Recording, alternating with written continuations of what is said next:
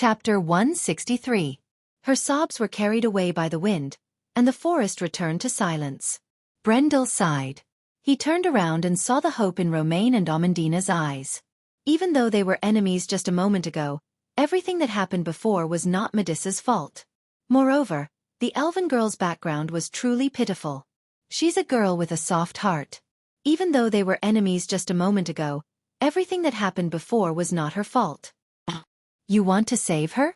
Romaine nodded her head like she was pounding garlic. Amandina was slightly more reserved after hearing Brendel's words. She bit her lips and wanted to say something, but every time she wanted to say something, she would swallow it back down. My lord. The Night Song Tiger spoke from the other side. Brando was surprised. He did not expect the Night Song Tiger to speak. He could not help but ask in surprise, "You're a mercenary." The Night Song Tiger immediately shut his mouth, but his voice immediately sounded in his mind. My lord, this is an opportunity. As a planeswalker, my lord does not have a high-quality card. The elven girl is very strong, and if you seal her, it is not impossible to create a high-quality card. That would require her to be willing. Brando replied in his mind. In fact, he had thought of this method from the beginning.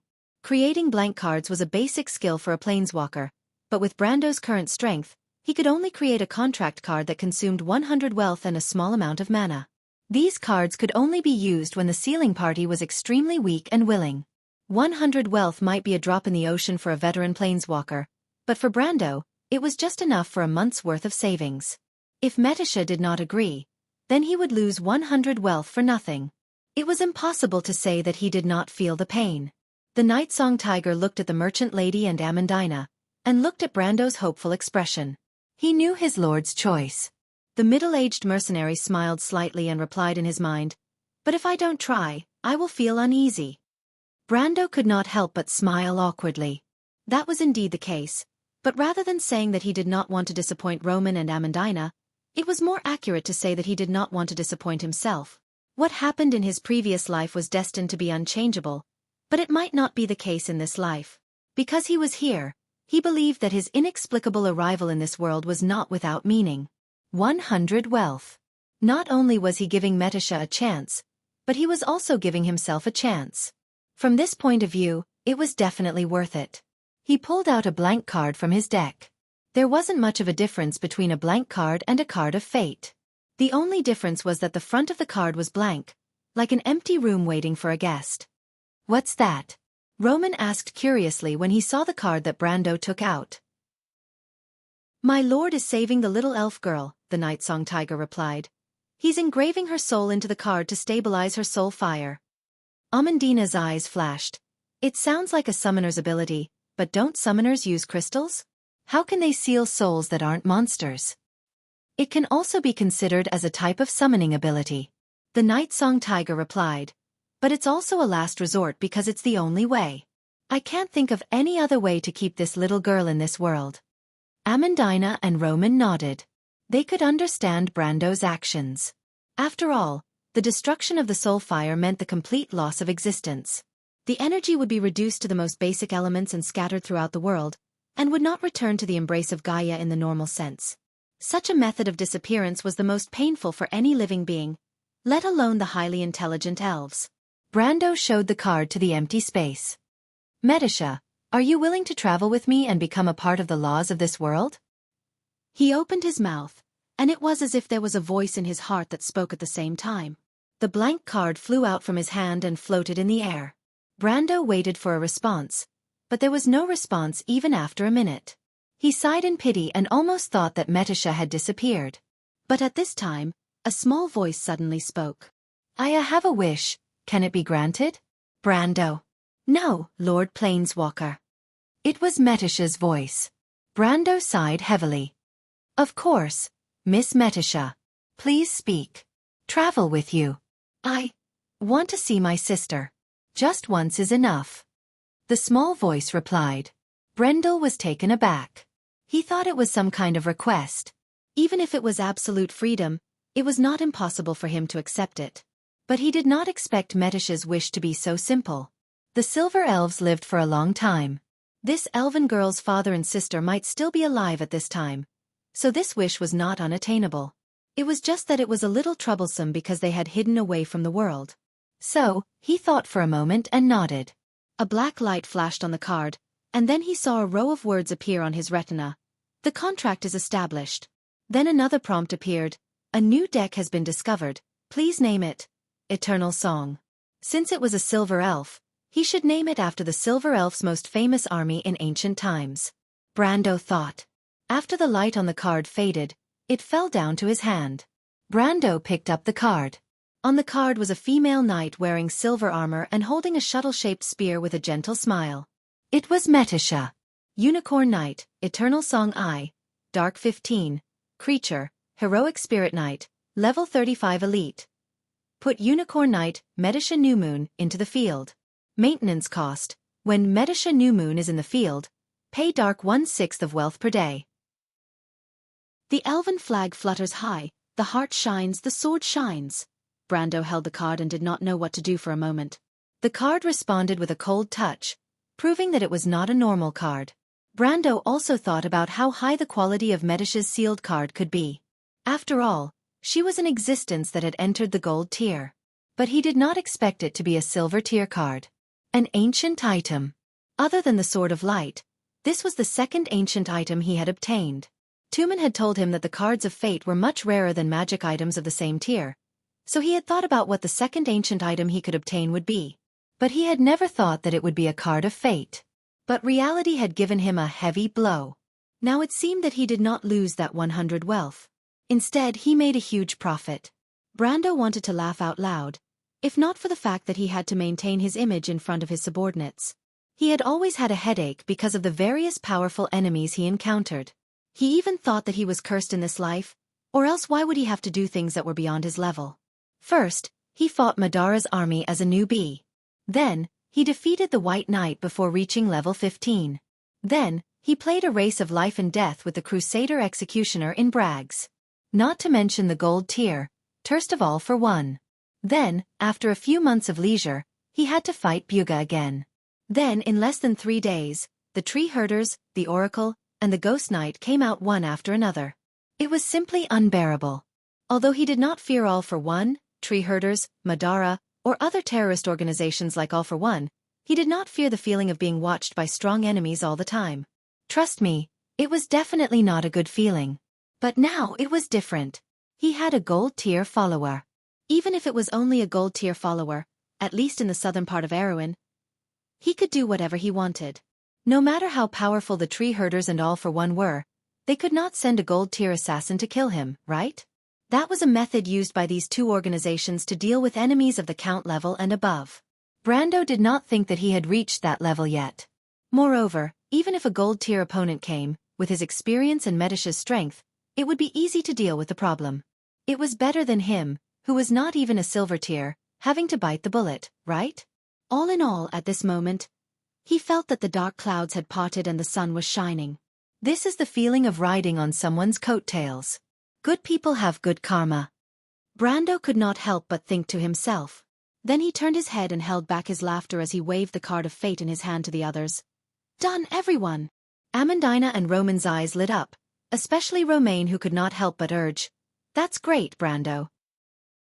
Quickly summon Metisha and let us take a look. Ahem. Brando coughed, and his expression changed. Roman's words could be said to have poked at his sore spot. Although the Unicorn Knight card was a divine artifact to him at this moment, there was a problem that he had to face. The summoning cost of this card was a full 15 points of Dark EP. Moreover, there was a high 6 points of wealth and 1 point of Dark EP daily maintenance fee. Not to mention where Brando was going to find so many Dark EP, just the 6 points of wealth daily maintenance fee was enough to make him bankrupt. The rich gold mine card that he had attached to the Sacred Tree's secret ground only brought in 4 points of wealth daily, and he still had to deduct 2 points of Mercenaries of Lopez maintenance fee. If he added Medisa into the equation, he would need at least 2 gold mines to make up for it.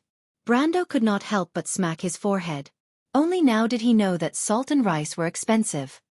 To be continued. If you want to know what will happen next, please go to www.chidian.com to read more chapters. Support the author, support the original reading. Chapter 164. It took a lot of effort to explain the summoning rules of the Cards of Fates to Romain and Amandina. After explaining that he was temporarily unable to summon Medisa, Brendel's identity as a planeswalker was also revealed. Fortunately, the perceptive noble lady didn't suspect the mercenaries of Lopez for the time being. After all, it was too unimaginable. However, Brando was not worried that they would find out the truth. The reason was simple. The only person Amandina could rely on was him. He believed that he had the ability to make her trust him. Of course, this was nonsense. Brando thought to himself that he had been in this world for 500 years and 100 years. If he still could not deceive a little girl, then he would not be worthy of being called a hardcore gaming nerd in his previous life. He put away the Unicorn Knight card and then ordered 2 mercenaries to investigate in the direction of the temple. At the same time, a few mercenaries had already brought him the spoils of war. As the Ghost Knight, Medisha only left behind 2 items, a pair of boots and a crystal. When Brando saw the crystal, he almost thought that his eyes were playing tricks on him. However, he rubbed his eyes to make sure that he was not dreaming. No, this must be a dream. Otherwise, how could he, who was known as the unlucky king in the game, encounter such good things one after another? Just like the last time when he did not obtain the heart of the tree from the Golden Tree boss. He was not surprised at all because of his good karma. It was normal that he did not get anything good. If he did get something good, then it must be an illusion. But after he confirmed it again, he had to admit that the crystal in the mercenaries of Lopez's hands was indeed the Ghost Knight's crystal. The Ghost Knight's crystal, enhanced item, arm, increases damage by plus 10% after equipping. Brando pinched Roman's face. The latter immediately raised her eyebrows in protest. What are you doing, Brando? Although she knew that this level of protest was nothing to Brando, he really hurt her this time. She could not help but complain loudly. No, I'm just making sure that I'm not dreaming. Brando replied as if he was sleepwalking. Pinch yourself, damn it. Roman was so angry that he lifted his boots and kicked him. This time, Brando knew that he was not dreaming because of the pain. Hiss. Serves you right. Roman, you're not allowed to wear boots next time. No way. Amandina couldn't help but shake her head as she looked at the 2 of them who had suddenly become like children. She saw the mercenaries snickering and knew that their lord must be in a good mood to be like this. However, when she looked at the crystal, she wondered if it was really that important. This is the Ghost Knight's crystal? As she thought about this, she couldn't help but ask a question. Not only her, but the others were not idiots, especially the Night Song Tiger. They were all waiting for Brando to tell them what the crystal was for. In their hearts, Brando's knowledge was already common knowledge, so they were not surprised. Hearing the noble's question, Brando stopped. He nodded and replied, Yes, this is the Ghost Knight's crystal. Then he could not help but smile. It seems that my prophecy came true. A day trip to Ampere Seal is inevitable. Compared to the value of the crystal itself, the mercenaries were obviously more willing to hear this. They did not understand what a prophecy meant, but a day trip to Ampere Seal was easy to understand. Hearing this, they could not help but cheer in unison. Although it was a creature summoned by a card, it still had its own memories and feelings. But Amandina did not care about this. Ampere Seal was Erewhon's largest free port. When she was very young, she went there with her father once, but other than the prosperity, it did not leave a deep impression. But when she remembered her irresponsible father, she could not help but deliberately avoid this thought and asked, Is this crystal really that important? Of course. Brando answered matter-of-factly. His tone was so indisputable. As an item that appeared in the previous versions of the Amber Sword, it could still be sold for a sky-high price of 300 million tor in the later stages of the game. Even if it was converted to RMB, it could be sold for 3,000 to 4,000 tor on the trading platform. One had to know that this was just a virtual strengthening gem, so the value of this thing was obvious. The enhancement crystal was a type of implant, and a level 20 character could have 3 spots to enhance: arms, head, and torso. Because the enhancement crystal was an item that could not be lost in the game, its value was often higher than normal equipment. Of course, in this world, this advantage had lost its value, but it did not change its value. At least, from the lesson of the Thorn of Light, the enhancement crystal could not be lost.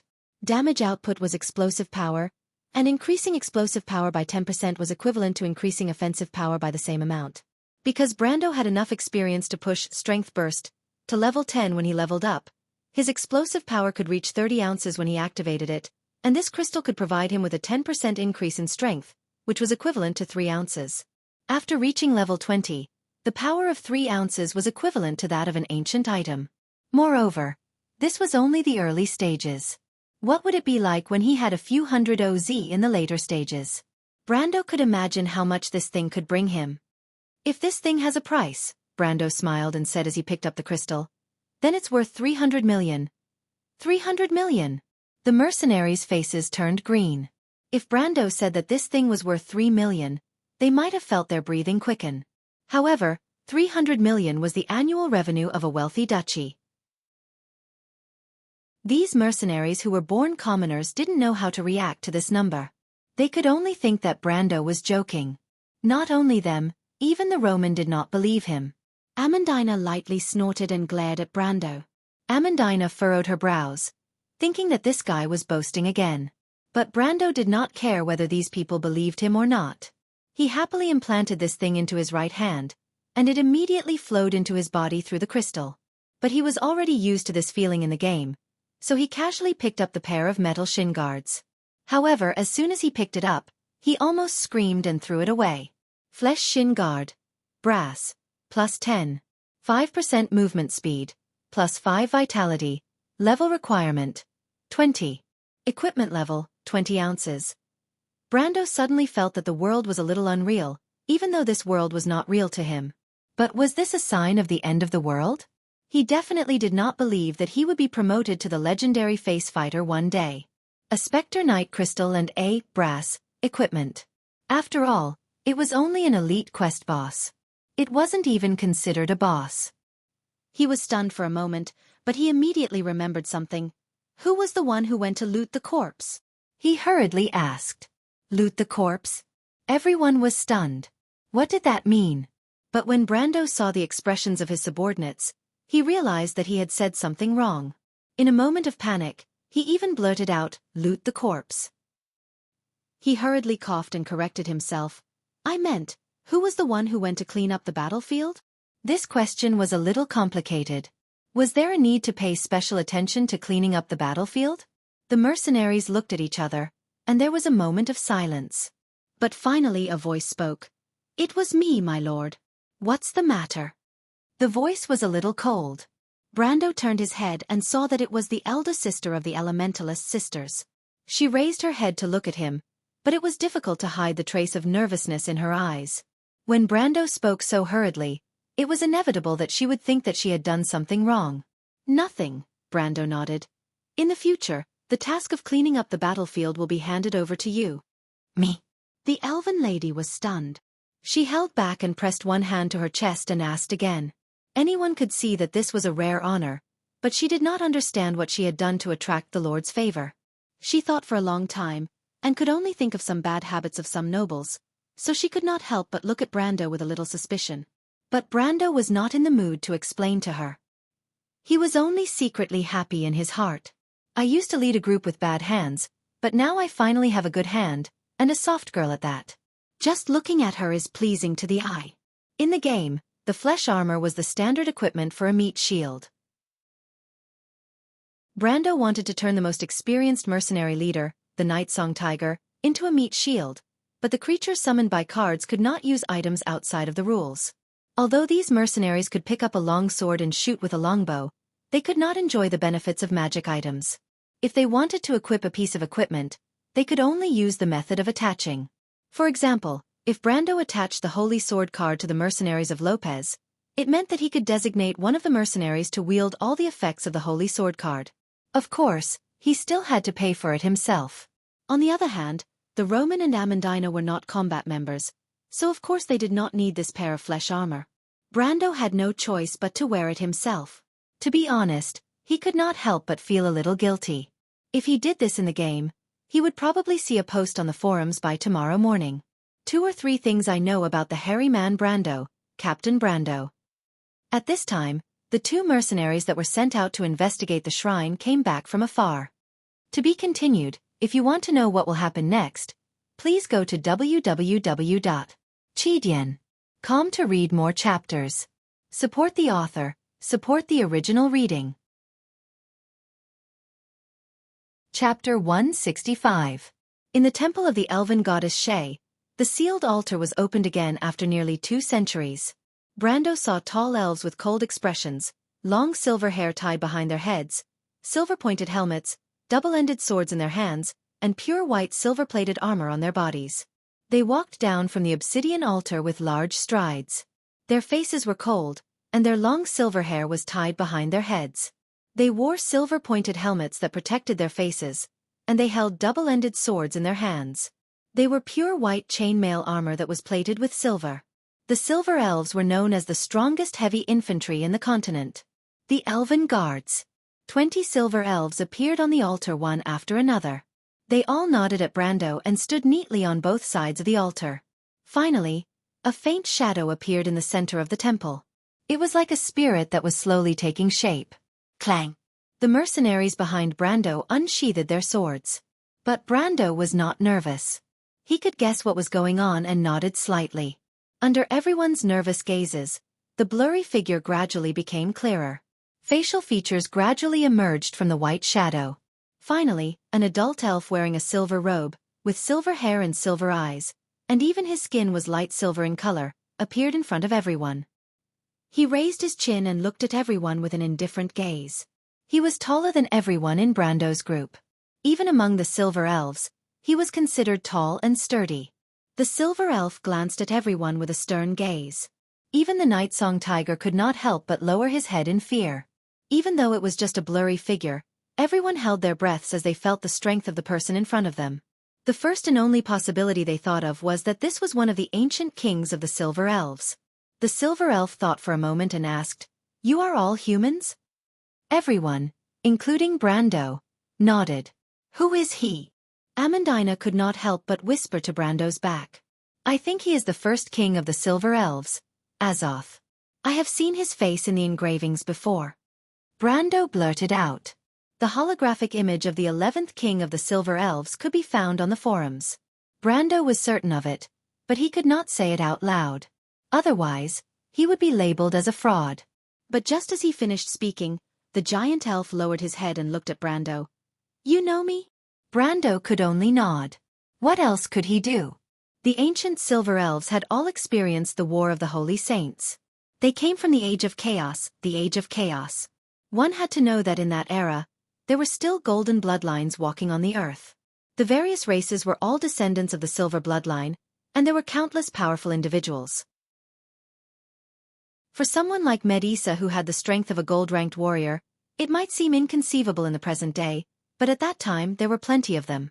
The forum had estimated the levels of a series of powerhouses in that era. The conclusion was that the 4 holy saints were at least level 180 and above. The leaders of the dwarves, humans, and elves at that time were probably not lower than level 150. As for elemental activation, it was the basic requirement for a warrior. Those below gold were cannon fodder. All in all, it was a mythical era. Of course, these estimates were based on fragmentary information. There might be some errors, but Brando thought that even if there were, it would not be too far off. Just like this Azoth in front of him. He was just a shadow standing here, but the pressure he gave him almost made him unable to breathe. His experience was that of a level 130 warrior. He could not be compared to the Roman and Amandina. The Silver Elf King Azotha's soul pondered for a moment and said, "Thank you for the child, Metisha. But on the other hand, you came here to ask for something, right?" Brando nodded again. Didn't Metisha say that it would be fine as long as she agreed? Why did this Azoth come out? Could it be that the little girl was lying? But Metisha had become his summoning card now. It seemed like he could not find her even if he wanted to denounce her. But Azoth paused for a moment and continued, "So what help do you want, former ally?" The Elf King's voice was very low. It seemed that he was not used to the modern cruise language, so he spoke very slowly. But everyone understood the meaning of his words. They were stunned. So easy to talk to? But Brando understood that the problem was not that simple. But he still answered honestly, "I want to deal with the lizard men bandits in the forest. On the one hand, I want to fulfill Metisha's wish. I hope to get your help. This is a battle between the living How can the dead interfere? Azoth asked. Damn. Cunning old fox. Brando cursed in his heart but still answered, No, this has something to do with you. What does it have to do with? Brando raised his head. For the first time he had the courage to look into Azoth's eyes. Those lizard men, I'm afraid, are related to the tree herders. Tree herders? Azoth asked in a low voice. After the War of the Holy Saints, the Darkness Dragon was imprisoned forever. The Myrnas were also driven to the northern tundra by our ancestor, the Flame King Gretel. Everyone said that no one saw them after that, but they have always existed. Brando spoke frankly. They scattered and integrated into the human world. They called themselves the Tree Herders, the Silver Sky Serpents, and secretly engaged in activities to subvert civilization. They were preparing to seek the Darkness Dragon's return. Ah! Amandina suddenly exclaimed. She looked at Brando in surprise. Of course she knew about the Myrnas, but she did not expect the Tree Herders to be the legendary Dark Ones. She also did not expect Brando to know about this. And he seemed to have known about it for a long time. But weren't these things very dangerous? If Brando knew, then there was no reason for the high-ranking nobles not to know. Why didn't they have the intention to completely expel these organizations? Of course, she did not think that Brando was lying. No one dared to lie in front of the Elven King. But if the Myrnas still existed, then what about the Darkness Dragon? Was it really like what Brando said, that it was also welcoming the return of the Darkness Dragon? The previous Dark Age was the War of the Holy Saints that lasted for nearly 7 centuries. That was a chaotic time like hell. She did not dare to imagine that the world would return to that kind of chaos. Moreover, the Golden Bloodline that fought against the Darkness Dragon had disappeared, and the Silver Clan was declining day by day. How could they, the Bronze and Iron clans, save the world again? Amandina's face could not help but turn a little pale. After listening to Brando's words, Azadin raised his silver eyebrows. Those remnants of the darkness are still active? He sighed. Guilt is too soft-hearted. I warned him when I was still alive. It's a pity that this young man did not listen to me in the end. But perhaps it is because of this that he can be called a king. Brando did not speak, but Roman, the Night-Song Tiger, Amandina, and the others were shocked to the point that they could not speak. In the end, it was the younger of the Elementalist sisters who stuttered. Lord Azadin, you said that the Flame King Guilt is soft-hearted? Brando looked at them and knew why they were so surprised. The Flame King Guilt was known for his coldness and ruthlessness in history. This emperor who single-handedly established human civilization was the last of the Holy Saints, and was also one of the 4 Holy Saints. Most of the rumors about him were about how he cold-bloodedly established his own dynasty, and how he drove the Myrnas to the harsh north. But Brando knew that the real history of the players was not like this, but it was not convenient for him to say more. In order to prevent the topic from being diverted, he had to interrupt the question. The lizard men are here to spy on the king's tomb. From Metish's words, they must have been near the temple more than once. Your Majesty, you have been sleeping here for generations, so you must be aware of everything around you. Also then finally nodded. He glanced at the 2 little wild elves.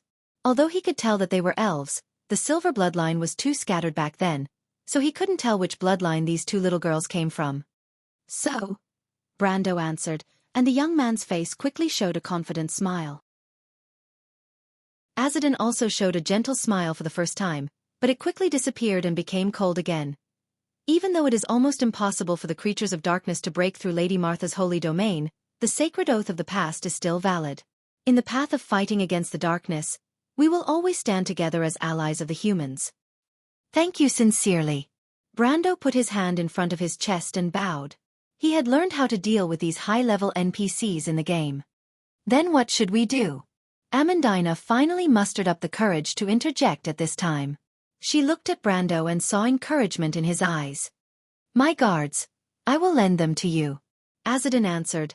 They were the most valiant warriors of the Silver Elves when they were alive, and after they died, they swore to fight against the darkness forever. They will go with you and help you clear out all the enemies in the darkness, but the altar is weakening day by day, and they cannot leave this area, nor can they project for too long. Finally, he paused for a moment. Treat Metisha well, she is a pitiful child. The Elven Emperor said softly. Amandina, Brando, and Roman nodded in unison.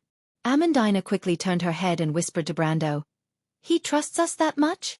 She thought that there would at least be a test or something, but she did not expect Azadin to be so easygoing. Of course, Brando's expression was solemn as he whispered. You don't understand under what kind of circumstances the alliance between the humans and the races were signed in the era where they lived. The agreement that was called the Sacred Covenant almost did not involve any benefits, and was purely an agreement made for survival. In that era, the races that fought against the Dark Dragon's rule were as close as brothers, or else there was no need to continue the war. Are you talking about the War of the Holy Saints? Amandina asked softly. Brando nodded. But suddenly his heart skipped a beat, and he frowned and immediately turned his head in a certain direction. He immediately saw the Night Song Tiger's eyes with the same expression. The mercenary leader did not say a word, and only whispered to him in his mind, Card resonance. To be continued. If you want to know what will happen next, please go to www.chidian.com to read more chapters. Support the author, support the original reading. Chapter 166. The battle was long over, and Conrad and the Dark Bishop of the Disciples of the Black Flames were patrolling the battlefield. White smoke rose from the ashes, and there were corpses everywhere. The corpses of disciples in black robes, demons, and mercenaries were still alive in this world not long ago. Now, after the blood in their bodies cooled down, their skin became something like glue, like a pile of molds.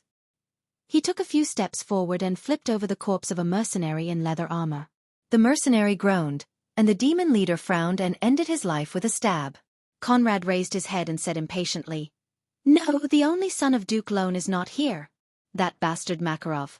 Since you know him so well, why did you come here to fight? The Dark Bishop replied with a gloomy voice. We lost a lot of men because of that tall bastard beside Makarov. How can you reap the rewards if you don't invest? Conrad raised his head and smiled, licking his lips. He pulled out a blood-stained sword from the corpse and pointed at his subordinates. Bring the rest of the captives here. A few trembling Grey Wolves mercenaries were quickly brought forward. In the previous battle, these people had fought like the most courageous warriors. But outside of the battle, the halo known as courage was taken away. They found that they had no power to resist, especially after seeing the bloody scene of their companions being swallowed alive by the demons. Only then did they realize that their strength was not enough to control fate. Once they understood this, the fear of the unknown gripped their hearts. One of them was the white-haired youth who Brendel was familiar with. He looked at his companions with disdain as they turned pale with fright. He stayed behind to cover Yura's escape, so it was expected that he would be captured.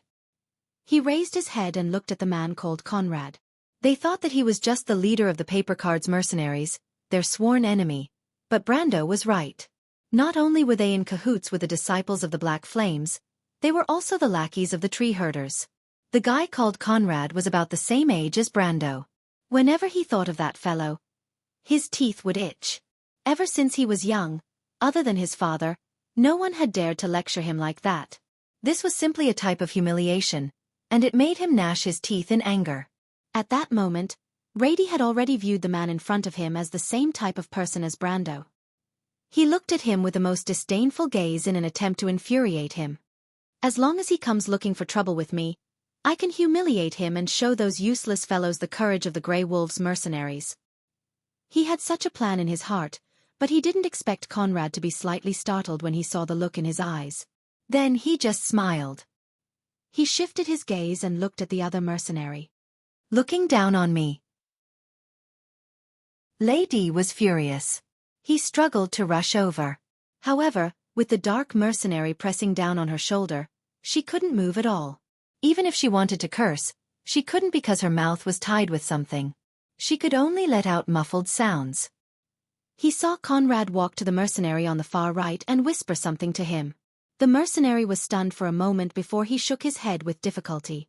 He originally thought that Conrad would at least interrogate him, but he didn't expect that the demon would just shake his head and drag his companion away. Lady couldn't see what was behind him, but from the miserable screams of the mercenary, he could imagine that it was definitely not a good place to be taken away. Then, he heard a series of crashing sounds, as if the bones were being pulled out of the flesh and the organs were slipping out of the body. The miserable screams gradually lost their strength and turned into howls. Finally, it turned into a hoarse sound, followed by a low growl. The sound finally disappeared, but the remaining mercenaries couldn't help but shiver. Then, Conrad walked to the next mercenary and asked something. That mercenary was actually scared silly. He knelt on the ground and couldn't say a word. The young mercenary leader shook his head regretfully and stood up. He looked at the mercenary who was backing away and stabbed his sword into the mercenary's eye before kicking him away. He clapped his hands and ordered his subordinates to drag the corpse away. There were only 3 mercenaries left, including Lady. The white-haired youth saw that his 2 companions were scared out of their wits. It was as if they just remembered that they were only doing this for a living. Their previous glory, faith, and pride from the glorious achievements of the Grey Wolves mercenaries had all crumbled at that moment. They shivered and their faces were pale as they realized that they only wanted to live. Lady looked at his companions, who used to be incomparably proud of themselves in the face of life and death. But now, they were acting like cowards. He couldn't help but curse them in his heart. However, he was also cursing Conrad. "Come and find me if you have the ability, you bastard." Reedy was unable to speak and could only speak from his heart. Reedy had never wanted to show off so much before. It was just death, right?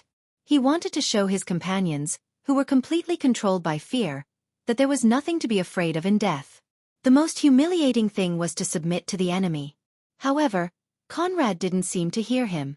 He only took the mercenaries away one by one. It was as if he didn't want to get any information. He didn't even ask any questions. Even if the last mercenary knelt down and begged for mercy and swore that he wanted to join them and was willing to tell them everything he knew, he would only be dragged away. Soon, only Lady was left. Conrad stopped in front of him. The white-haired youth didn't react at first and just pounced on him like a mad dog. However, his chest immediately suffered a heavy blow, and he was kicked back like a stray dog, rolling a few times. He then crawled up with his face covered in dirt. He was the only one left. After realizing this, his heart sank uncontrollably. Was there no one left to appreciate his bravery? Who was he trying to show it to? The enemy? But looking at Conrad's cold face and the dark bishop's expression, it was obvious that they wouldn't appreciate his bravery. A bone-piercing chill enveloped his body. Lady suddenly shivered. He thought of a problem. Was he going to die here without knowing why? Was he going to end up like those unsightly fellows?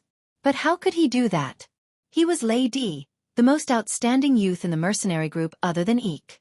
If he died here like those cold corpses, who would know that he was once a hero? No, he couldn't die like that. But there was no one left to record it. How he wished that there was someone hiding in the forest. Or someone else playing dead on the battlefield. Reedy subconsciously told himself that he wasn't afraid of death. Death was nothing. He just didn't want to die like those meaningless fellows. But he knew that was destined to be an extravagant hope. In front of the disciples of the Black Flames, other than the leader and Buga, no one else could hide in the forest. Thinking about that, he couldn't help but feel conflicted. He wavered between death and a more meaningful death, and his expression kept changing. Conrad stared coldly at the youth and did not say a single word. Then, he pulled out the dagger from the bishop's waist. Reedy shuddered as he finally realized that death was approaching. But he didn't expect Conrad to not say a word. He was a bastard, the descendant of the knight Marco, the descendant of the Erewhon nobles. He struggled, but he immediately felt the cold blade of the dagger against his neck. No, he didn't want to die. Lady's heart finally showed despair at the last moment. The will to struggle in his eyes naturally disappeared. None of this escaped the young leader's eyes. Conrad immediately withdrew his dagger and pulled down the white-haired youth's mask. He asked, "Do you want to die?" Lady opened his mouth and wanted to say a few harsh words, but he found that he was trembling and couldn't say a word. In the end, he could only silently nod. But he suddenly reacted and quickly shook his head. Then he felt his face heat up. It wasn't because he was weak, but because he was so frightened that he couldn't even hear what Conrad said. What a disgrace. Then let me ask you a question. Conrad straightened his body and looked down at the youth. The other group that came with you, how many people did they have in total and where did they go? Lady was stunned. If this demon wanted him to reveal the core information of the Grey Wolves mercenaries, he felt that he wouldn't be able to do so. But since Conrad mentioned that group of people, it meant that they had a common enemy. For a moment, The white-haired youth subconsciously closed the distance between them and faintly saw them as a group. He didn't think that he was surrendering, and at most, they were cooperating. That bastard actually dared to teach him a lesson. He gritted his teeth as he thought. They left towards the northeast before you attacked. There were a total of 15 people, and the leader was a young man about the same age as you. There were 2 women with him. He had 12 guards. Lady paused. They seemed to be at least silver ranked. I only knew this when I eavesdropped on your conversation with Buga. He didn't even need Conrad's reminder to sell out Brando in an orderly manner. If Brando was here, he would probably be so angry that he would laugh. He only punched Lady once, and Conrad even kicked him like he was a dog. Lady seemed to have forgotten all about it.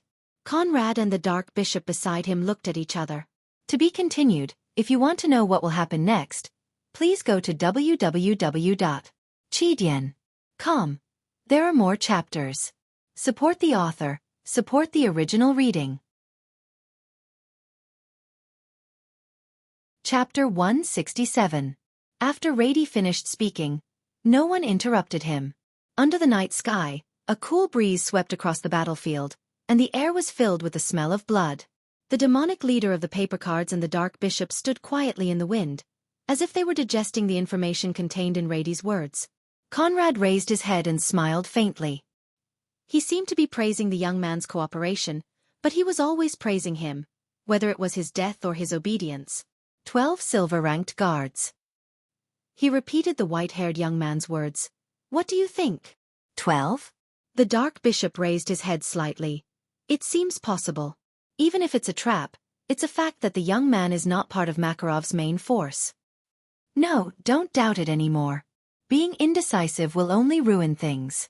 Conrad waved his hand and interrupted him, turning back to the young man kneeling on the ground. Are you a noble from the kingdom of unyielding skies? Rady was stunned for a moment before he quickly nodded. Good, it seems like you are more valuable than those people. Conrad laughed like a demon. We don't need worthless people, so they were dealt with. However, you are different. You have a strong will and know what you need. The Grey Wolves mercenaries are done for, and a wise man submits to circumstances. Are you willing to work with us? The white-haired young man raised his head and was stunned for a moment. He did not understand what Conrad meant. Of course, he was also afraid that this demonic person would take a mile after taking an inch. Conrad had mentioned his identity before, and he was afraid that he would be implicated. However, Conrad's words were very clear.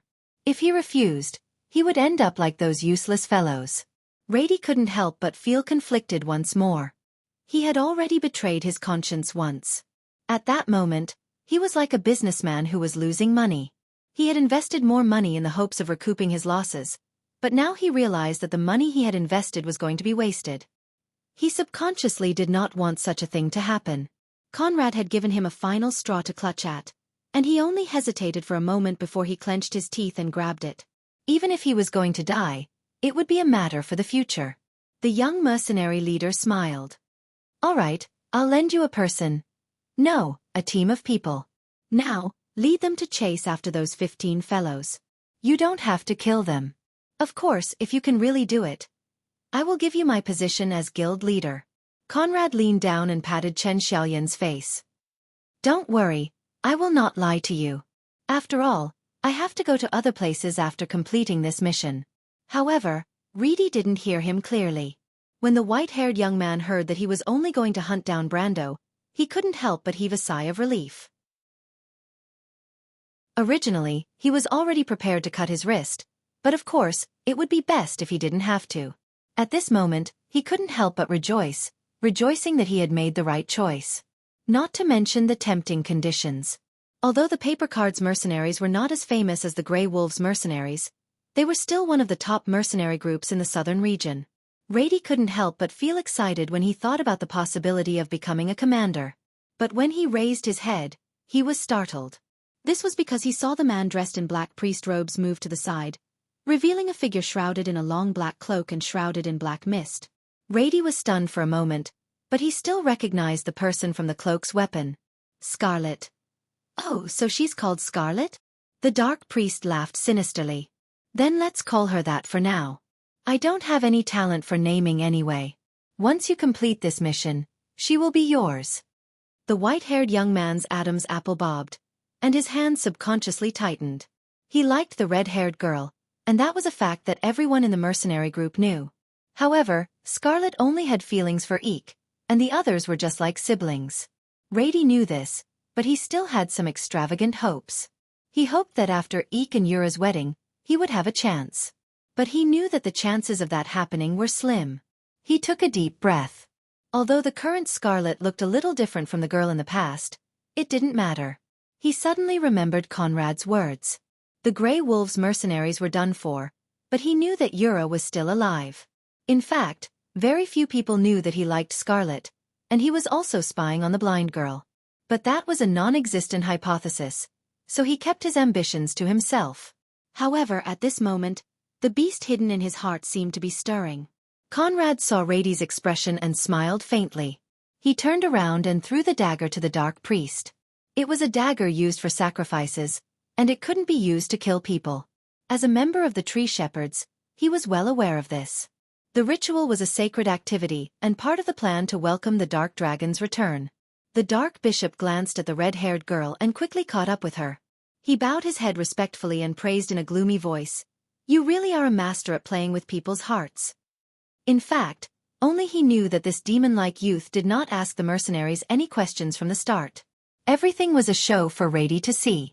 From the start, Conrad knew that the youth was weak. Human nature is weak. It is the nature of animals to seek benefits and avoid harm. "I've never toyed with anyone, I just give them more choices," the leader of the paper cards replied. "You know, compared to those who talk about honor and justice, I have a weakness, and that is that I never lie." The dark priest laughed softly. "But humans are cunning. They won't show their weak side. That's why interrogations are an art." Conrad smiled. "Actually, I was interested in his identity. I planted a chess piece in the Kingdom of Steady Skies. Who knows when it will come in handy. But why did you agree to lend him your new pet?"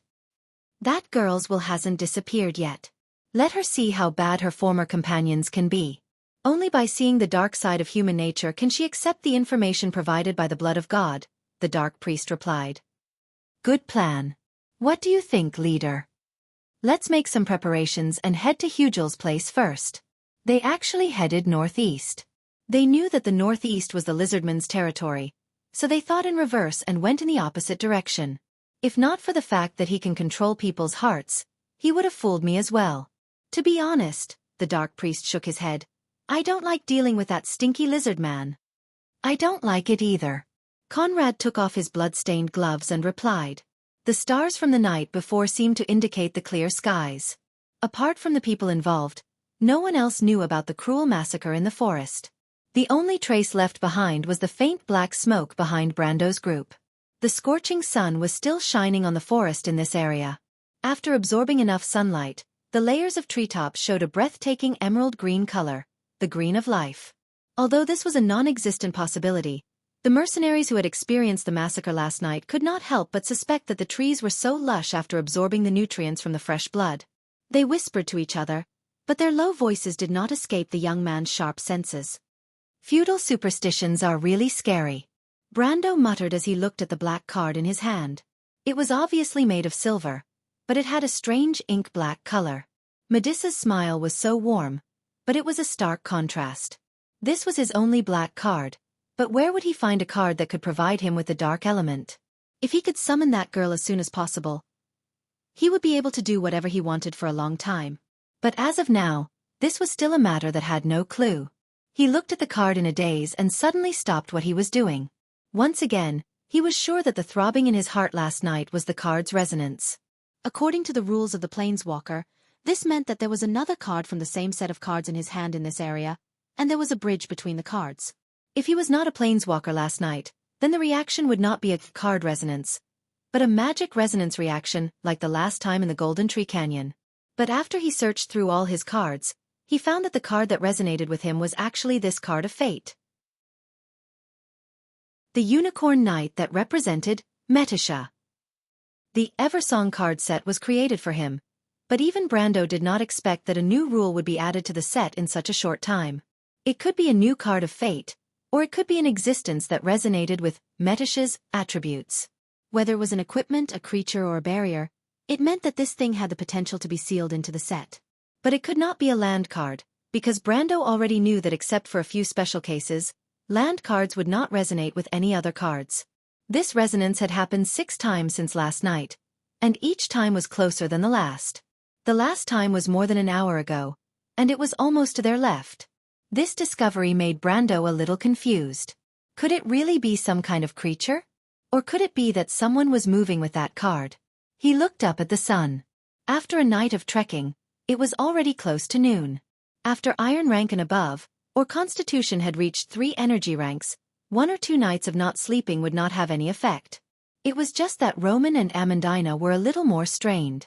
Brando withdrew his gaze and looked at the situation of the 2 ladies. Fortunately, the wild elves were taking care of them, and they could barely keep up with the group. There was not much time. Because of the delay at the Altar of Order, they had to seize every minute and every second. To be continued. If you want to know the future, please go to www.chidian.com. Support the author, support the original reading. Chapter 168. Indeed, they did not have much time left. But that was only relative. The disciples of the Black Flames were active in the forest, which meant that they would be in danger at any time.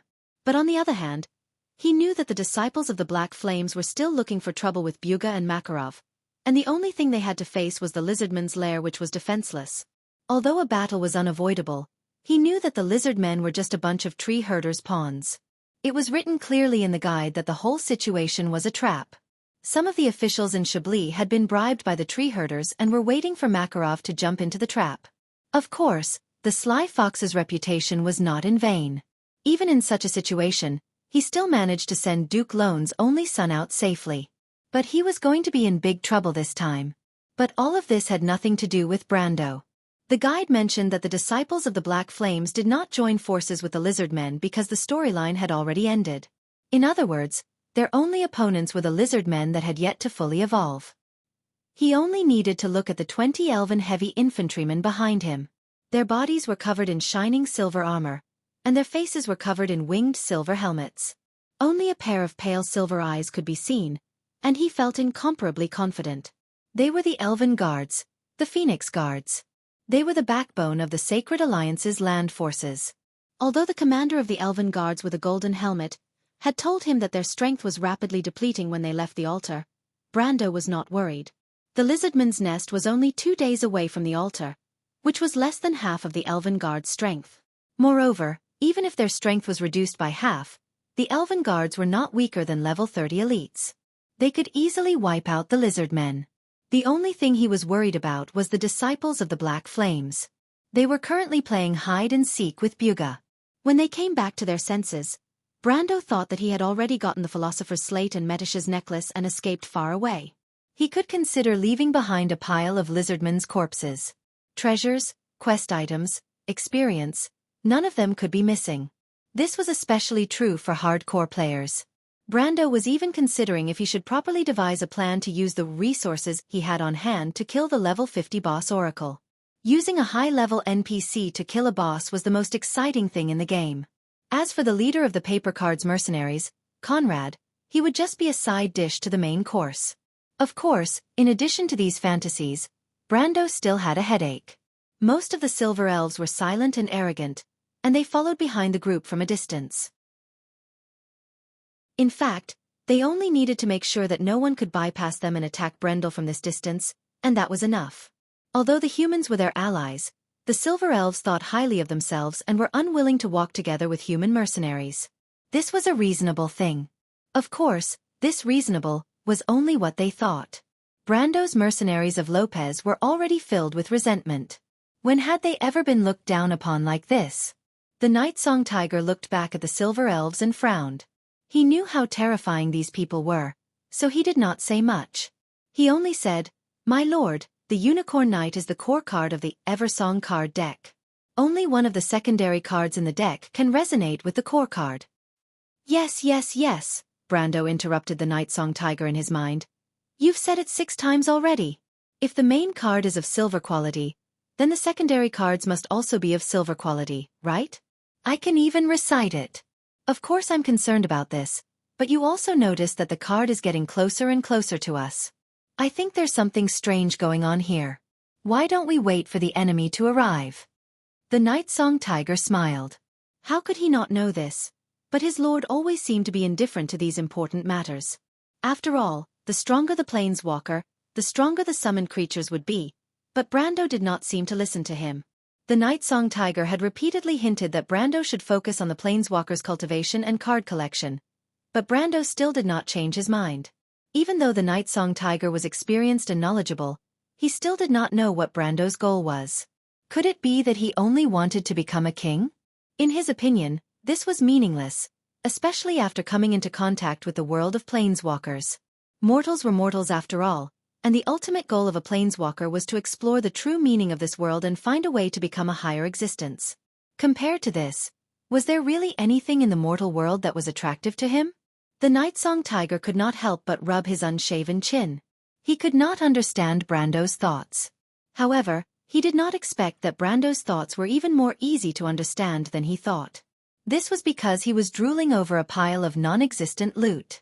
The attractiveness of a boss to a player would always be there, especially when you knew that you had a chance to kill it and get equipment. However, just as the Night Song Tiger was immersed in his thoughts, he suddenly felt a tap on his back. This was no small matter. Brando turned around and saw a shiny golden helmet and a pair of silver-gray eyes. It was the Elven Commander.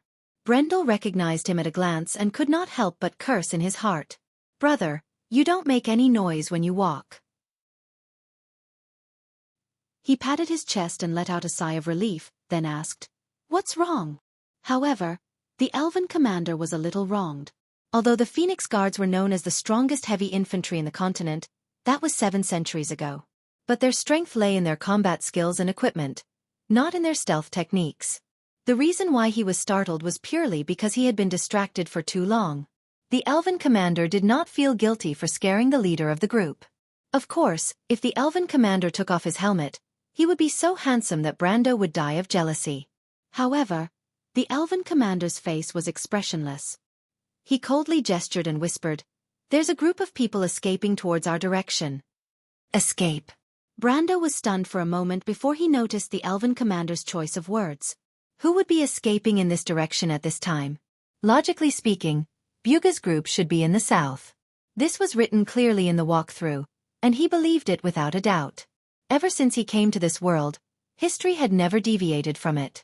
The Elven Commander glanced at him with his silver-gray eyes, as if he was dissatisfied with Brendel's question, but he still nodded. Brando knew that the Elven Commander would not joke with him. In fact, he had always doubted whether the Elven Commander would joke with him. Or perhaps the word joke did not exist in their dictionary. But that was not important. He immediately raised his hand and signaled for the others to stop. Brando had already established his authority in this group, except for the Elven Commander. Once he raised his hand, the mercenaries immediately stopped. Amandina and the Roman who were originally sleepy suddenly woke up. Romaine raised her head and asked curiously, "What's wrong, Brando?" Brando gestured for her to be quiet. Soon, he heard the rustling of footsteps through the bushes. The footsteps were messy, as if they were in a panic and did not know where to go. It was obvious that a group of people was escaping. Brando looked at the Elven Commander beside him and could not help but admire him. As expected of a high-level NPC, his alertness is not something a normal player can compare to. He had seen many players go out adventuring as if they were on a spring outing. It was simply unbearable to look at. Of course, the players were strong, and sometimes even if they were ambushed, the result would be written in the opposite direction. He tilted his head and listened carefully. Sure enough, he heard another sound from further away. It was the pursuers, and they had mounts. Brando's expression immediately became serious. There were only 2 forces that could use mounts in this area.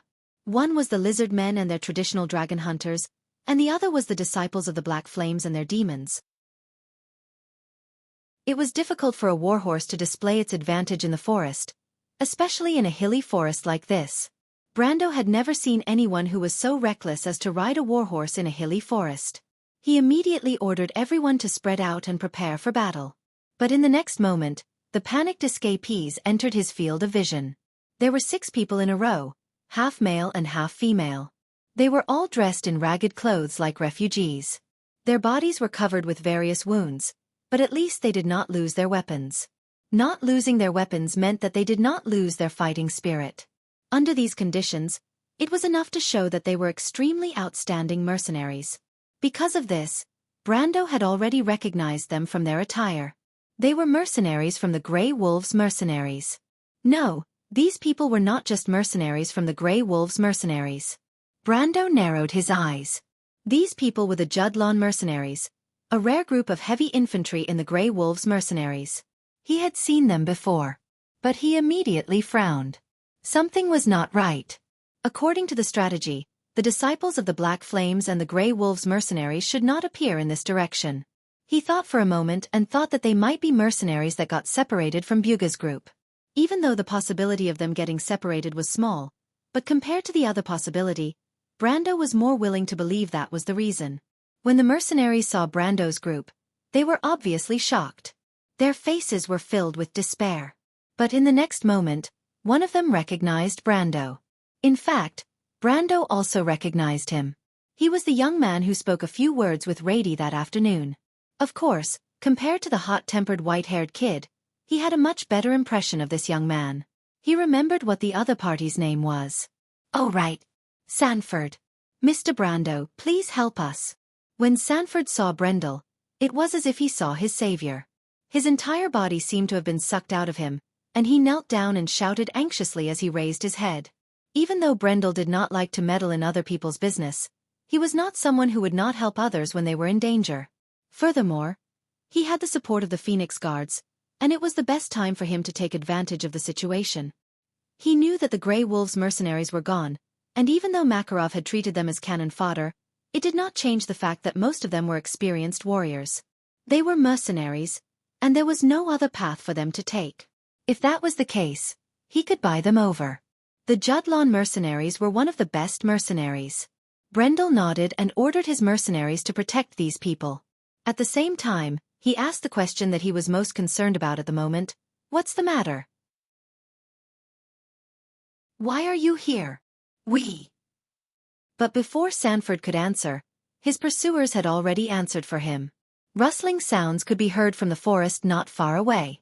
The leaves rustled and a few knights riding on wild boars rushed out from behind. Of course, those were not wild boars. Other than the wood elves, Brando was probably the only one who could recognize what the disciples of the Black Flames were riding. They were lesser demons, a type of demon that looked like a wild boar but had brown and green spots all over their bodies. They had 4 pairs of fangs and 4 pairs of eyes. Lesser demons were one of the most important components of the demon cavalry. Being the mounts of the disciples of the Black Flames was a good choice. However, Brando took a deep breath when he saw the disciples of the Black Flames attire. Mr. Brando, be careful. They are a little strange. Sanford whispered a warning.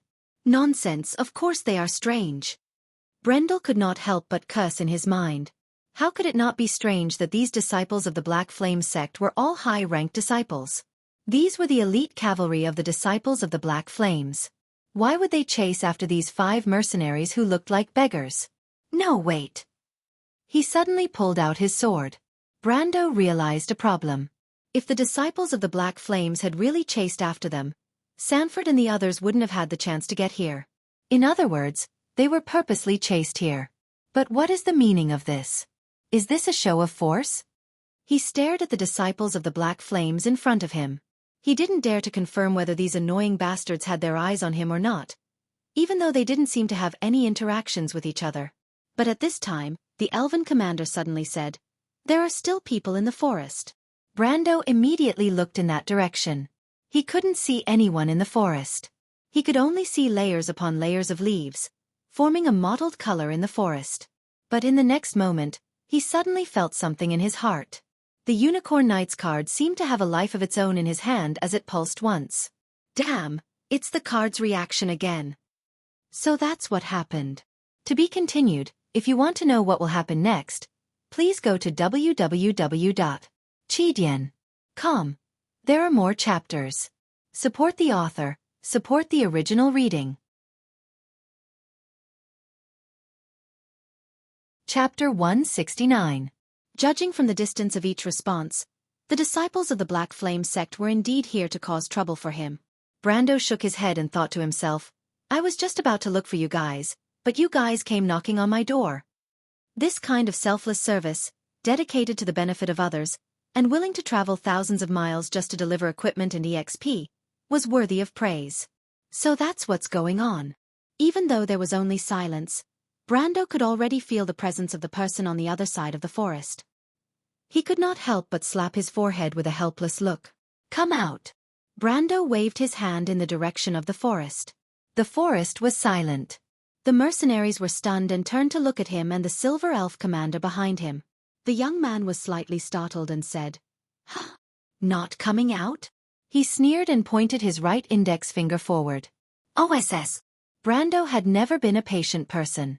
Since the other party insisted on playing hide-and-seek with him, he did not mind using violence to chase this ignorant fool out. The direction of the flow of the air became chaotic in an instant, as if the air was filled with countless turbulent vectors towards a single point. The air swirled and compressed, and then exploded, as a massive amount of energy surged forward. With Brando as the center, the trees on both sides of the forest fell and snapped one after another. After a loud bang, the energy of the wind bullet had cleared out a radial area in the forest. As the dust settled, a red-haired girl was revealed. The strong airflow had already torn the cloak draped over her body, revealing the red and black armor underneath. The girl was wearing a one-piece battle dress, with the skirt armor hanging just above her knees. Below it was a steel shin armor with long boots, red and black. It formed an absolute domain just right. She was in a combat stance, holding her halberd in front of her, as if she was able to stop the wind bullet from moving forward. From the obvious traces on the ground, the shock wave created by the airflow separated behind the red-haired girl, forming two trails that extended for more than 10 meters before gradually disappearing. Strong. That was the only thought in everyone's mind. The ring of the Wind Empress had the destructive power of a peak black iron, and its impact was even stronger. If one wanted to block this attack head-on, they would need to have the strength of a lower silver. However, to be completely unscathed and not even move his body, gold rank. The mercenaries present couldn't help but groan from the bottom of their hearts. The Night Song Tiger rubbed his temples and wondered what was going on. Had they arrived at the age of chaos? Over the past few days, gold-ranked forces had appeared one after another, and all of them were so young. It would be understandable if this place was near the capital or a large city, but this was Erewhon's Ranner region, the southernmost mountainous region. What is wrong with this world? After a moment of silence, the red-haired girl flicked her ponytail and looked up. A pair of golden red eyes stared unblinkingly at Brando. It was as if flames were burning within them, and they were filled with the will to fight. She straightened her body and swung her halberd backward. A flash of lightning flashed past, and the trees in the same direction immediately fell down with a ka-ka-ka sound.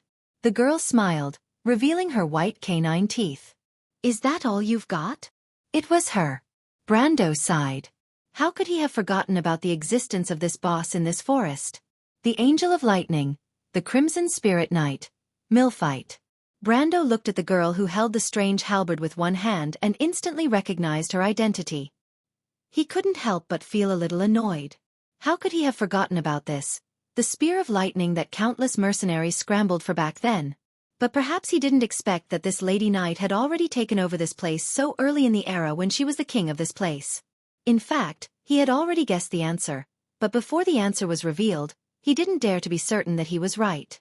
The law of Evernight was immortality. The heart towards the light, but fell into the darkness. It was like a lament, lingering in the air. The two spirit knights who were born in the same area resonated with each other from the very beginning. Brando couldn't help but flip open the card in his hand and look at it. He thought to himself, Lady Martha, I named Evernight in the hopes that this set would be as invincible as the Silver Elves' Evernight Legion, and not this. But when he looked up, he was keenly aware that the red-haired girl didn't seem to be in the form of a spirit. But she was no different from Milphite. Regardless of the way she attacked or her appearance, they were all so similar. But Milphite was clearly an incomplete angel in history, and he was in the form of a spirit. But the red-haired girl in front of him was not in the form of a spirit, and from her aura, he could feel that she had received the complete blood of God. But what was going on? Scarlet. Rady! Suddenly, a voice called out from beside him. Brando turned around and saw that the one who called out was Sanford, the young man who was dragged back by the mercenaries of Lopez. He followed Sanford's gaze and saw that not far behind the red-haired girl, there was a white-haired young man cowering behind a bush. It was the young man who always acted arrogant in front of him, Rady. Damn, it's that pretentious prick again. Brando cussed in his heart. He thought that after teaching this guy a lesson last night, he would at least restrain himself a little. He didn't think that he would come again today. Wait, why is this guy with the disciples of the Black Flames? Brando narrowed his eyes and saw that there was indeed a low-grade demon beside the white-haired youth. Ah, so that's how it is. He couldn't help but sneer. You just joined your new master, and you can't wait to kill your former companions. You really are dutiful. Everyone was stunned. Rady, why you joined them? Sanford and the other Grey Wolves mercenaries didn't know how to react. They turned around and looked at Rady, unable to believe their ears. However, these people were not idiots after all. Thinking back to everything that had happened before, they understood everything. The more hot-tempered one's eyes turned red as they cursed. You traitor, to think that I treated you as a brother. Rady, you disappoint us. Sanford was stunned for a moment before he asked, Rady, what's going on? If looks could kill, Rady would have cut Brando into pieces a few times already. At that moment, he even had the thought of swallowing Rady whole. He originally wanted to hide behind the scenes and let the disciples of the Black Flames kill his brothers or companions who knew him. That way, no one would question him and he wouldn't have to worry about his conscience. Of course, that was if he still had a conscience. But he did not expect that his wishful thinking would be completely destroyed by Brendel's wind bullet before it could even take effect. He couldn't help but curse in his heart. He cursed Brando and the pointy-eared elf behind him for discovering him. Wait, pointy-eared elves? He was stunned for a moment. He saw the 20 or so fully armored elves behind Brando. How did they appear? Could it be that the leader? No, that cunning-maned wolf had other arrangements here? Rady looked around cautiously, afraid that it was a trap. But he quickly calmed down. With Scarlet here, he didn't need to be afraid of any ambush. The current Scarlet, or rather the god of lightning's emissary Millfight, was a gold-ranked warrior. A mere 30 silver-ranked guards wouldn't be able to withstand a single blow. After he calmed down, he straightened his back and looked at the elven warriors with disdain. Elven heavy infantry, these fellows sure are creative. Don't they know that the most suitable classes for the weak and agile elves are rangers, archers, or hunters? He laughed coldly in his heart, but when he noticed the hateful and doubtful gazes of his former companions, he realized that he had to explain himself. How could he be called a traitor? Rady couldn't help but be glad that he had a backup plan. That was also the reason why he brought these people here. One reason was to let Brando and the rest take care of these weak elves, and the other reason was to find an excuse if he was exposed. He played with the ring on his finger and smiled hypocritically. No, everyone. I didn't join Commander Conrad. I only made an agreement with him to borrow his strength to deal with this fellow. He raised his finger and pointed at Brando. This fellow who caused all this trouble. Me. Brando pointed at himself and couldn't help but laugh. That's right, it's you. Rady looked at Brando, new and old grudges surging in his heart. His eyes reddened. If it wasn't for you, I wouldn't have ended up like this. Humph, that old bastard Makarov would rather use us as cannon fodder to distract the disciples of the Black Flames so that you could leave safely. It's just that he probably didn't expect things to end up like this, right? He couldn't help but laugh sinisterly. Mr. Brando, 12 silver-ranked bodyguards, that's really amazing, I'm really scared. But what are you going to do this time? Do you still have the confidence to show off in front of my people? Where's the courage you had when you taught me a lesson last night? Fortunately, Brando wasn't angered to death by this narcissistic fellow. Just as he was about to open his mouth, he didn't expect the white-haired young man to wave his hand and interrupt him. Don't quibble. Commander Conrad has already told me everything. Otherwise, why would they assign me so many elites just to chase after you? I'm not an idiot, so you're the real Echo, right? What? I'm Eek? Brando was almost petrified. Right, your sister. P.S. Students, don't let your enthusiasm drop. I'm still burning with passion equals.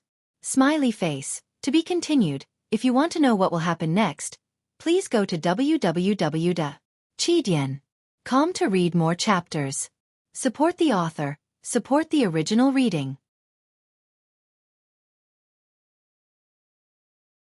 Chapter 170. I'm Eek? Fuck, I'm your grandfather. Brendel reacted and immediately cursed in his heart. However, he quickly understood the situation and couldn't help but curse Makarov for using him as a pawn. He took a deep breath and made a mental note to settle the score with Makarov. He would go to Lantern Island and settle the score with him when he had the time. After all, it was better to deal with this arrogant bastard first. He felt that if he spoke another word with Makarov, he would lose 10 years of his life. But before he could say anything, Sanford interrupted. Reedy, did you really join Conrad's side? Brando turned around and saw the young man calmly looking at the arrogant bastard's eyes. There was no expression on his face other than a little disappointment. Brando was stunned. He didn't expect the young man to have such a side to him. The white-haired young man was stunned. He looked at the people in front of him, or rather, his former companions. He then looked at Sanford's gaze. He couldn't help but shrink back.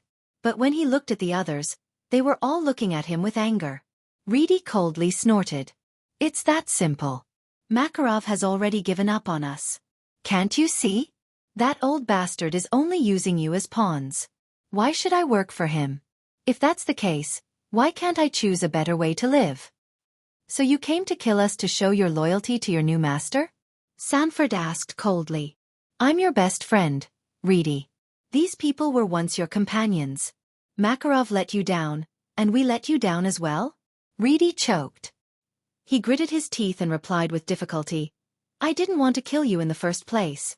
If you were with me, I would still treat you as my companions.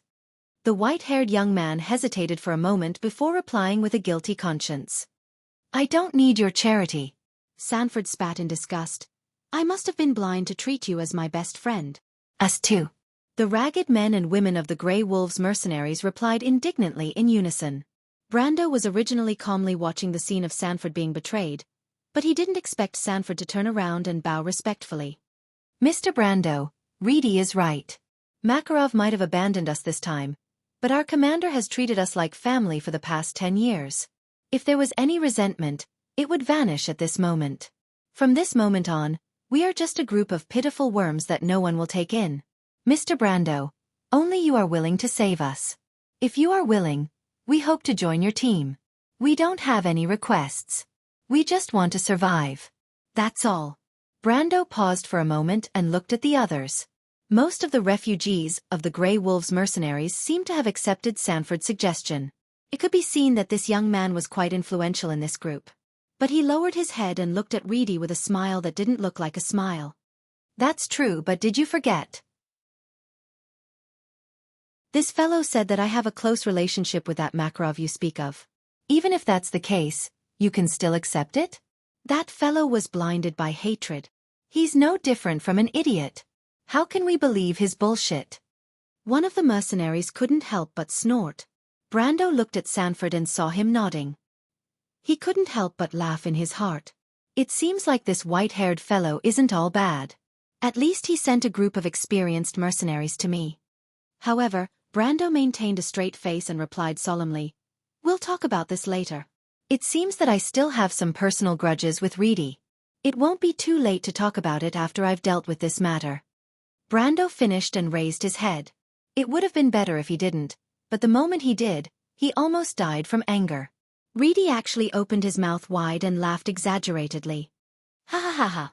The white-haired youth looked at them with disdain and laughed. You want to deal with me? Brando, no, Mr. Eek. Perhaps you still don't understand the situation. These disciples of the Black Flame sect are the elites of the Black Flame sect.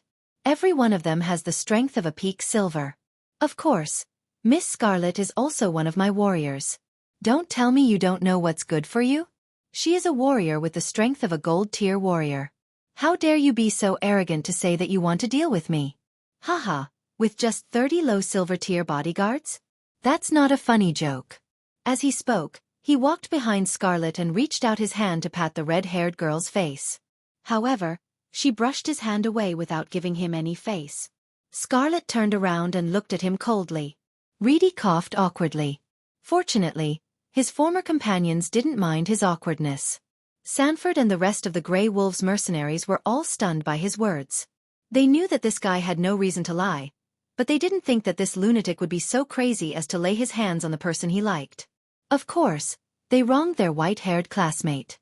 After all, Scarlet's transformation was done by the Dark Bishop. Even if he wanted to, he didn't have the ability to do so. But on the other hand, they didn't expect the disciples of the Black Flame sect to be all silver-ranked fighters. There was even a gold-ranked fighter eyeing them covetously. Even though the gold-ranked fighter used to be their companion, the red-haired girl didn't seem to recognize them. The Grey Wolves mercenaries couldn't help but take a step back. Are we really going to die here today? They subconsciously looked at their new boss, but what they saw stunned them. The young businessman was still in the mood to comfort his female companion at a time like this. It's fine. Don't mind that egomaniac. Brendel turned around and patted Romaine's cheeks. He used a reassuring tone and said, "Don't worry about it. I don't care about him. What are you doing? Don't touch a girl's face." Romaine raised her eyebrows and quickly blocked his hand with a red face, not allowing him to take advantage of her any further. She defended herself loudly at the same time. The mercenaries of Lopez were already used to it. They didn't like the egomaniac for a long time. They looked at Brendel, then at the 20 or so silver elves behind him who were standing still like wooden blocks. They knew who was going to be the unlucky one. Their lord looked righteous on the surface, but he was full of evil tricks. How could he be so easily taken advantage of? But the Grey Wolves mercenaries who didn't know what was going on were petrified. They screamed in their hearts. Hey, sir, do you understand the situation? We are facing a group of silver-ranked fighters and a gold-ranked fighter. But Brando's indifference had the desired effect. Rady's body trembled with anger. He was not usually so arrogant, but the humiliation that Brendel and Conrad gave him last night had finally exploded. He couldn't help but bark like a mad dog. Go and kill them. No, leave that young man alive. I want to let him know the consequences of offending me. After he shouted, he finally calmed down. And those two women, leave them alive. After he gave the order, he couldn't help but lick his lips. But Brendel turned around at this moment and raised his hand. Wait. Rady was stunned. He had already given the order. Wasn't it a little too late to beg for mercy? He looked at the disciples of the Black Flames mercenaries who rushed forward as if the person in front of them wasn't their enemy, but their father's murderer. There was no room for them to stop. The white-haired youth was stunned for a moment. He thought that this was good. He wanted to see if the other party knew the meaning of fear. I'll let you pretend. He cursed in his heart. The Grey Wolves mercenaries' faces darkened. Their hands and feet turned cold. But even so, these soldiers still picked up their weapons in fear and trepidation, preparing for the last fight. At worst they would die. They were the Grey Wolves mercenaries. Even if they had only used this name before, they could not go back on their promise and let this name be covered in dust. Rady widened his eyes as if he wanted to see the end of these people who went against him. But he immediately saw that when Brando raised his hand, he only said one sentence with a smile. It wasn't begging for mercy. Rady took a long time to react. The meaning of that sentence was, "Unfortunately, you're too early." I'm too early? The white-haired youth was stunned. What does that mean? Did he lose his mind from the shock? However, Rady quickly changed his mind. He saw the young man raise his hand and wave it down. Following that, more than 20 expressionless elven infantrymen in heavy armor moved. Rady's expression changed when he saw them move. He was indeed too early. If he was late by a day or two, even if he couldn't do anything to Brando, at least he wouldn't have lost his life here. But there was no medicine for regret in this world. When Rady's expression changed, the Grey Wolves mercenaries, the mercenaries of Lopez, and even Amandina's expression changed at the same time. Because everyone could see that the 20 or so silver elf imperial guards were suddenly emitting colorful lights.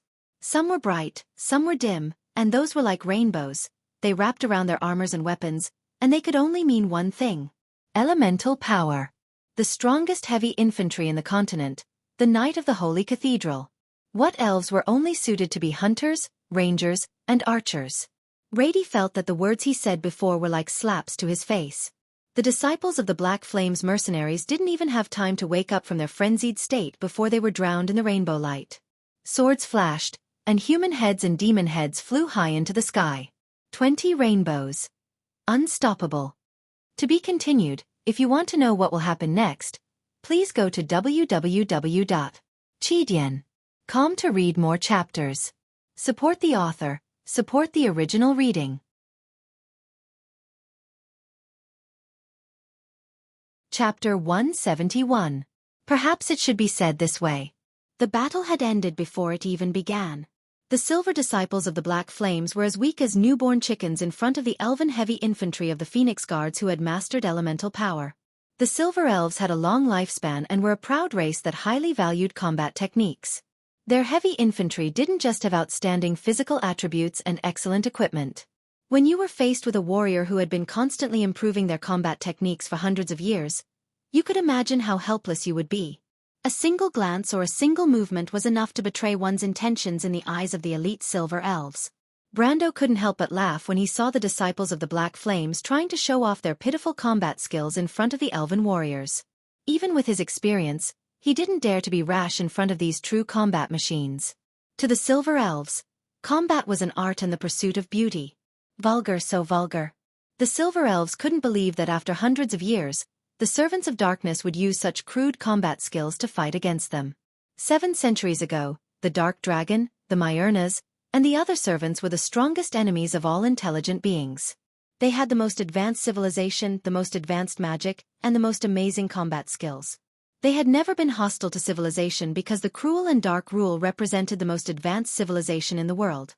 The combat skills of the servants of darkness were so fascinating that many of their brethren joined the darkness.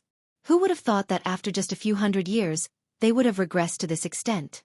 No, this wasn't even combat skills anymore. It was simply unbearable. The disciples of the Black Flames obviously didn't expect that their final resistance would provoke the anger of the Silver Elves. In fact, it wasn't just them. Perhaps other than Brando, everyone present was ashamed of the Silver Elves' opinion. That's right. After the War of the Holy Saints, civilization didn't improve. Instead, it was regressing. The supreme power that both sides of the war possessed had long become a legend. But no matter what the others thought, the dust had already settled before the battle truly began. In the blink of an eye, the disciples of the Black Fire sect had turned into cold corpses on the ground. Black blood flowed out from the headless and cold bodies and spread along the uneven ground in the forest like a network of black blood vessels. The white-haired young man seemed to have been nailed to the ground by an invisible force. His mouth was wide open and he couldn't utter a single word. After a long while, a crisp sound was heard. Everyone subconsciously turned their heads and saw that it was the big man from the Grey Wolves mercenaries. His great sword had fallen to the ground with a clang, but he didn't seem to realize it. He was looking at the elven royal guards who had stopped and regrouped with a shocked expression. The Grey Wolves mercenaries couldn't help but look at Brando in shock. What kind of person could have 20 holy knights as guards? Could it be that this young man was actually a prince of Kurlutz and was just passing by? Although this speculation was a little ridiculous, it seemed that the former was more acceptable than the fact that 20 living paladins appeared in front of him. But just as everyone was in a daze, the red-haired girl put down her spear and stood between the elves and the white-haired young man. Her intention was clear. She didn't want to let these elves kill Reedy. The red-haired girl looked up and pursed her lips. Her expression was solemn. She already knew that she wasn't a match for any of these elven warriors. But even so, the battle intent in her eyes didn't subside. She lowered her center of gravity slightly and leaned forward. She was already in a fighting posture, like a female leopard that was about to go berserk. Scarlet. The girl's action was too familiar. It almost made Sanford and the others think that she was still the Scarlet of the Grey Wolves mercenaries. Scarlet, that bastard is a traitor. Why are you still protecting him? The burly man couldn't help but shout. Only this once, the red-haired girl gritted her teeth, but she shook her head as if she wanted to get rid of the thought. Only this last time. I can't watch him die here. Scarlet? Reedy was stunned. This time, he could see the shadow of the scarlet in the girl's back. Get out of here. The red-haired girl shouted angrily. Go find Lord Conrad. Reedy was stunned for a moment before he came to his senses and scrambled to run away. But Brando's eyes flashed with a trace of surprise when he saw this. With his rich experience, he instantly caught the struggle of the Crimson Knight. It was a rejection reaction. This meant that the girl's consciousness hadn't completely disappeared. What she said before was completely based on her own consciousness. Otherwise, why would a cold and emotionless being like an oracle take the initiative to protect another person? This meant that the oracle was still in her newborn form. When Brando realized this, he suddenly understood why the Crimson Knight turned into a ghost knight. He couldn't help but give her a thumbs up in his mind. She was willing to sacrifice her existence to fight against the invasion of the blood of God. This girl really has character. Thinking of this, he couldn't help but respect her. But respect was one thing. He couldn't let that disgusting narcissist escape. He, Brando, wasn't the kind of person who liked to let a tiger return to the mountains. That bastard was obviously not going to let him off. Who knew if he would turn into an Ultraman and cause trouble for him? Even if he didn't have a protagonist's aura, what if he hurt the Roman or the people around him? Wouldn't it be too late for regrets? He decisively made a hand gesture. His meaning was clear. Knock that girl out and kill that bastard behind her. The elven commander beside Brando was slightly stunned. For the first time, he looked at the young lord in surprise. The hand gesture that Brando made was not simple. It was one of the hand gestures that the ancient commanders often used in the War of the Holy Saints. These hand gestures had developed to a considerable extent. In this era, there weren't many people who knew the hand gestures from 7 centuries ago. But being surprised was one thing. The commander's face was cold and he quickly passed down the order in a professional manner. There was no doubt. Wanting to escape from the care of 20 holy cathedral knights was obviously a fantasy. Even if there was a gold-ranked existence supporting from the side, the result would still be the same. Balagon, a ruin left behind by the Silver Elves before the glorious year. The Lizard Man commander, Hugel, occupied the largest hall in the ruins. This hall was probably used by the Silver Elves for worship and important ceremonies. But like other buildings, after being abandoned for centuries, this once majestic hall had become dilapidated. Perhaps it was due to their instincts, or perhaps due to their incomplete evolution, the lizard men were still unable to break away from their close relatives' habits. Hugel himself still maintained a strong sense of territory. He had long regarded this hall as his personal property, and anyone who dared to touch it was tantamount to challenging his authority among the lizard men bandits. But what made Hugel proud was that he had always admired his own sense of aesthetics. Compared to those smelly fellows, he naturally tidied up the hall like a true civilized person. The center of the hall was laid with a red carpet like it was a few hundred years ago. Around the red carpet were various furniture of different styles that were snatched from who knows where. These furniture were not stacked together in any particular order, but Hugel especially liked this aspect. He was the one who ordered his subordinates to stack these furniture together. This was so that he could admire them daily. When Conrad and the Dark Bishop of the Disciples of the Black Flames opened the door and entered the hall, the 3 of them snorted coldly. The Dark Bishop did not want to see these 2 annoying faces, while the Dark Bishop did not want to see the vulgar aesthetics of this undeveloped and simple-minded reptile. At the very least, the mercenary commander could not see the difference between this hall and a garbage dump. "Donald, I heard that you died there." Hugel straightened the collar of his trench coat, which he had snatched from a passing noble. His wrinkled face was filled with pity as he said, "What a pity, it's fake news. It's only one. Let me remind you one last time. My name is Conrad." The mercenary commander was not in the mood to correct the strange cruise grammar that the lizard man had learned from somewhere. He only reminded the lizard man not to pronounce his name with a retroflex sound. "It's all the same." Hugel looked at the Dark Bishop behind him and said with a smug expression, "I thought that you wouldn't come." Conrad snorted coldly. "You used the excuse of investigating the tomb of the Silver Elven Kings, but I think you're quite content with being a bandit." He looked around. "The things you stole must be worth a lot of money, right?" The lizard man Hugel's frown deepened as he shook his head. No. Let's get down to business." "Then what did you discover?" "Yes, a little bit. But there's not much progress." Hugel shook his head. "We can't get close to the temple. But this thing can help me." He stretched out his skinny hand and shook a necklace. "Wizard, I need some." Conrad and the Dark Bishop looked at each other. The lizard man Hugel was using the excuse of investigating the tomb of the Silver Elven Kings to act as the local tyrant. Everyone thought so, but they did not expect him to really be here. But now was not the time to be anxious. The mercenary commander reorganized his speech and said, "That's not a problem, but we have something we need your help with."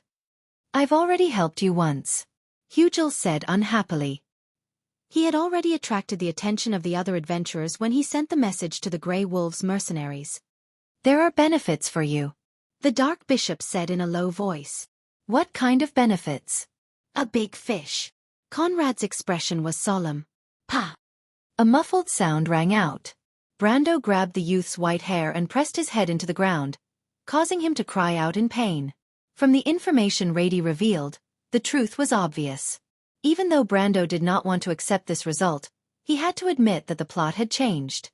The other party had already set their sights on him. He should have thought of this earlier. He changed the way he completed the quest and the entire plot was reversed. The previous guide did not mention the betrayal of the Crimson Spirit Knight and Rady, nor did it mention that Conrad would be the first to enter the Balagon ruins. In other words, the other party had completely given up on tracking Buga and Makarov, and focused on searching for him. This was all a facade created by that damned sly fox. Even though Brando was furious, he had to admit that the other party's plan was successful. It caused him a lot of trouble and made him angry. The consequences were severe. Amandina did not say a word after hearing Rady's description. After a long while she suggested, "Should we retreat temporarily, my lord?" But Brando waved his hand. If they wanted to cause trouble for him, they had to be prepared to pay the price. Well, this plot seems to be the final path to 100% completion. I want to see how powerful these disciples of the Black Flames are. Isn't it just a plot with the highest completion rate? Brando thought to himself. It's not like I haven't experienced it before. I want to see how Lady Martha plans to reward me with this completion rate. But just as he was about to flip out, Sanford carefully approached him and whispered, "My lord, what about Scarlet?" Brando turned around and saw the future spirit knight lying on the ground as if she was asleep. A few elven warriors were guarding her. That was impossible. Not to mention what the new Grey Wolves mercenaries would think. Even he himself would not agree to it. Scarlet had already formed a connection with the Eversong card set. If her fate was irreversible, the best outcome would be the same as Metasha. But because she was a newborn angel, and according to Rady's description, she was sealed by a low-ranked priestess. Perhaps she could be saved. I'm not a madman who wants to seal anyone into a card, but I'm willing to do so if it's possible to save this girl with her personality. Moreover, he might even have a gold-rank subordinate out of thin air. Therefore, he replied without thinking, "Bring him along. After all, he's your companion. Maybe he can still be saved." "Really?" Sanford exclaimed excitedly. Brando nodded. "I can only give it a try." Sanford quickly nodded. He knew that Scarlet's condition was not normal. "What about this bastard?" Amandina looked at Rady with disgust and asked softly. Sanford seemed to have regained his strength when he heard Amandina's words. He struggled to raise his head, and his face was filled with tears mixed with mud. He shouted with all his might, "You promised that as long as I told you everything, you wouldn't kill me. I'm a man of my word." Brando nodded. He clapped his hands and stood up, looking at the silver elf beside him. "Commander, I'll have to trouble you to do it for me." To be continued. If you want to know what will happen next, please go to www.chidian.com to read more chapters. Support the author, support the original reading.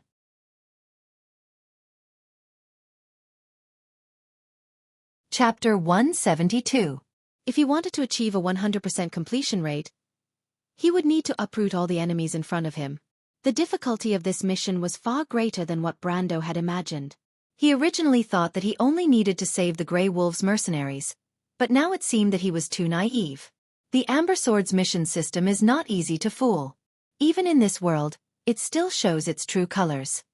Even though that was what he said, Brando still cursed the members of the Torrential Rain mission 100 times in his heart. He counted the number of enemies he would have to face. The Grey Wolves mercenaries mentioned that there were more than 100 lizard men bandits, but the mission guide clearly stated that there were more than 1,000 of them, perhaps even more. Then there were the disciples of the Black Flames, Their numbers would not be less than 200, and their strength would be above iron rank. Lastly, there were the 70 dark mercenaries under Conrad, whose strength was similar to the disciples of the Black Flames. The paper cards mercenaries were also the only one with the most accurate numbers. This is good news. Then there was the commander of the lizard men, Hugel, who was at the pinnacle of silver rank, and Conrad was undoubtedly at the gold rank. As for the Earth Oracle accompanying the disciples of the Black Flames, Brando did not even want to mention it. However, Brando did not know that there was a dark oracle, or else he would have cursed out loud. He thought for a while and turned his head to see that the Silver Elves had already dealt with the white-haired egomaniac. The Grey Wolves mercenaries were treating their wounds with the help of their fellow mercenaries, the mercenaries of Lopez. Perhaps because of their similar backgrounds, the two groups got along very well. What do you plan to do? A voice sounded from beside him. Brando looked at the Silver Elf commander who was wearing a golden helmet and froze for a moment. If that human did not lie, the disciples of the Black Flames and the lizard men should be converging, and their speed should be about the same as ours. When we arrive, we will not only be facing a motley group of lizard men. The Silver Elf commander seemed to be explaining something that had nothing to do with him. That's basically correct, Brendel replied without thinking. But I'm guessing that Conrad has already met with the lizard men commander Hugel, because he wants to prevent us from sneaking out from the north. The Silver Elf commander looked at him without saying a word. Although Brando and his subordinates were still incomparably powerful at this time, and it seemed like they could easily flatten the lizard men, he knew that this was far from the truth. He had never heard of an SSS-level mission that could be completed by pushing. They should have already sent out their spies. He thought we would run away? Brando smiled. But that's good. I want them to make a mistake. Brando's guess was not wrong. That evening, the lizard men dragon hunter cavalry spread out from their nest in Balagon. The next morning, the withered shrubs on the hillside rustled as a human hand and a slender elf hand separated them to the left and right. Behind the shrubs, Brendel and the Silver Elf commander calmly observed the movements in the valley. Brendel pondered for a moment before he spoke. Dragon hunter cavalry. This is the third group since yesterday. The Silver Elf commander's silver eyes reflected the scenery of the valley below, but there was no change in his expression.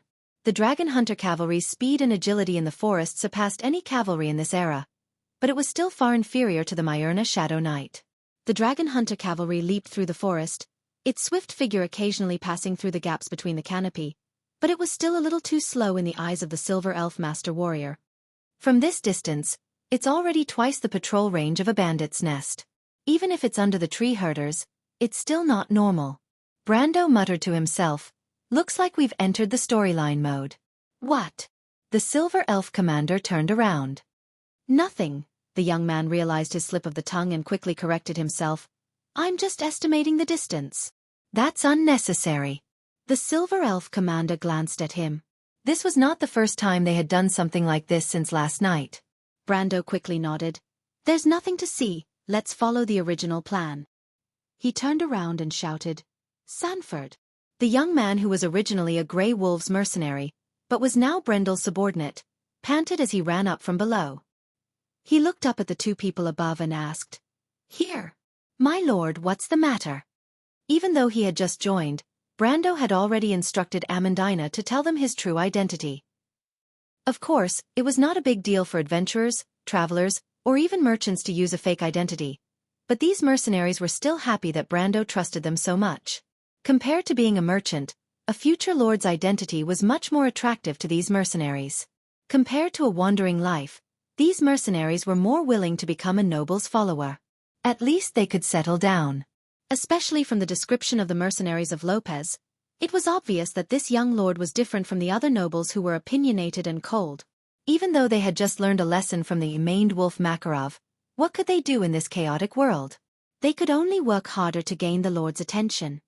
Pass down the order. Get ready to move. Brando looked down at the valley below and replied, No problem, I'll go now.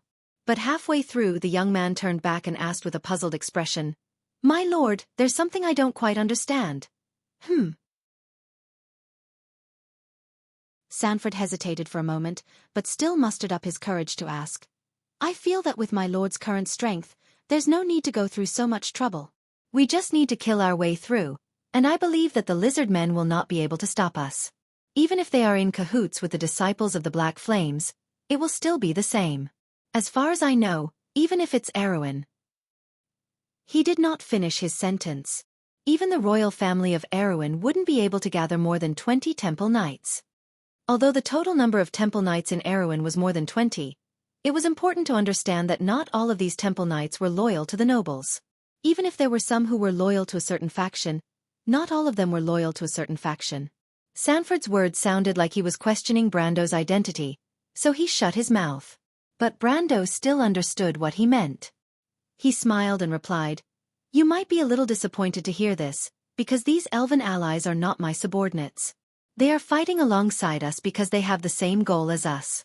Another reason is that they cannot leave the area too far, or their strength will gradually weaken." The young man was stunned. He did not understand what Brando meant by their strength weakening. But he immediately replied loudly, "No, my lord. You misunderstood. We will not be disappointed. Did you forget that when we pledged our loyalty to you yesterday, it was not because of your strength? It was because we wanted to repay you for helping us. So no matter when, whether we are Grey Wolves mercenaries or former Grey Wolves mercenaries, we will not go back on our words." But he immediately asked, "But, these elven allies are temple knights, right? Even if their strength is weakened, is it really that strong?" When he saw Sanford's expression, he knew that there was a problem with his understanding. Sanford could not be blamed. Indeed, according to normal people's understanding, even if a temple knight's strength was weakened by half, they would still be able to maintain their strength at the peak of the gold rank. 20 gold rank pinnacle warriors were indeed enough to sweep through this region. But things did not go as planned. There was something called the level system in this world. Reducing one's strength by half would only reduce one's level by 1 level, but reducing one's level by half would have a huge impact. Unfortunately, the damned altar system really did reduce their strength in such a way. The elven guards were level 60 normal units at their peak. With half of their strength deducted, they would become level 30 normal units. Not to mention that they were at the pinnacle of the gold tier. Even silver tier would have a hard time maintaining their strength. 20 silver rankers could easily wipe out the lizard men, but the problem was that Conrad and the Angel of the Earth would be in big trouble. That was why he had to find a way to break through their strength. But it was difficult to explain, so he simply waved his hand and replied, "Don't worry, go and pass down the order. Trust me, I will bring you victory." The young man was stunned for a moment before he nodded. The elven commander watched Sanford's figure disappear into the forest. He then turned around and looked at Brando with his silver-gray eyes. "Human, I didn't expect you to be so arrogant." "It's confidence." Brando raised his head and corrected him. "Remember, this is not the battlefield of the War of the Holy Saints. It is also not the era where all the talented commanders overshadowed all conventional tactics. Of course, perhaps in the near future, this continent will usher in that era again, but not now." He raised his head and looked at the forest in the north. "Now, in this place, I believe that no one has the ability to take victory away from me. I'm telling you this as a veteran commander." "Commander, you can record it down." The elven commander looked at him and lowered his head to take off his golden helmet. When he raised his head again, he revealed a handsome and indifferent face. "To be honest, I don't understand." The other party replied as such. "You said that, perhaps in the near future, this continent will usher in that era again." The silver elf turned his face to the side. His cold profile was so beautiful that it would make any woman jealous. He asked, "You mean that the dark dragon will return to this continent?" "No, that's another matter." "Are you so sure, human? Can you see the future?" It was another cold question. Brando was stunned. How could this guy be so good at finding loopholes? The game development team might as well hire him to catch bugs. But he hesitated and said, "It's not foresight, it's a premonition. If you don't believe me, when the time comes, I will return to this place and tell you what happened in the outside world." He didn't know why he said this, but perhaps some secrets had been kept in his heart for too long. This guy is just a ghost that can't leave this place, he thought. The elven commander paused for a moment, then smiled coldly. "Nalathar." "Brando." "Brando, then I'll wait to see your so-called victory." "This bastard, he still doesn't believe me." "As you wish." Brando gritted his teeth and replied. To be continued. If you want to know what will happen next, please go to www.chidian.com. There are more chapters. Support the author, support the original reading.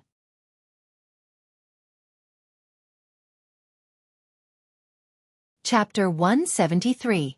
From Aakon's point of view, the silence in the valley was strange. In fact, he did not like the silence because danger always lurked in the calm. It was like a venomous snake hiding in the dark, ready to jump out and bite you. Aakon was a lizardmen dragoon hunting squad leader. Usually the orders he received were straightforward and simple: attack or plunder. But dragoon hunting squads would occasionally act as scouts, which was one of the most annoying tasks for the lizardmen. Being a scout was too dangerous, especially in the forest. Professional skills were often more important than speed and agility. Aakon also did not like being unable to display his advantages. He raised his head, his long and narrow eyes reflecting the white gold rays of the morning sun. The warmth of the sun dispelled the last trace of coldness from the night before. When the warmth seeped into the lizardman's cold blood, he could not help but shiver. The lizardman lieutenant shook its head in disgust. It used the unique nose structure of the lizardmen to track the unusual smell in the air. The order asked them to search for traces of a group of humans. But where were they? To the north of Chablis was a vast and boundless forest. To be honest, Aakon felt that finding a few people in the forest was a bit of a fantasy. But the lizardman lieutenant still carefully held onto his spear. His right hand pointed forward, with only 3 fingers pointing towards the forest in front of him. He made a series of high-pitched sounds, ordering his men to spread out and enter the forest. However, it didn't realize that it had made a mistake at this time. When Aakon sent his men into the strange forest and disappeared without a trace, he realized what was going on. But it was too late to react. The lizardman hurriedly retreated while trying to come up with an excuse to explain to Hugel, the leader of the lizardmen, that his carelessness had cost the lives of 4 precious dragon hunters. This question was not easy to answer. Hugel was a vulgar and unsociable nouveau riche in the eyes of most of his men, but he was also a shrewd lizardman. Aakon knew that his leader was not easy to fool. How should he answer? However, it soon realized that it did not need to worry about this problem. When he turned around, he saw a human and an elf standing behind him. He had no idea when they appeared, but he knew that the elf was staring at him coldly. No, it should be a silver elf. Recently, they often went to the graveyard of the silver elf kings to cause trouble, so Aakon had learned something. That silver elf was emitting the aura of a peak gold rank expert. The outcome of the battle was predictable. It was hard to imagine how the 5 weak lizardmen riders would be able to put up any resistance in front of more than 20 gold pinnacle warriors. Therefore, Aakon had no choice but to surrender. Sometimes, a small mistake could cost a person his life. However, the only thing that made the lizardman lieutenant happy was that the people who had captured him didn't seem to want to kill him for the time being. Unfortunately, this was only one of the many pieces of bad news that seemed easier to accept. As a scout, Aakon knew that the scouts would sometimes catch some of the captives and let them live a little longer before they got the information they wanted. But in the end, there was only one outcome. The scouts would not bring a burden with them. This sounded a bit strange, but it was the truth. Sometimes, death was not the most terrible thing. If you didn't tell the truth, the cold-hearted scouts had many ways to make you taste a taste worse than death. As a veteran scout and an even more experienced lizardman bandit, Aakon was not unfamiliar with what was going to happen next. However, it wasn't afraid because it was prepared to spill everything it knew as long as the other party interrogated it. Lizardmen did not have any moral integrity. And as a bandit, the lizardmen did not have any moral integrity. His hands and feet were tied tightly with a rope, but he still raised his head and carefully looked around. However, Aakon soon discovered a fact. If they wanted to catch some of the captives, they caught too few of them. The lizardman lieutenant saw that all of his subordinates were dead. For no more no less. He was not stupid and immediately realized that his survival situation might be a bit dangerous. Then who were they? What did they want? While Aakon was thinking about this question, his vision suddenly darkened. The 2 humans and the silver elf who had captured him before were standing in front of him. The lizardman lieutenant immediately swallowed his saliva and rolled his eyes. If he could survive, he was willing to do anything. But the key was how to save his life. While he was thinking about this profound question, Brando was also staring at him. because the Amber Sword was not a game that played according to common sense. In fact, the players who had moved from PCs to next-generation home consoles gradually figured out this rule after a lot of losses. Of course, this experience was gradually passed down through the process of accumulation. After experiencing the virtual world, Brando naturally learned how to adapt to the way the cards were played in this world. He first stood in front of the Lizardman lieutenant, carefully looked at him, and then smiled slightly. He squatted down in front of Aachen, stretched out his hand, and patted the Lizardman's rough, narrow face and said gently, "I know," he said. "You're thinking about what I'm going to ask, so you can tell me everything you know, and then beg me to spare your life, right?" Aachen opened his mouth wide, revealing about 100 sharp teeth. He now felt as if he was ready to fight any enemy, but he didn't expect to be punched in the face by his opponent. The Lizardman shook his head. He couldn't figure out how this human knew what he was thinking. Or did he have the ability to read his mind? But if he had such an ability, didn't that mean that his only chance of survival was gone? Aachen couldn't help but tremble. He didn't ask for a chance of survival. He just hoped that these terrible enemies wouldn't torture him before he died. He couldn't help but stare at Brando vigilantly with his prismatic pupils. "Are you afraid?" Brando asked again. When he said this, he heard a low snicker behind him. He recognized that it was the voices of the Roman and Amandina, as well as the wild elf sisters. Then, most of the mercenaries of Lopez joined in. Brando couldn't help but feel a little annoyed. "Can't you see that I'm in the middle of something?" But he couldn't do anything about it. In fact, when he said this to the Lizardman for the first time, everyone present was shocked. But after the second time, and even the third time, they realized that their lord was just pretending to be mysterious. Perhaps these people didn't understand that Brando didn't have the ability to read minds, nor was he pretending to be mysterious. He had dealt with these bandits and robbers too many times, and he already knew their basic reactions like the back of his hand. Brando already knew which NPCs had integrity and which ones didn't. The Lizardman Aachen didn't have the time to care about others. He was terrified by Brando, and he was almost certain that this human was a wizard. A wizard who could see through people's hearts. Of course, he still had a trace of doubt, but he saw Brando stand up and take out a ruby from his chest. He pointed at the Lizardman and asked, "You can try answering my question." Aachen was skeptical, but when he opened his mouth, he found that he couldn't make a sound. Even though his mouth was still opening and closing, there wasn't a single sound. This time, Aachen was really frightened. Even though wizards in this era were far less mysterious than they were in the Age of Chaos, the people in this remote mountain area still thought that these people held terrifying power. Aachen couldn't help but stare at Brando in a daze. He didn't understand why he stole his voice. But Brando held the ruby in his hand and dispelled the spell. He looked at the energy in the gemstone and saw that there were still 6 rounds left. Then, he put away the gemstone and said to the Lizardman with a serious face, "See? I can take away your ability to speak, and I can also return it to you. Voice is a part of the soul. I can take away not only your voice, but also your soul."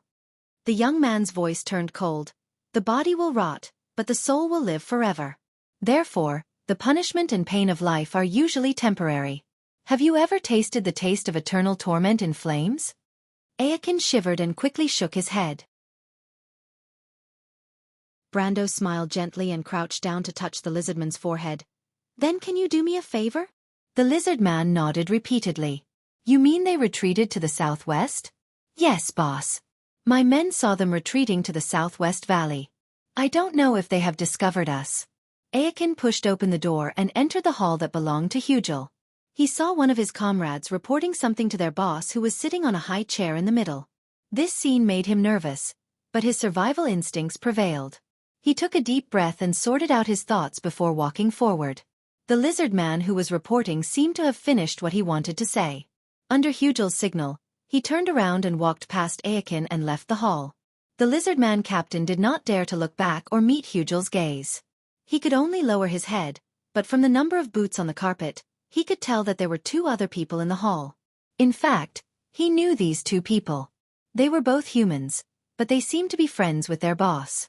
Aachen had seen them yesterday afternoon, but he knew that it was his boss's business and he didn't dare to ask. He recited what Brando told him in his heart.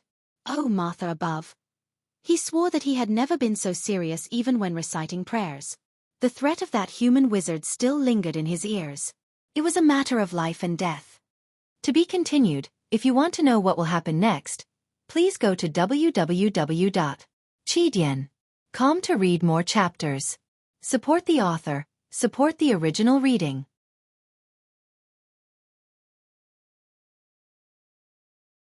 Chapter 174. At the same time, Conrad and the Dark Priest of the Black Flame Church were also sizing up the new lizard. But to their surprise, these low-level reptiles seemed to have the same face. At least in their eyes, this lizard, and the previous lizard, did not seem to be any different in appearance. Perhaps the pattern was different? On the other hand, Hugel recognized his subordinate and asked, "Ejin, you're back earlier than I expected. Did you find the target?" Hugel didn't need to use the awkward Kurlutz language and was able to speak fluently. "Yes, boss." Aachen lowered his head and replied fearfully. His attitude did not arouse Hugel's suspicion as he had always required his subordinates to treat him with respect. However, the bandit leader was a little impatient. He waved his hand and replied, "When did you become so hesitant, Aachen? What did you see this time?" "It's like this, boss." The lizard man captain swallowed his saliva and stammered, "My men and I were ambushed in the south and we lost some men. The ambushers seemed to be those humans. There were a total of 15 of them. 2 women and a young man leading them. They were very powerful and we did not even have time to react before we lost 4 of our brothers." "South." Hugel was stunned as if he did not hear about the loss. "Are you sure it's south?" Aachen was startled as he thought that his boss would be furious. However, it quickly reacted and nodded. What did he say?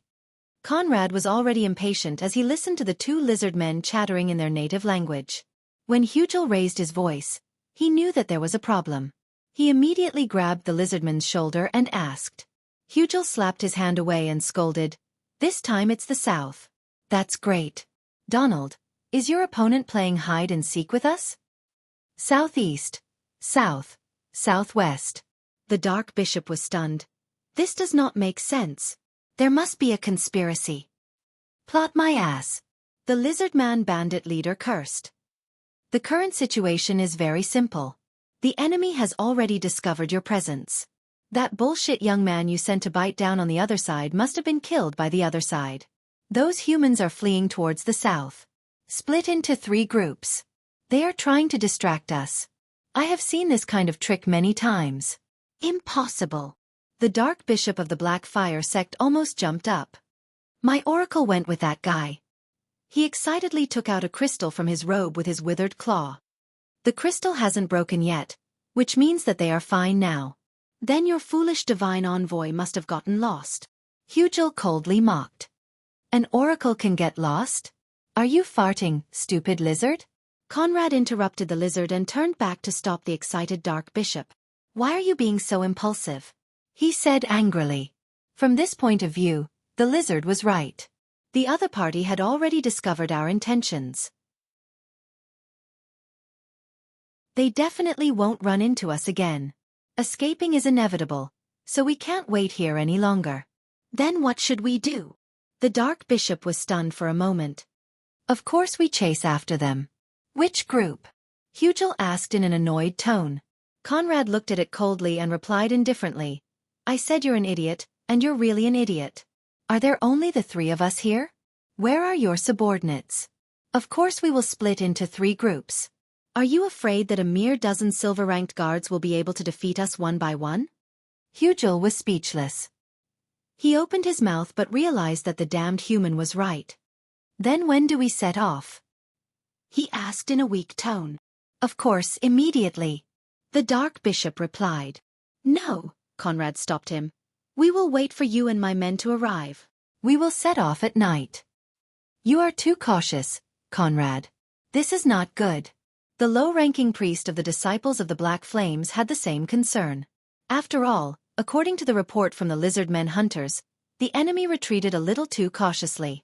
Even so, the priest of the Disciples of the Black Flames muttered. Hugel glanced at the 2 of them and reminded them, "Don't forget that I have to take half of the credit for this matter."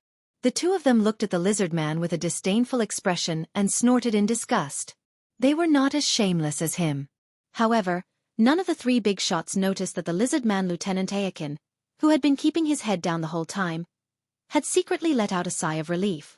He thought to himself that this time, the terrifying wizard would finally return the soul that he had kept in captivity, right?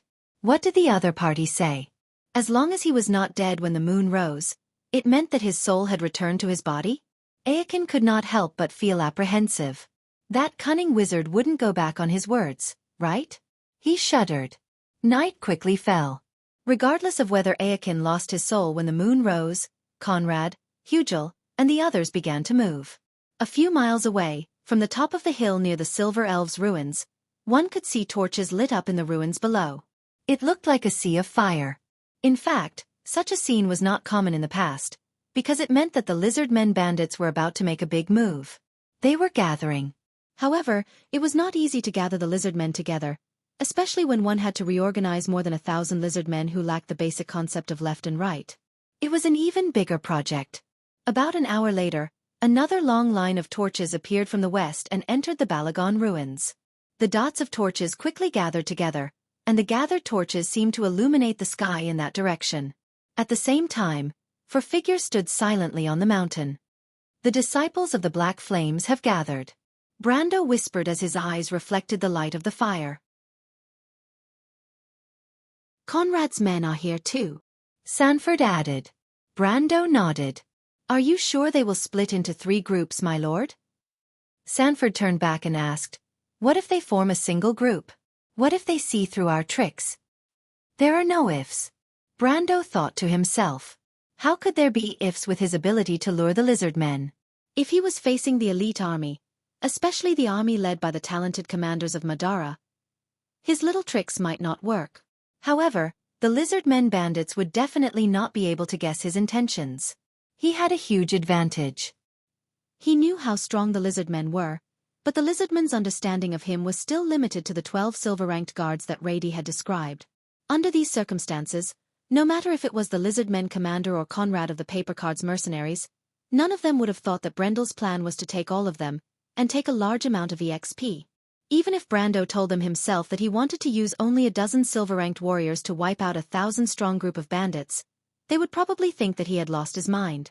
However, Brando paused for a moment and turned back to answer, even in the worst-case scenario, they will only form a single group. But that is still better than us killing our way here. Remember, they are the hunters, and we are the prey. In a hunt, the prey will always be the one deciding the direction, not the hunter. Sanford nodded in silence.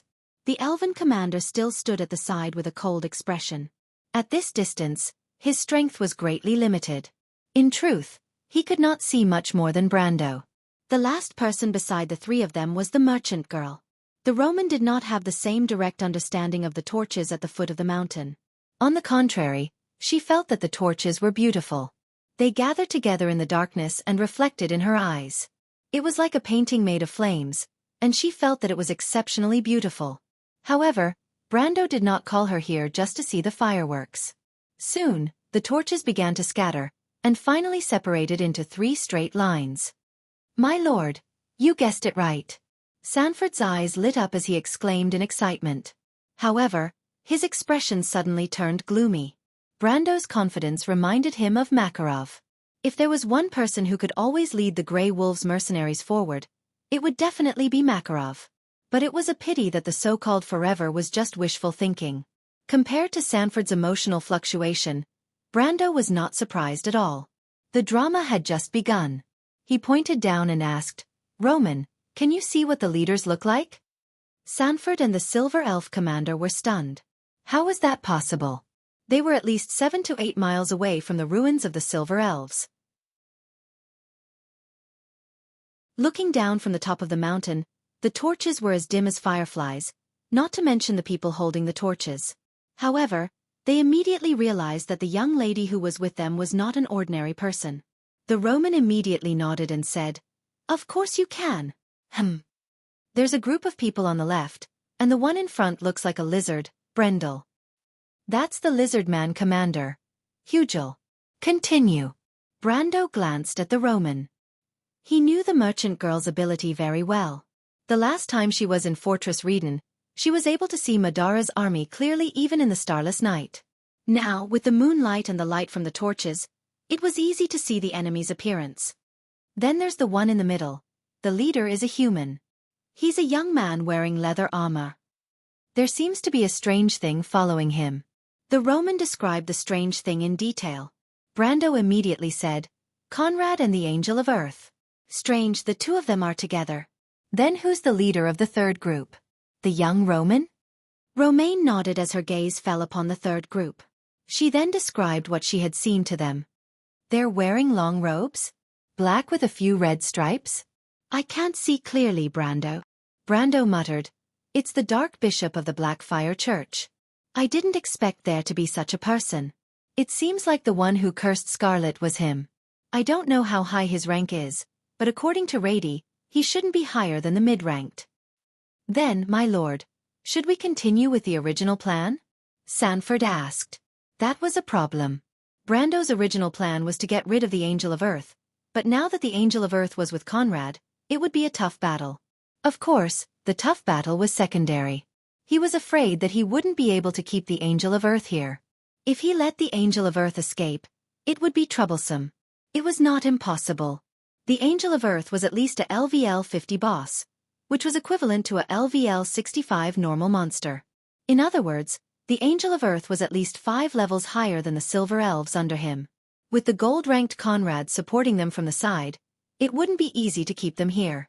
Luring the Angel of Earth would only work once. The Angel of Earth was not an idiot who would fall into the same trap repeatedly. That was why he had to get the most out of it this time. Brando stroked his chin and felt a little troubled. What should he do? Killing the lizard men and the Dark Bishop didn't seem to affect him at all. But wait, the Dark Bishop? Another thought occurred to him at once. What the devil? That was the Dark Bishop. What was a Dark Bishop? Wasn't that a Dark Elementalist? Brando almost wanted to hit himself on the head. He felt that he was really an idiot.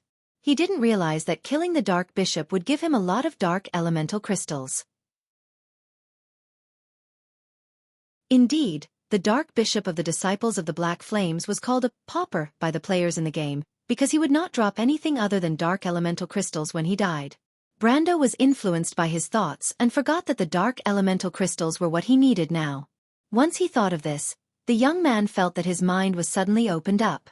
Once the Dark Bishop was killed, the blood of gods in Scarlet would be temporarily suppressed because of the loss of control. Wouldn't that mean that he would have another powerful warrior in his hands? So he immediately clapped his hands and replied, No, let's start with the Dark Bishop first. Everyone was stunned. They didn't understand why the young lord's plan changed so suddenly. But Brando patted the head of his hunting dragon and made it turn around.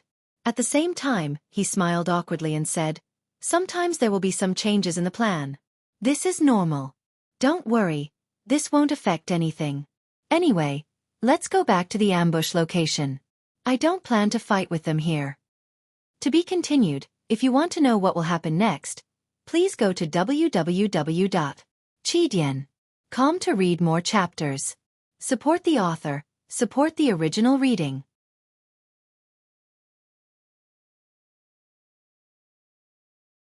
Chapter 175. 4 hunting dragons traveled through the darkness. Their faint shadows were like flowing water across the valley.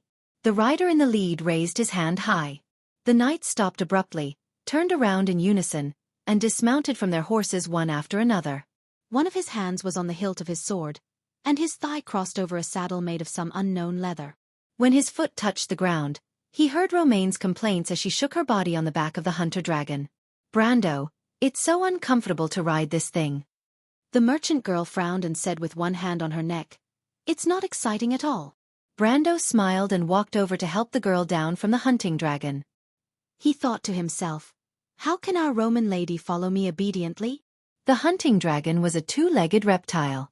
When it moved forward, its spine would twist in An's shape. If the rider did not undergo specialized training, it would be strange if they had a good time. Otherwise, why would he waste dozens of EXP to learn this skill from the lizard men captives? He had been tricked once in the game, so why would he step into the same trap again? But when the young man saw that his female companion's face was not looking good, he could not bear to see her like this. He replied gently, You should go and rest. After all, The Roman would not be able to interfere in the upcoming battle. Then I'll go to sleep. The Roman jumped down from his arm and winked at him. I'll pray for you, Brando. In a dream? Brando asked impatiently. Yes, in a dream. The girl nodded seriously. She smiled, and her bright eyes narrowed into an arc. She looked at him as if she had won a small victory. She turned around and ran past Lopez, who was walking out of the forest. Brando also smiled in his heart. He liked the merchant girl's optimistic attitude no matter what kind of adversity she was in. That night in Wuxia, the Roman's first action had deeply attracted him. It was undeniable that he had inherited Brando's emotions, but the merchant girl had also conquered his modern side. He took a deep breath, and the cold night air immediately seeped into his lungs. His slightly feverish head gradually calmed down. When the young man saw the night song tiger among the mercenaries, he paused for a moment before gesturing to the experienced mercenary leader. Go back and prepare. The enemy is less than 5 miles away from us. Hurry up. There are more than 200 lizards. I want all the experience points left. Brando didn't like to talk too much before a battle. He had already made it clear that this was just a small ambush. Compared to the past in the game, it couldn't even compare to a slightly larger-scale team activity. Experience? Sanford dizzily jumped down from the hunting dragon's back and caught the phrase that he didn't understand. The night song tiger glanced at the young man and pursed his lips. In fact, he was already used to the strange words that came out of his lord's mouth from time to time. Not only him, but those who had spent some time with Brando were already used to it and even learned a lot from him. I'm talking about the enemy. Brando corrected himself with a straight face. The silver elf commander glanced at him and the corner of his mouth twitched slightly. Brando's order was quickly carried out. The group returned to the forest on the hillside and the young man began to arrange the battle strategy. Facing a group of level 20 enemies, Brando decided to use the most common method in the game: divide and conquer. He, the night song tiger, and the silver elf commander hid in the forest and looked down at the silver elf guards and mercenaries. As the most professional warriors from the War of the Holy Saints, the silver elves' armor were all polished by experienced elven craftsmen, so there was no need to worry about it reflecting the moonlight. The mercenaries, on the other hand, were mostly wearing light leather armor. Even their chainmail was painted black, so there was no need to worry about it. The elves lined up behind the bushes and squatted down, holding their double-ended swords with one hand. Due to the same concern, their swords were also covered with dried leaves. About 30 feet behind them, the mercenaries were nervously holding their crossbows, not daring to even breathe. In fact, Brando did not want to have any casualties in this battle, so he let the elven guards be the vanguard while the mercenaries were only responsible for suppressing the enemy from a distance.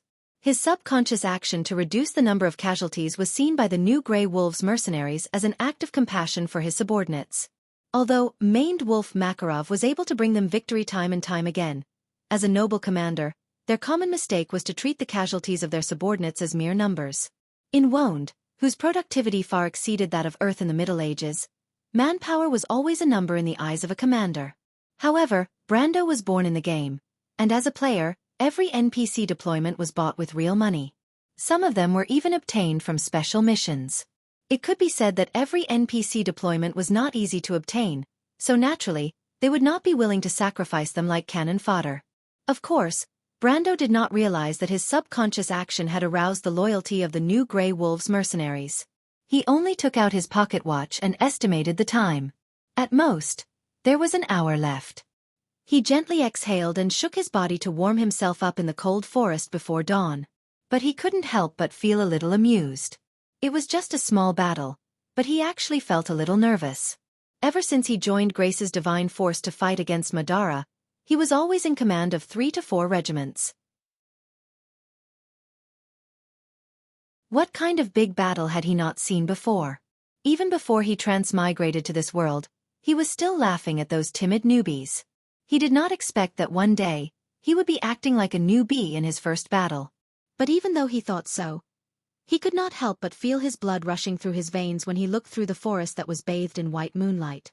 This was not his first battle in this world, but it had been a long time since he hid in a forest all night just to wait for members of an enemy guild to pass by. He looked at the green numbers that were constantly changing in his vision. He knew that thing. In the game, they called it the distance calculation tool. It was used to calculate the casting distance and shooting distance penalty. But at this moment it seemed so unreal. Brendel paused for a moment and decided to familiarize himself with his stats. Strength 19. 4, plus 0. 1. Dexterity 10. 9, plus 1. 1. Vitality 21. 2, plus 2. Intelligence 1. 1. Will 3. 6, plus 1.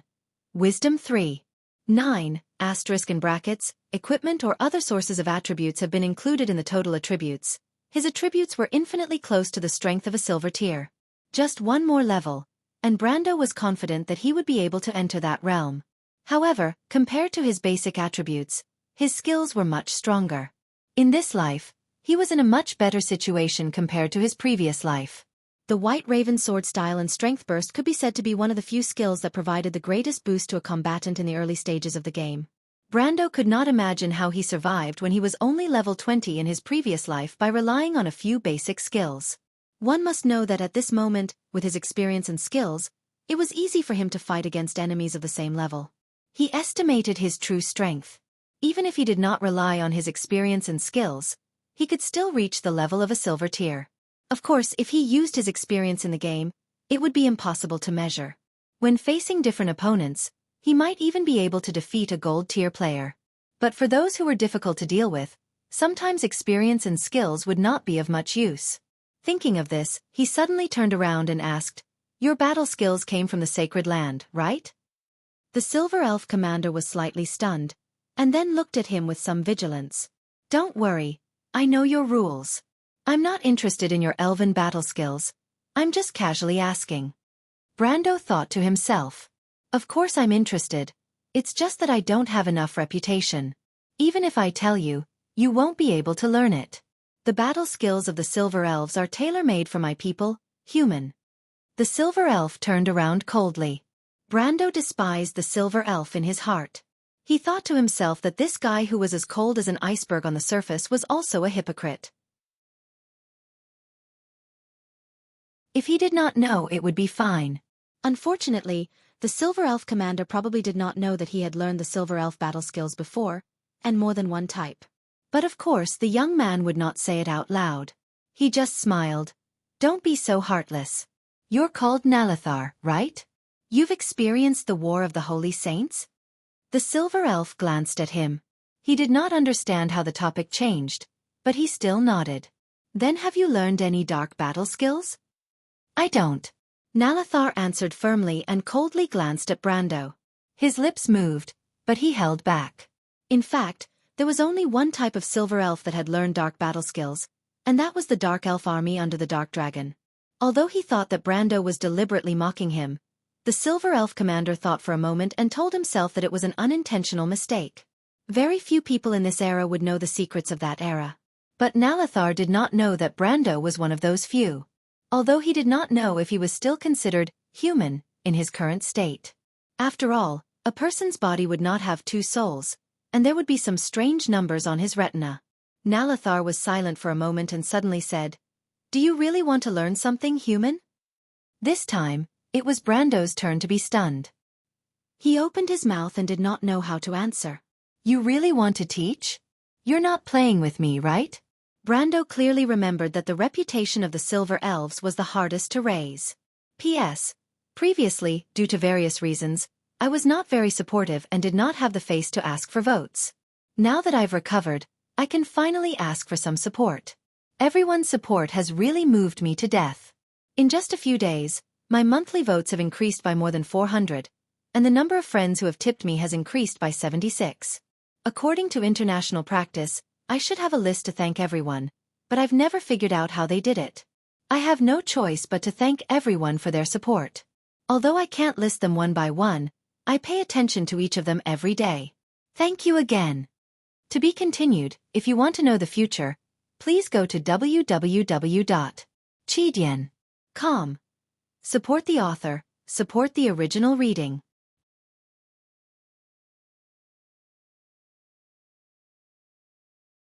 Chapter 176. You don't want to? Nalathar looked back at him, his eyes full of ridicule. Yes, of course I do. Brando quickly replied. Nonsense. Who wouldn't want to learn the Elven Holy Land's battle techniques? Only an idiot. I can't teach you Elven battle techniques, so don't even think about it. Nalathar looked at him calmly and replied, Don't worry, I've already said that the Silver Elves' battle techniques are tailor-made for my people. Brando nodded, but he didn't think much of it. Then, I can teach you something that we understand ourselves. The Silver Elf paused for a moment. You know, learning how to judge the strength of your enemies on the battlefield is very important. Wait. Brando took a deep breath and interrupted him. You said inspect? The youth tried his best to calm himself down and asked. What a joke, that's an inspect skill. Looking at this cold Silver Elf now, he felt that she had become more amiable. After getting used to using numbers to measure strength, it was a little awkward for him to be like an NPC and use ranks to differentiate enemies. Moreover, without the inspect skill, there was no way to know what skills the enemy had.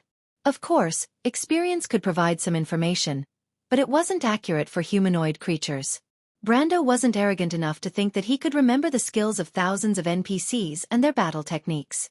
In the game, Martin should have taught him the inspect skill, but when Brando asked the veteran in brags, he found that the veteran didn't know the skill at all.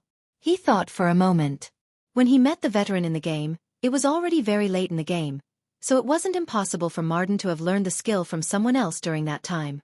But after losing this clue, he found that it was unrealistic to find someone else to learn the skill. They were either too far away, or they were on the enemy's side. And now that Brando finally had a large amount of experience, he found that he had lost the opportunity to learn these skills. He had been worrying about this problem for a while now, and Nalathar had come knocking on his door. It had to be known that Identify was a skill that could be used to search others. It could see a character's basic stats and most commonly used skills.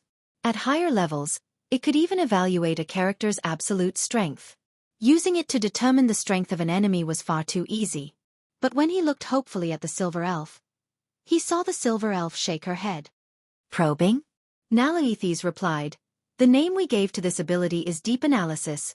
What? Brando was stunned. What in-depth analysis?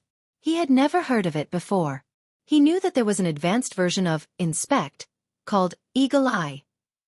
This skill was so overpowered that not only did it have the same effect as Inspect, but it also had a chance to steal skills from the enemies it killed. Unfortunately, Eagle Eye was Baron Bernargis's specialty, and the reputation required to teach this skill had to be at least ally rank. The problem was that this old man was Erwin's strongest opponent, the archenemy of Princess Griffine. In his previous life, how could Brando run over to him to farm reputation? Not to mention the price he would have to pay for doing so, he reckoned that his senior captain would have had a real-life PK with him first. Deep analysis. Naloethes repeated, This is actually a skill that every Silver Elf warrior knows. We use it to control the situation on the battlefield. Then what is it used for? Brando heard that this was a skill that every Silver Elf warrior knew, and his interest was piqued. As far as he knew, the Silver Elves were natural warriors. Their knowledge of battle and techniques was definitely not weak. The Silver Elf commander stared at Brando and replied, I remember you said that you would bring victory to us. You even asked me to record this sentence. Then I will remember it. This skill is equivalent to a bet. If you keep your word, I will teach you this skill. He turned around and smiled when Brando did not notice. Damn. I knew it wouldn't be that simple. Brando cussed in his heart. But it didn't matter. Whether it was the victory of this battle or the skill, he was sure to obtain it. He wanted to know what kind of skill Deep Analysis was. After playing the game for more than 10 years in his previous life, there were very few skills in this game that he did not know. Of course, other than Planeswalkers and Cards of Fate. At this time, he felt the Night Song Tiger's elbow touch him.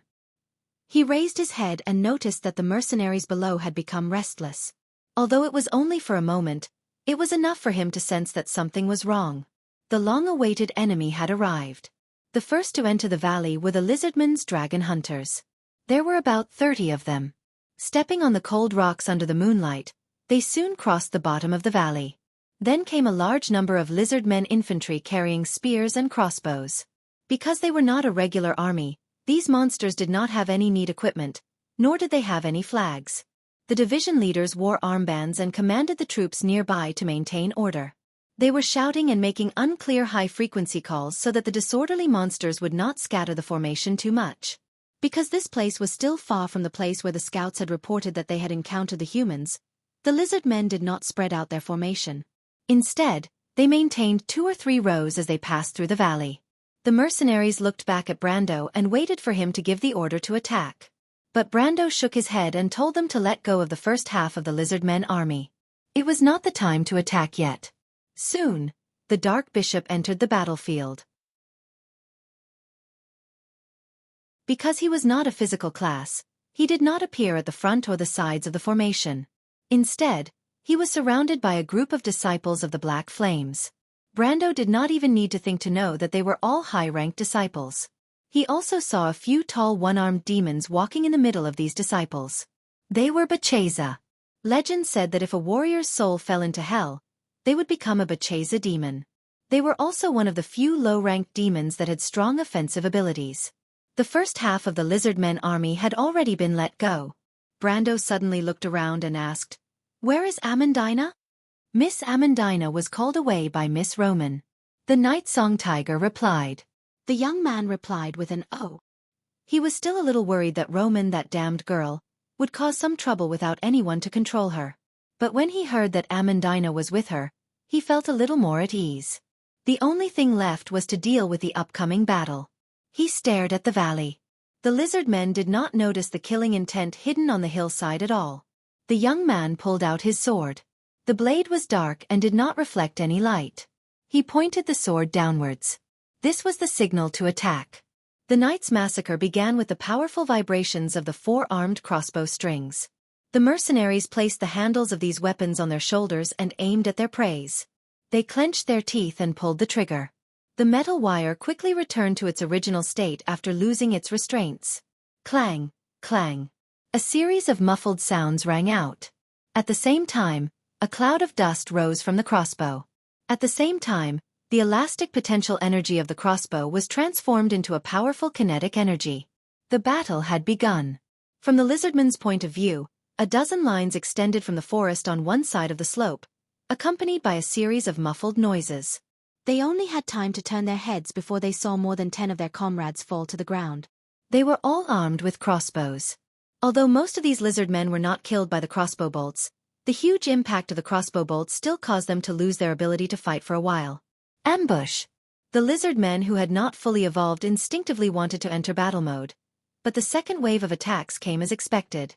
The lizard men crossbowmen who were capable of long-range attacks were targeted one by one. Panic descended upon the lizard men like a calamity. The bushes on the hillside parted to the left and right, and a row of elven warriors wearing silver armor and wielding double-ended swords came out from behind.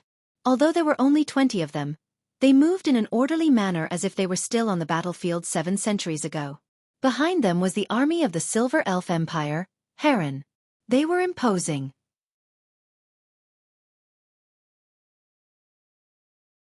The low-ranking Dark Bishop of the Blackfire Church was shocked when he saw this scene. He thought that the lizardman's act of prying into the Silver Elf King's tomb had angered the ancient empire, causing this race that had been hidden for hundreds of years to reappear in this world. When the Silver Elf warriors appeared, he had the urge to kill that damned Hugel of the lizard men. What a joke! They were the Silver Elves who had won the War of the Holy Saints. The Dark Bishop felt his hands tremble when he saw 20 gold-ranked warriors. He hoped that the lizard men cannon fodder below could buy him some time, but it seemed that the situation would only get worse. When the first group of Silver Elves charged into the lizard men, the huge impact threw the skinny lizard men into the air. Even if they did not die, they would be heavily injured. The fully armed elven heavy infantry directly opened up a path among the lizard men and trampled over the lizard men who had yet to get up. The battle was not constructive. Although the lizard men outnumbered the Silver Elves by 10 to 1, it was a one-sided slaughter for the Gold Elves against the Iron Elves. When the elven gods charged forward, the mercenaries were reloading their crossbows for the third round of arrows.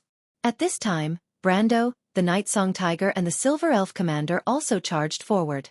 The fastest of the three was undoubtedly Brando. The young man noticed that something was amiss from the start of the battle.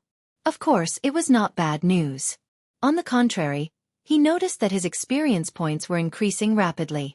Logically speaking, Although the mercenaries of Lopez and the Grey Wolves mercenaries were his summoned creatures and subordinates, the Silver Elves were the ones who dealt the most damage. These elves were his allies. In other words, they were in a party. Logically speaking, with so many high-level characters, the Silver Elves were level 40 at this time, the amount of experience points he could share should be very little. To be continued. If you want to know what will happen next, please go to www.chidian.com to read more chapters. Support the author, support the original reading.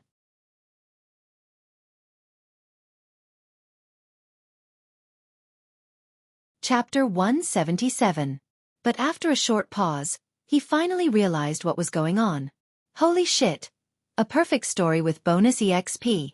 So there really is such a thing.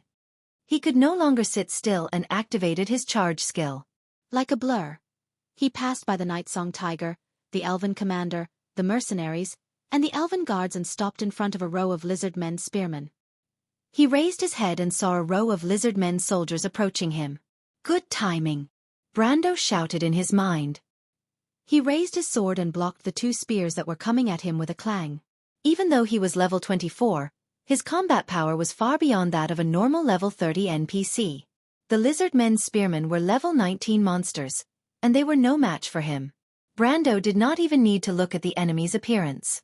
He immediately used Strength Burst, and the two lizard men spearmen screamed and flew backward. The young man took another step forward and pulled the sword from right to left with both hands. The wind pressure seemed to have dislocated the space in an instant, and a 7-meter-long transparent ripple whizzed across the upper half of the lizardmen's bodies. It was like the scenery he saw in the mountains of Grinoires, where the wind blew through the mountain meadows, causing the grass to fall back. A number appeared in his vision, and the lizard men in front of him were split into two and fell backward.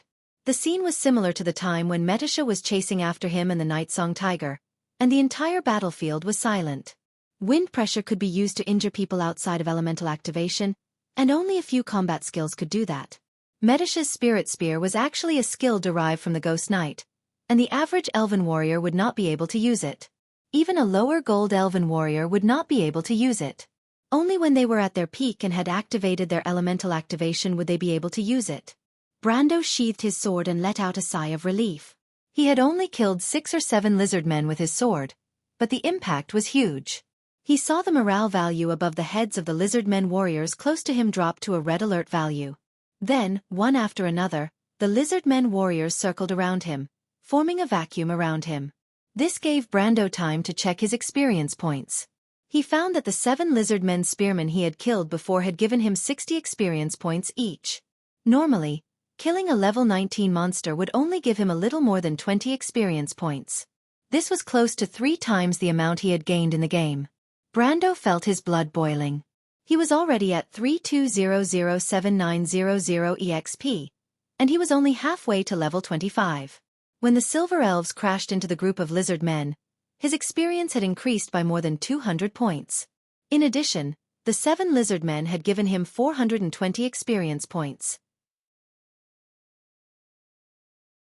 He estimated that if he killed another 20 to 30 lizard men, wouldn't he be able to level up? Level 25 was a watershed. Not only could he obtain a second talent, but he could also obtain a third-class skill that came with it. Moreover, once he reached level 25, he would have the strength of a silver tier. At the age of 19, he had the strength of a silver tier. This was already the standard of an enlightened one. I don't have to feel inferior when I see a genius anymore, right? Even though I've never felt inferior before, but I can't help but feel a little annoyed when I see geniuses running rampant in this era. Moreover, if a level 19 Lizardman Spearman gave 60 experience points, then what about a level 22 Lizardman Crossbowman and a level 23 Elite Lizardman Warrior? Not to mention a level 25 Dragon Knight, a disciple of the Black Flame, and that Dark Bishop. When Brando thought of the Dark Bishop, he couldn't help but feel his blood boil. His eyes turned red, and he couldn't help but look around, trying to find where the experience points were. However, the first thing Brando saw was a group of high-grade disciples of the Black Flame surging forward like a tidal wave. He immediately realized that the Dark Bishop didn't want them to break through the center of the formation and split the Lizardmen army into 2. This was because the Dark Bishop knew that once the Lizardmen army was split, it would be difficult to protect both the front and the back. Unless he had the determination to cut off his losses, it would be useless. He was a spellcaster, and he needed to rely on protection to escape from this chaotic battlefield. He had no choice but to move his high-grade disciples of the Black Flame to the center to stabilize the defensive line. More than 10 disciples of the Black Flame Knights wearing black robes and riding on lesser demons waved their flails as they charged forward. Unfortunately, at this time, the silver elves in silver armor had already rushed forward and stood side by side with Brando. The surrounding lizard men who wanted to surround them were continuously attacked by the mercenaries. If the Dark Bishop who commanded all of this was a little calmer, he would be able to command the lizard men to give up on protecting him and attack Brando's long-range formation. The situation would probably be better. Unfortunately, the art of command was not the Dark Bishop's specialty, and he could only subconsciously order the lizard men and disciples of the Black Flame to stay close to him. On one hand, he wanted to avoid being separated, and on the other hand, he wanted to protect himself better. He had to start preparing his spells. Unfortunately, Brando's reaction was faster than his. The sounds of battle in the valley had already become one. Amandina couldn't help but shiver when the wind swept across the bare cliffs without any vegetation. She felt as if the bottom of the mountain was in another world. She coughed lightly and used her hands to wrap the shawl around her body. The noble lady stood alone outside the cliff. She looked around fearfully, then frowned and looked worriedly into the deep crevice. After hesitating for a long time, she asked in a soft voice, "What's the matter?" "Roman, is it not done yet?" "It's almost done." Romain's matter-of-fact voice came from inside. Amandina sighed. She had already heard this answer several times, but she knew that Romain would definitely ignore her complaints. She could only stomp her feet to dispel the chill in her body. But this time, Roman seemed to be almost done. She walked along the crevice for a while without relying on any light source, as if the darkness was a dear friend to her. However, most ordinary people would subconsciously feel afraid in such a narrow and dark environment. This young lady, on the other hand, looked very interested. She then took out a piece of crystal from her pocket, bent down and rummaged under the gravel for a while, and put the crystal in. She turned around and counted with her fingers. She seriously counted around 5 similar places, nodded, and calmly retreated. As soon as she walked out of the crevice, she saw Amandina's frown and resentful eyes. "I regret it, Roman. Let's go back." Amandina lowered her head and coughed. "Don't worry, it's just an experiment. Brando won't find out." Roman's face was full of pride. She grabbed Amandina's hand and walked forward. "Let's go to the next place." Wait. Give me some more of that, Amandina." "What are you doing?" Amandina hurriedly covered her bag. She was already unlucky enough to let this girl discover her secret, and she did not want to go crazy with this merchant girl. "Is there a problem with the calculations?" "Of course." Amandina gritted her teeth and replied, "Roman, you despicable woman. I was once an honorary student of the Royal Geographical Society of Lantan Island." Amandina immediately sighed in disappointment. A wind bullet. A fireball. When the swollen and hot air dispersed from the battlefield, the dozen or so high-ranking disciples of the Black Flame sect had already turned into ashes. As an explosive magic item, the Ring of the Wind Empress's energy was 20 OZ, and damage was 30. It was almost equivalent to the peak of Iron rank, and its impact was close to that of a lower Silver rank. The fireball's energy was 24 OZ, and damage was 70.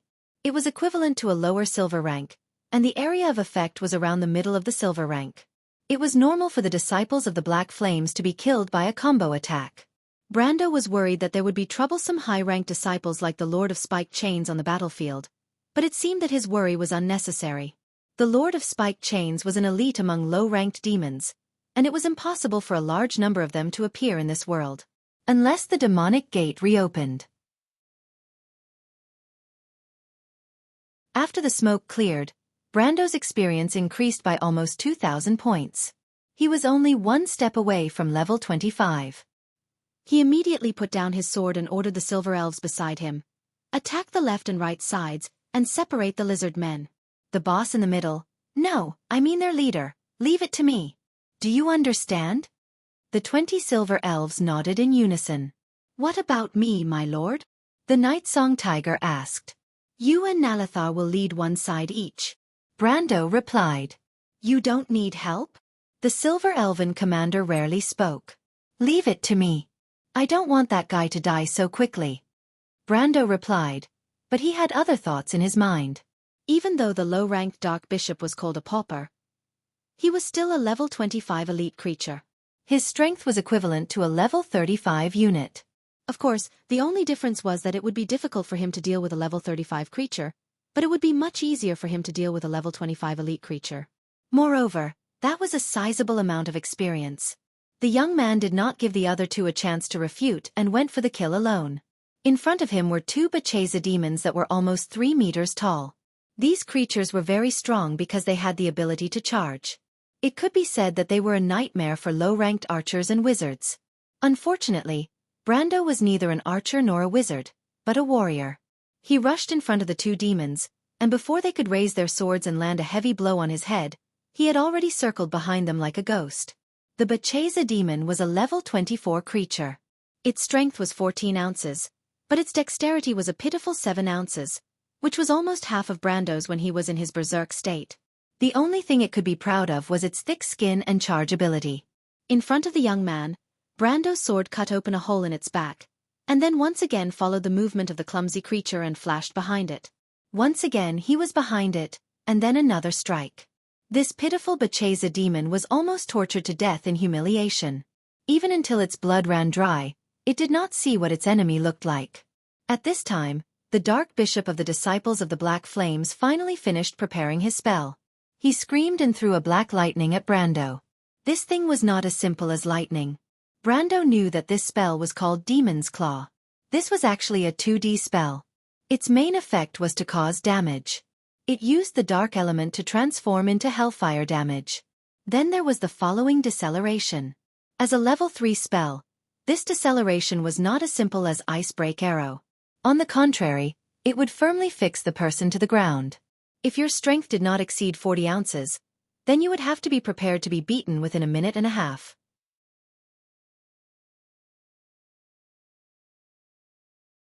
This spell could be said to be one of the most practical early-stage spells for dark elementalists, evil priests, and witches. It was especially useful for sneak attacks. Unfortunately, Brando wanted to tell the Dark Bishop that this spell was not meant to be used like this. Although in the early stages of the game, most players like to cast spells in such a crude way without any modification. But in fact, the best way to use this spell was to use a light-bending spell to hide all of its light effects, or simply use it at close range. This was because this demon's claw needed to be aimed. Brendel swung his sword and sent the Bacheza demon's corpse flying, blocking the snake-like black lightning in midair. The lightning struck the Bacheza demon's body and immediately exploded into tens of thousands of black electric arcs that swept across the two sides of the cold corpse, locking it to the ground. The whole process was as black as ink, and the scene was spectacular. Unfortunately, the spell's effect was 0 against the real target. At this moment, Brando had already raised his long sword. Strength burst, and the Ghost Knight's crystal's 30-ounce strength directly sent the remaining Bacheza demon's head and arm flying into the air. He took a deep breath. Even though Strength Burst was powerful, it also consumed a lot of stamina. Fortunately, when the ball of light from the demon entered his body, a warm current immediately flowed from his heart to his limbs and bones. A row of green words immediately appeared on the young man's retina. Character has reached level 25, entering the stage of activating fate. Character has obtained the skill Frontal Breakthrough. Frontal Breakthrough, level 0. Consume 5 times stamina to break the opponent's defense, armor, innate, magic, in the next attack, reducing 1. 7 damage immunity. Detected a fate item Golden Truth of Fate, nearby. Do you wish to activate the fate talent, Golden Revelation? Brando was stunned. What kind of joke was this? He hurriedly shook his head. No, I refuse to activate it. P.S. Corrected a mistake. First, it was mentioned in the previous chapter that the main character was level 23, but he was actually level 24. I forgot to check his stats when writing, so now I have to correct it. Thus, Brando will be able to activate the Fate talent at level 25. Also, when I arrived at my uncle's house, I thought that I wouldn't be able to write 3 chapters today, but in the end, I still managed to write it. 233. To be continued. If you want to know what happened next, please go to www.chidian. Calm. There are even more chapters.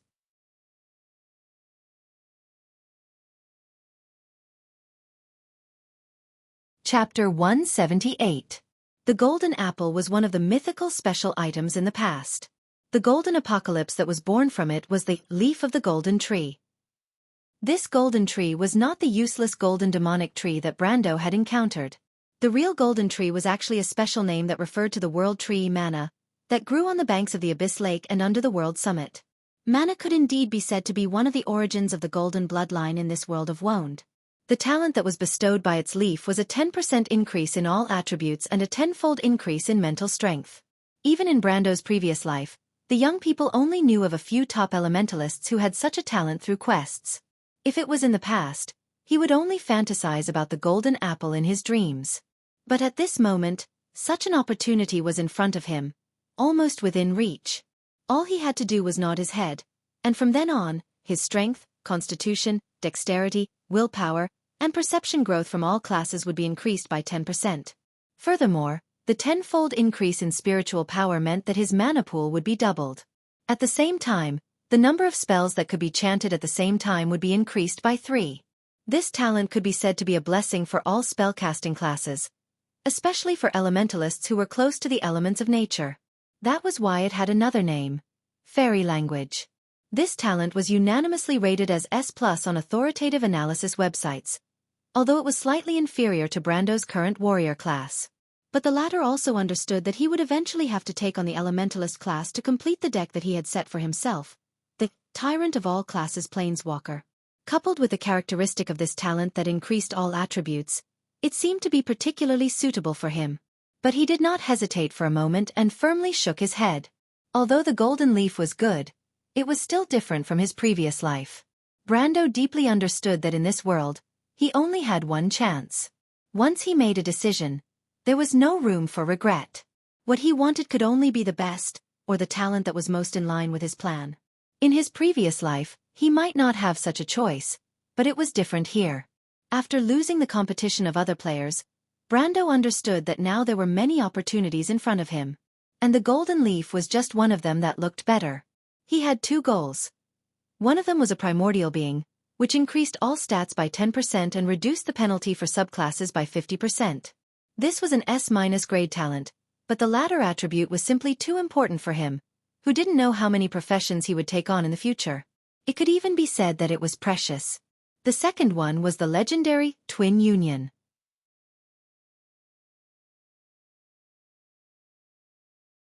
This destiny talent could be said to be one of the most legendary talents in the Amber Sword in the past. It was different from the other talents that were rated S and above. This S-ranked talent only had one attribute. However, with just this attribute alone, it was enough to stand out from the many A-grade talents. The attribute of the Twin Pact was that it would increase the user's profession by 1 exclusive ability. Ancient Battle Skills. Any battle skill possessed by a warrior will have its maximum mastery increased by 1 level. Ancient Battle Skills. Any battle skill possessed by a warrior will have its maximum mastery increased by 1 level. In the past, a skill from level 1 to level 5 was called Beginner, level 5 to level 10 was Advanced, and after level 10 was Expert. Most non-specialized skills would be upgraded to level 15 when they reached the peak of Expert. Only specialized skills could be upgraded to level 15, which would be Master and Grandmaster. After Elemental Activation, skills that reached Grandmaster could be further upgraded with elemental points, but it would stop at the Ancient Sacred Land stage. However, there was only one way for a warrior to upgrade a skill to Legendary, and that was through the exclusive ability provided by the Twin Pact. However, once a skill reached Legendary, even an intermediate skill would be comparable to an advanced skill. Therefore, there were also people who hypothesized that a character with both advanced skills and Twin Pact talents would have an advanced skill after Legendary.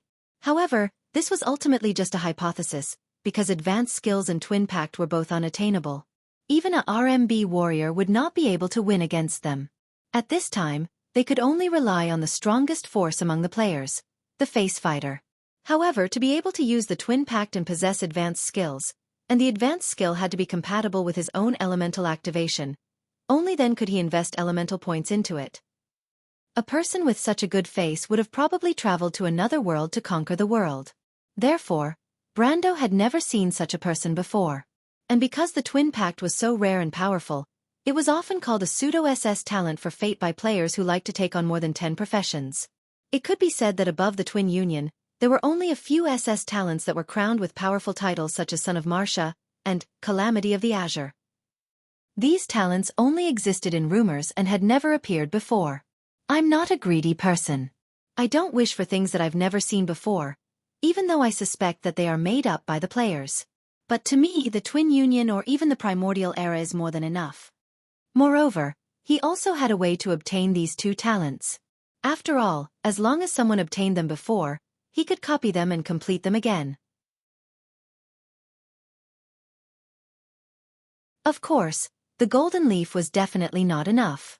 He would definitely not use up his one and only chance to choose something that was not suitable for him because of impatience. Previously, when he was in Wuxia, he chose the indomitable talent because it was a matter of life and death. Thinking about it now, he regretted it for a long time. After all, if he had chosen the descendant of the dragon or the will of the bloodline, his battle strength would have increased by at least 20% to 30%. I refuse to use it, Brando replied in his heart. At the same time, he changed his direction and dodged a pure dark magic arrow that the Dark Bishop threw at him.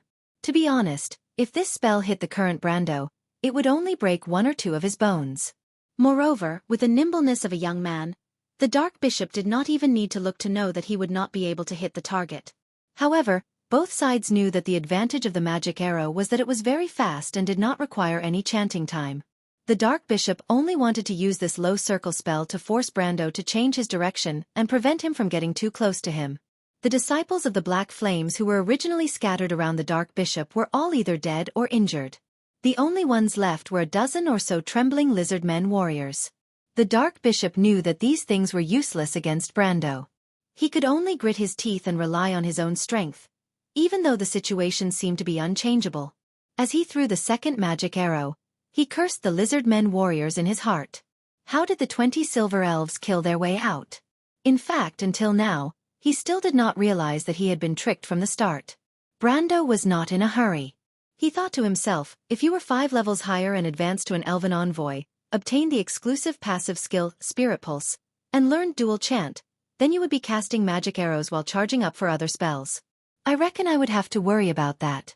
But what's the use of constantly using low-level spells to exhaust my physical strength? Could it be that your magic power is more abundant than my physical strength?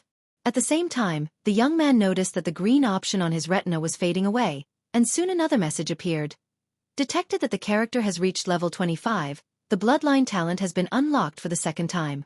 Unyielding, LV. 2-player gains elemental resistance +5, physical damage reduction +5%. Brando was speechless when he saw the tanking talent. He simply erased the message so that it would not disturb his battle mood. To be honest, this talent was one of the stronger ones among the tanking talents. It was a pity that the warriors in the Amber Sword never appeared as tanks, let alone mercenaries with more diverse attacks.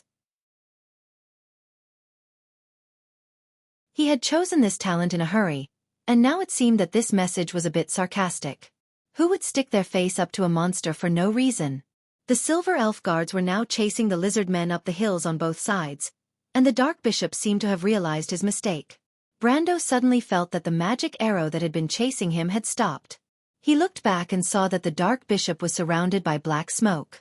It was obvious that he was chanting and gathering the dark elements, preparing to cast a high circle spell. But Brando would not give him the chance. He was not a rookie who had participated in a boss battle for the first time, and it would take him a long time to figure out the boss intentions. The young man swung his sword behind him, and a wind pressure blew away a few fish that had escaped the net. At the same time, he activated charge, and his whole body turned into a straight line. The lizard men warriors around the Dark Bishop did not even have time to react before Brando had already passed through them and reached the Dark Bishop of the Blackfire sect. He raised his sword and slashed with all his strength. It was as if there was a sudden flash of black light, and the long sword that was buffed by power burst crashed into a pitch-black barrier that suddenly appeared. Ha! Brando was slightly startled, and then he saw the Dark Bishop's withered claws reach out of his robe, and a large shield surrounded by a dim light appeared in front of him. The person whose face was hidden under the hood gave him a sinister smile. He pointed his finger forward, and a black flame suddenly shot out. Magic arrow. P.S. Yesterday, someone in the book review section pointed out that Brando's stats were wrong. I checked and found that it was indeed the case. I did not include the strength bonus from the necklace of the lesser ghouls. This was my oversight, and I apologize to everyone. There shouldn't be any problems with the rest. As for the growth of experience, it is not a linear growth, but in reality, every profession's stats are the same. Finally, I'm going to complain. The people who urge me to update are so despicable. I curse you all to be on the 8th floor.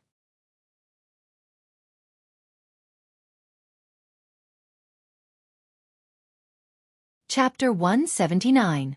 Magic Arrow. Brendel gritted his teeth and dodged to the side, allowing the flames to graze past his chest. His skin immediately felt like it was on fire, and he knew that it was caused by the corrosion of the dark element. But at least it was better than breaking 2 of his ribs. He sighed in relief. He had forgotten that the Dark Bishop's camouflage skill was very high. Even though he had been guarding against it, he still could not avoid it completely. In the past, the Knight and Judge classes were the ones who took the hit. However, Brando believed in his reflexes, and it did not disappoint him. If he had been hit by the Dark Bishop's camouflage skill, he would have been hit by a combination of spells. Even though he would not be killed, he would not be able to survive for a day or two. More importantly, the Night Song Tiger and the others would probably stop him if he had the chance to gain EXP alone in the future. Fortunately, it was as he had expected. Since the Dark Bishop's camouflage plan did not work, it was time for him to counterattack. Brando's figure flashed, and he was already behind the Dark Bishop. Another slash. The Dark Bishop waved his hand behind him, and the black shield of light that was in front of him immediately circled around to meet Brendel's sword. At the same time, a ball of black flames appeared in his left hand. Brando snorted. The Dark Bishop's submerged light shield only had a hardness of 10, and his previous slash had already destroyed 13% of it. However, the Dark Bishop seemed to think that he would need at least 3 slashes to break through the Dark Bishop's submerged light shield. He was not in a hurry, and he jumped back to avoid the Dark Bishop's second magic arrow. At this moment, the 2 of them exchanged blows in the blink of an eye. At the same time, the Lizardmen warriors realized that they had lost sight of Brando. They were startled for a moment before they turned around. However, the first thing they saw was this. The Dark Bishop took a step back, and after dodging the black flame, he immediately attacked again. His sword was glowing. As Brando retreated, he called out his attribute panel and raised his new skill to level 5. After direct breakthrough had reached level 5, the damage reduction effect had increased to 10%. In fact, this skill was the nemesis of all heavy armor warriors and boundary wizards, not to mention the Shield of Oblivion of a mere dark elementalist. After the sword began to vibrate at a high frequency, the blade reflected the moonlight and looked like it was coated with a layer of fluorescent light from afar. The Dark Bishop's sword. Brando's direct breakthrough. He felt as if half of his strength was used up to half of his strength. But the result didn't disappoint him. The Dark Bishop couldn't believe his eyes as his Shield of Oblivion turned into black fragments. Then, that simple-looking sword went down and cut into his abdomen. Brando immediately let go of his sword and flashed behind the Dark Bishop. As soon as he moved, the Dark Bishop howled. Large amounts of black flames shot out from his eyes, nostrils, mouth, and wounds. These flames were much more beautiful than the magic arrow's flames, at least 10 times more. Even though Brando was standing behind the Dark Bishop, he could still feel the dark elemental energy in the air, which made his skin tingle. Burning half of one's HP to activate the elemental energy in an instant was the last resort of every elementalist. However, only the Dark Bishop of the Black Flame sect was so crazy that he dared to use this spell even though he knew that he had lost more than half of his HP. He wanted to take him down with him. If Brando had not been at a disadvantage like this before, he would have been hit by this spell if he was not careful. Even if he did not die, he would have at least lost a layer of skin. However, no matter what, his white longsword had been destroyed. Unless it was a magic item, very few ordinary items could survive the dark elemental energy. Brando was not sure how much of the sword was left behind, and he did not intend to look at it anyway. He turned around and smiled at the lizardmen who were about to surround him. Brando thought that his smile was amiable, but to the lizardmen, it was like a devil's smile. They had seen how strong the Dark Bishop was, but he was killed by this young man in the blink of an eye. They were just small fries. What else could they do? The lizard men warriors could not help but look at each other, and then they simply turned around and ran. As a group of bandits, this was in line with their nature. In their eyes, the only thing worth rejoicing about was that the young man did not intend to chase after them. Of course, what they did not know was that Brando was currently in a state of exhaustion. In the last attack, he had used both strength burst and frontal assault at the same time. It was important to note that the consumption of skills was multiplied and not added. In other words, in an instant, he had used up 15 times his normal stamina.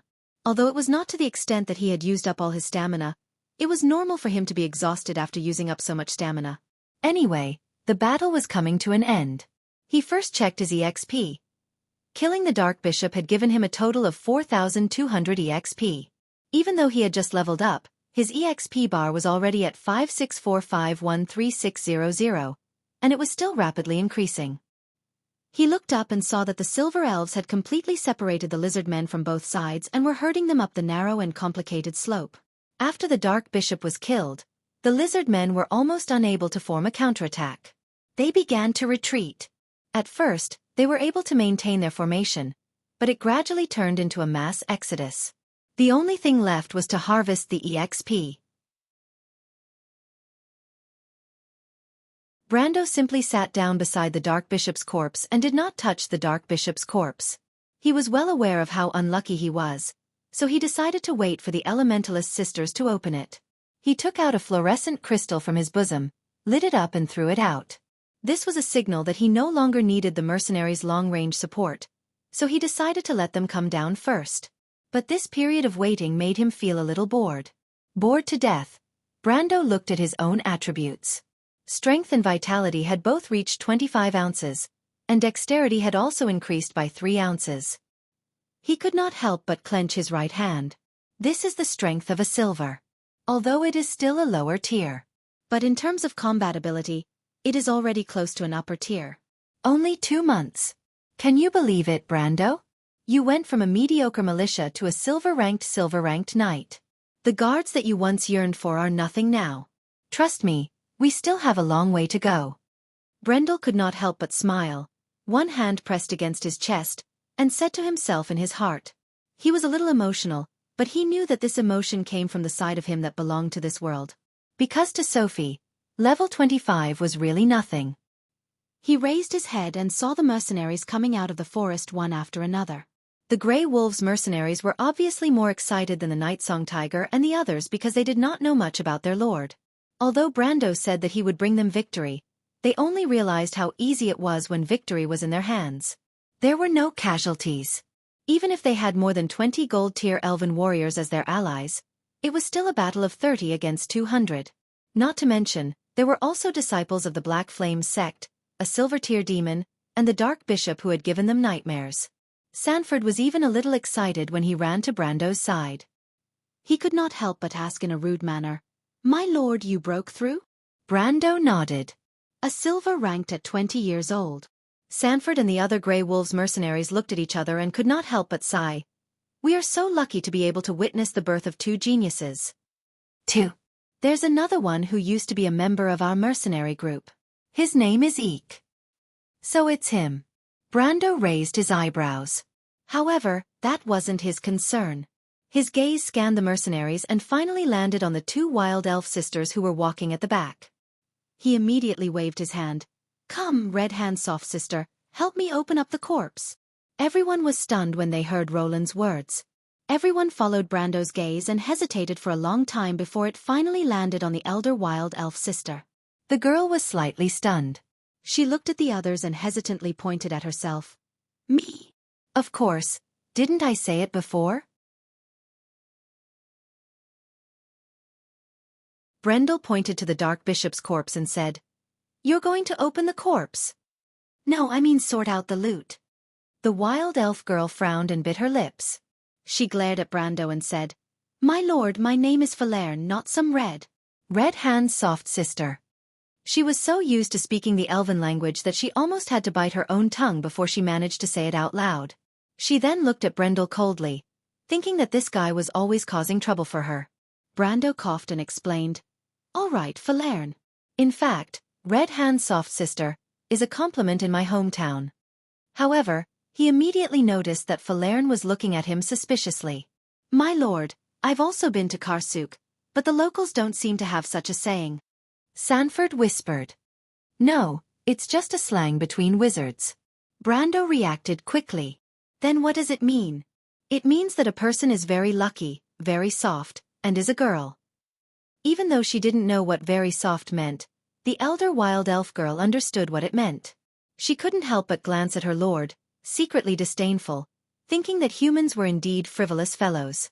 However, considering the relationship between her sister and Brando, Falern didn't give him a hard time. She nodded and planned to do as he said. But at that moment, everyone heard a series of muffled sounds coming from the east side of the valley. At first, it was a low rumbling sound. Then it gradually turned into the sound of something breaking from within. The continuous rumbling sound seemed to come from the ground, and the ground they were standing on trembled. Brando saw that the stones on the ground seemed to have come alive, or rather, they seemed to have been injected with magic and started dancing. He subconsciously looked at his feet. Suddenly, he realized that the sound was familiar. It sounded like the disintegration crystals that appeared in the early stages of the Second War of the Black Rose.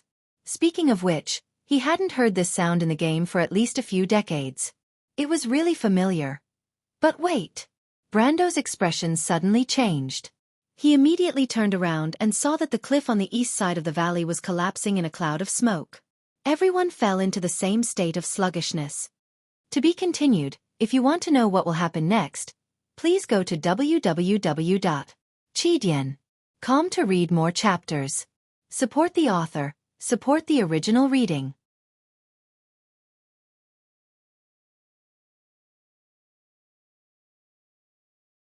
Chapter 180. Romaine wasn't able to maintain such a quiet state all the time. She obediently knelt in front of Brando with her head lowered. If it weren't for the fact that she would steal glances at Brando's expression from time to time, she would have the demeanor of a noble's daughter. Of course, her face was covered in dirt, and her clothes were full of scratches. She was in such a sorry state. There was another noble's daughter who was in a similar state. Amandina was clutching her tattered shawl with one hand, her face covered in dust. She lowered her head and didn't say a word, looking a little nervous. "Brando, The Roman saw that the young man's dark face seemed to have eased a little, and hurriedly opened her mouth to explain. But before she could finish her sentence, she was glared at by the young man. She could only sullenly lower her head again. She thought that the plan this time was perfect. If it weren't for the little hiccup at the end, she would have been able to help Brando a lot. Besides, even if there was a little hiccup at the end, didn't they still crush a few lizard men to death? Moreover, they also sealed off their escape route. She thought to herself that she must use less next time. But if Brando knew that this damned girl in front of him was still thinking about continuing this dangerous activity next time, he would probably have the mood to strangle her to death. He and Nelina went to the scene to investigate. Originally, Amandina's plan was indeed good, and according to the young lady's original calculations, when the cliff collapsed, it would have killed most of the lizard men who fled in that direction. Unfortunately, she obviously found the wrong partner. No, it shouldn't be said like that. Because Amandina's plan was originally only on paper. If it wasn't for the Roman who saw it, this idea would have been just a proposal until now. But unfortunately, there was no if in history. Just like how the word cautious did not exist in the young Roman's dictionary, she had always been a doer, and any of her plans were built on the basis of a matter of fact. Brando thought of this and couldn't help but look at Amandina. The noble's daughter seemed to have felt his gaze and couldn't help but shrink back. She whispered, "I'm sorry, my lord, it's all my fault." "No, this has nothing to do with you." Brando shook his head. Indeed, if the Roman didn't arbitrarily change the amount of medicine that Amandina had said at the end, it wouldn't have caused such a mess. In the end, the lizard men didn't crush 2 lizard men to death, and instead almost buried them under the cliff. Fortunately, Amandina discovered this early, or else the consequences would have been unthinkable. Thinking of this, Brando couldn't help but to time to Amandina to time. This was what angered him the most. He didn't care how much Roman had helped him. As long as she didn't always put herself in danger, he would be thankful.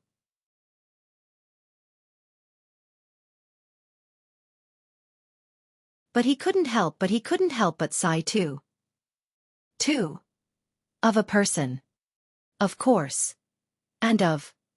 But there were times when she was so muddle-headed that it gave people a headache. For example, Brando rubbed his temples. Have you always been making plans like this? Brando suddenly asked. Amandina was taken aback. She thought he was going to punish her for her actions, but she didn't. His pampering of the Roman was obvious to everyone. She didn't dare to imagine what Brando would think of her if something happened to the merchant girl because of her. Although she had experienced the most difficult period, people were like this.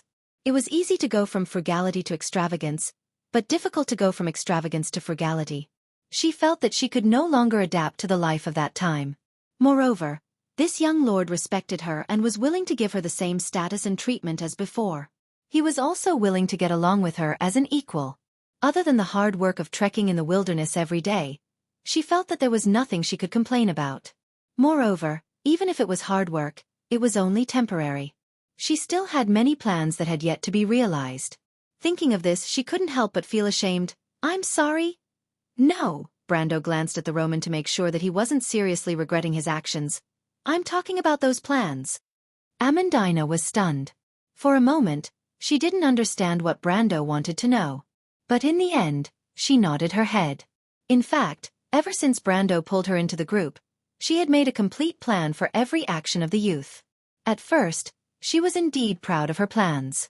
But later on, it turned out that these plans were often immature. Especially when compared to Brando's prophetic decisions, they were more like the scribbles of a child. Amandina's desire to become Brendel's aide at the start was slowly disappearing from her mind, and she found it laughable. In the end, she did not give up on this habit of hers, but Brendel's. But compared to before, this was more like a self-examination. She made plans in advance, and then repeatedly tested her plans throughout the entire incident to see if she had matured enough and if she had given up on those unrealistic ideas. But she didn't think that she would be caught red-handed by the Roman, and he just happened to see her boldest idea. Thinking about it, she felt like Martha was playing a joke on her. Why didn't you show it to me? Brando asked. Brando was silent for a moment. He could roughly guess what this girl was thinking. He thought for a moment and said, Miss Amandina, you are my aide, and this is what you recommended to me. Since that's the case, isn't it only right for you to give me your suggestion? I'm sorry. I know, but at that time, I didn't know that I was so childish.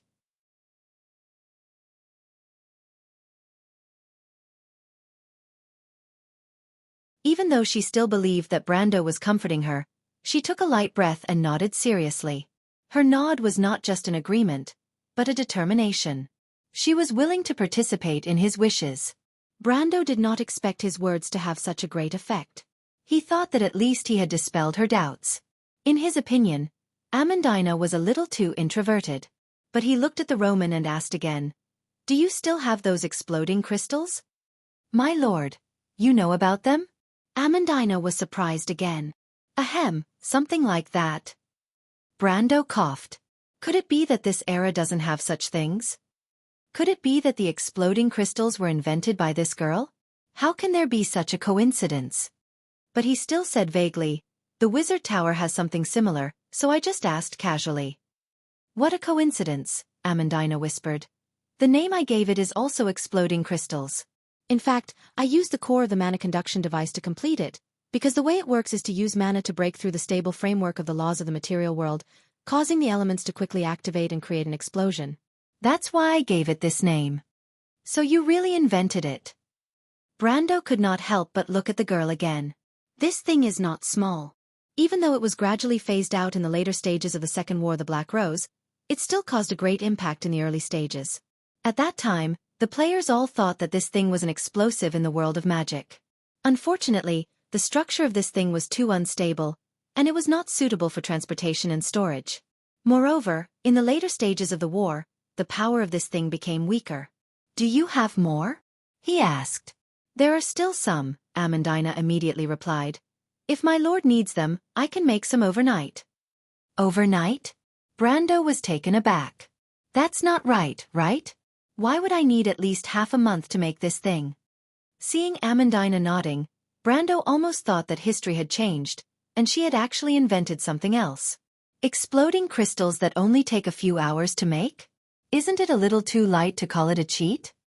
But just as he was about to ask, he saw the night song tiger waving at him from the forest below with an anxious look on his face. Why is he here again? Aren't they cleaning up the battlefield with the red-handed girl?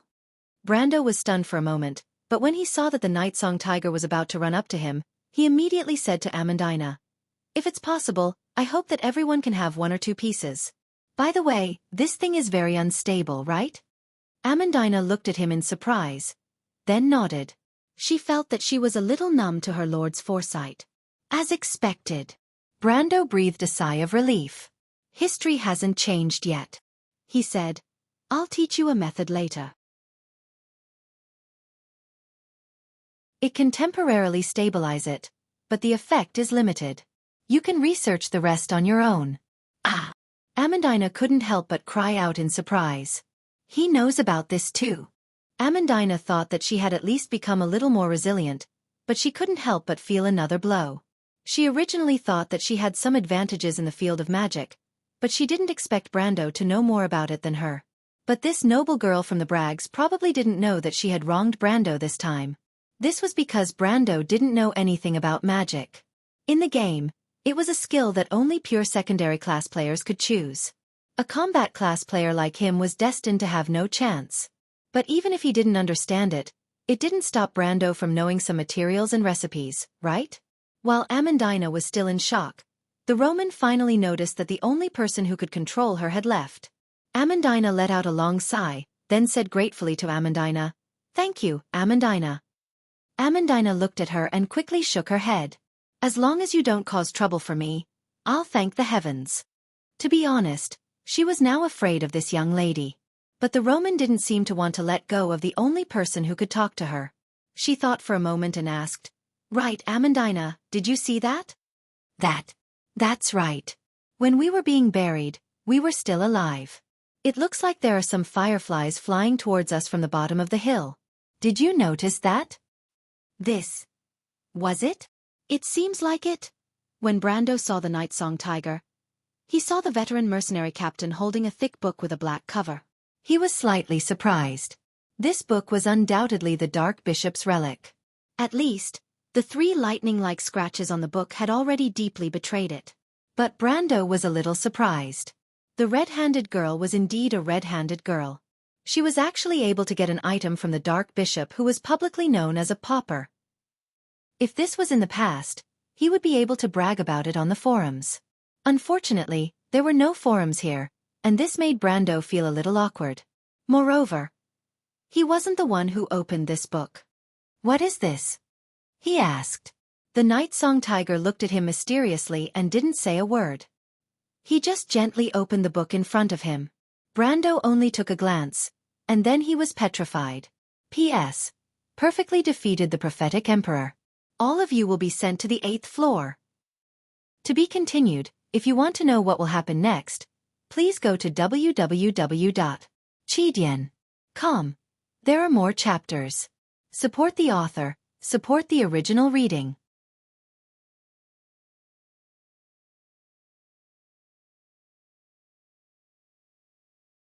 Chapter 181. What is this? Brando was stunned. As you can see, my lord, the night song tiger pursed his lips into a straight line and pretended to be calm and mysterious, but his light brown eyes were shining with excitement. "These are the cards of fate." He opened the book, separated his thumb from his forefinger, and pointed at the 6 cards stuck on the page. "I know," Brando asked without blinking.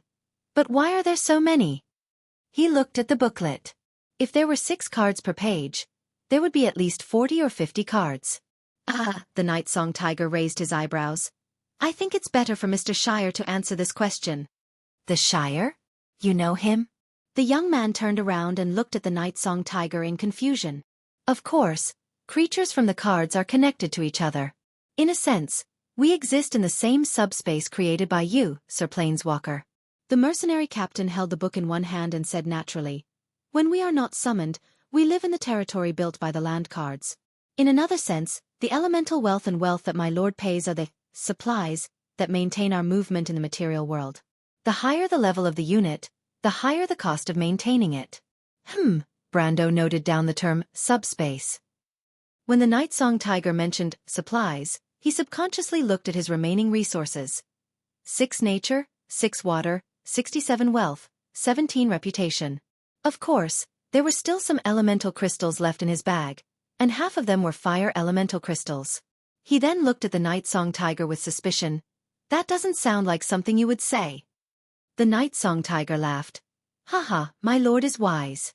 These are Mr. Charles's original words. I'm just a mouthpiece. You can contact him? Brendel suddenly felt that he had asked a stupid question, because he saw the mercenary leader nodding his head. Very well, he said. If that's the case, can you tell me what's going on? I remember Tumen telling me that no one can see the cards of fate unless the planeswalker himself or agrees to it. But why does this guy have so many of them? Is he actually a planeswalker or has some kind of potential? Or are these things not found on the Dark Bishop? No, of course I got it from the Dark Bishop's corpse. But unlike the usual cards of fate, this is a card collection. What's different about the card set? Brando interrupted him. The Night Song Tiger paused for a moment as if he was waiting for an answer.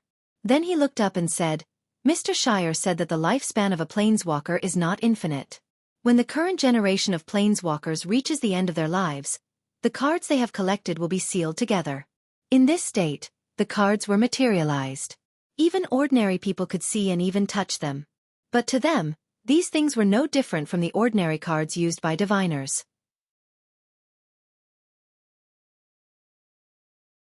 But for another planeswalker, this was a valuable inheritance. Of course, there are other situations where the cards would be left behind, but most of them are the former. You're saying that the Dark Bishop got this card collection by chance, but he didn't know what it was used for. The possibility is high, but Mr. Shire doesn't rule out your speculation. Brando shook his head. If the Dark Bishop was really a planeswalker, why didn't he use the cards to deal with him? The Night Song Tiger knew that what the Night Song Tiger said was probably the truth. He knew that the young man was just flattering him subconsciously. But he thought for a moment and immediately asked, if that's the case, isn't there a possibility of planeswalkers stealing cards from each other? There is indeed such a possibility. The Night Song Tiger seriously played the role of a messenger. But most planeswalkers don't fight to the death because most of the cards are not unique. Unless it's a real lunatic, very few people would kill for the sake of the cards of fate. What do you mean by not unique? Yes, most of the cards are not unique. At the same time, at different places, there may be multiple copies of the same card.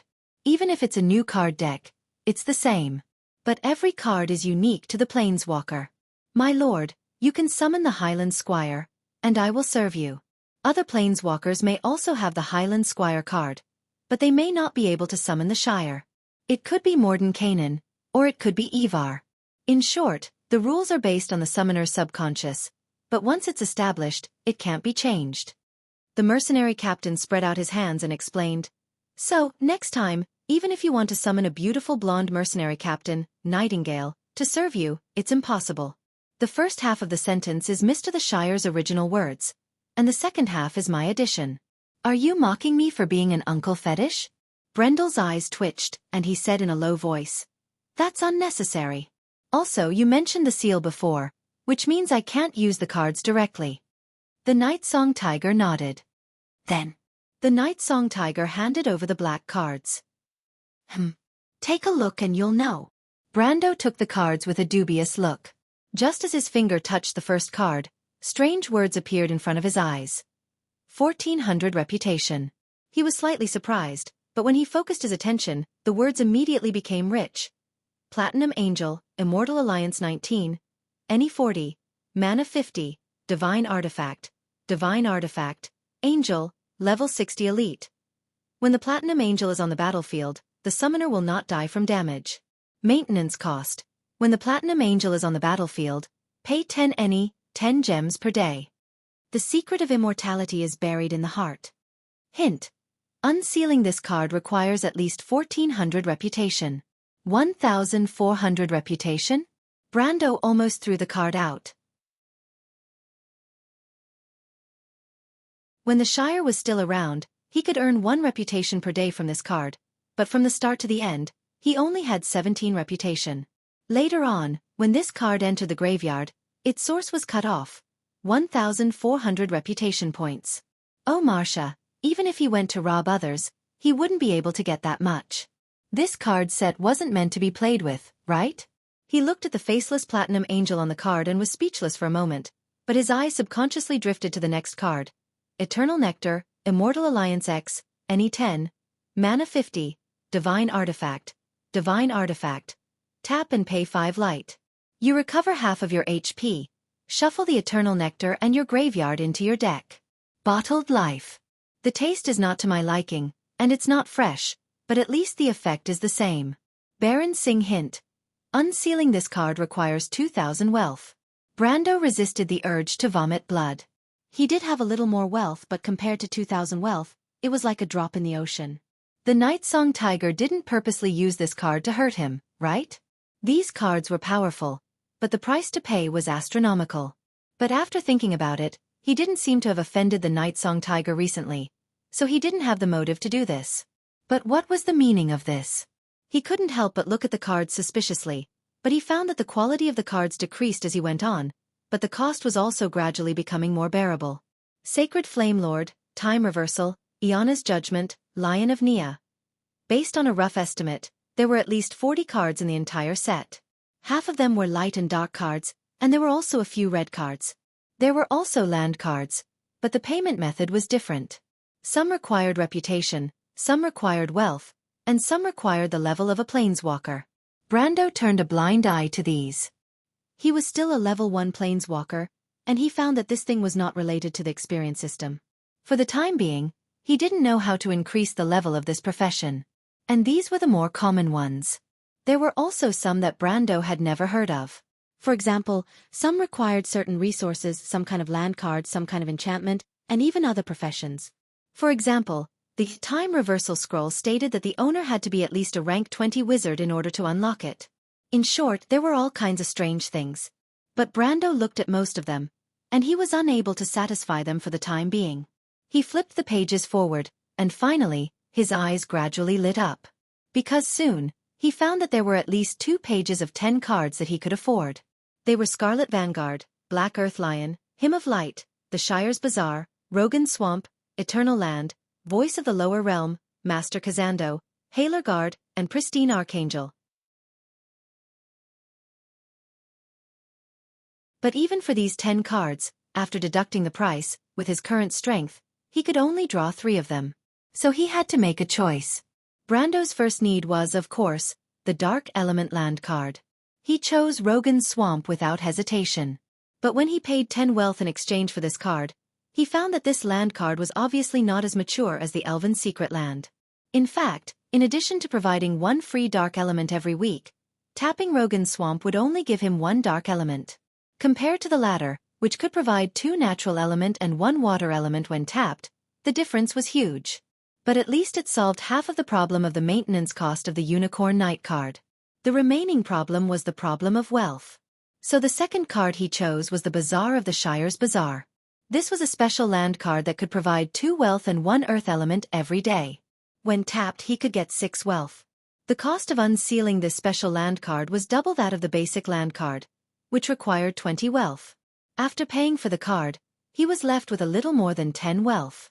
In fact, he could have bought another basic land card, but considering the cost of maintaining Medusa's presence in the arena, he could only give up on that idea. As for the third card, it was without a doubt the one he needed the most. Pristine Archangel. Pristine Archangel, Immortal Alliance 3, Light 5. Creature, Angel Knight, Level 20 Elite. When Pristine Archangel enters the game, choose a non-black card from your graveyard and shuffle it into your deck. Maintenance cost. When Pristine Archangel is in the game, pay 1 light per day. The light of mercy descends from the heavens, and God's emissary goes forth from the light. This card required 10 reputation points to unseal, so there was no need to pay anything from Brando's already pitiful treasury. But what made Brando a little awkward was that he did not have any light elemental land cards or light elemental crystals. Therefore, it was impossible for him to get the Shire or the Wind Spirit Spiders out of the graveyard. He could only pat the Night Song Tiger's shoulder and ask him to tell the Shire to stay in the graveyard for a while. But then he thought of another question. When he asked the Night Song Tiger how to unseal the graveyard, didn't he confidently say that only dark elemental cards had such a method? He could not help but look at the Night Song Tiger suspiciously. He did not expect the experienced mercenary leader to hesitate for a long time before replying. Actually, at that time, the Night Song Tiger was just making a wild guess. Brando's face was filled with tears. P.S. It has been a long time since I last saw Amber in the recommendation spot. My collection has not increased in a long time. Students, please click on the recommendation button so that this book can appear on the front page or something. Speaking of which, these few chapters involved a large number of card settings. My head is about to explode from all the writing. For the sake of my hard work, everyone, please subscribe and recommend me. To be continued, if you want to know what will happen next, please go to www.chidian.com. There are more chapters. Support the author, support legal reading.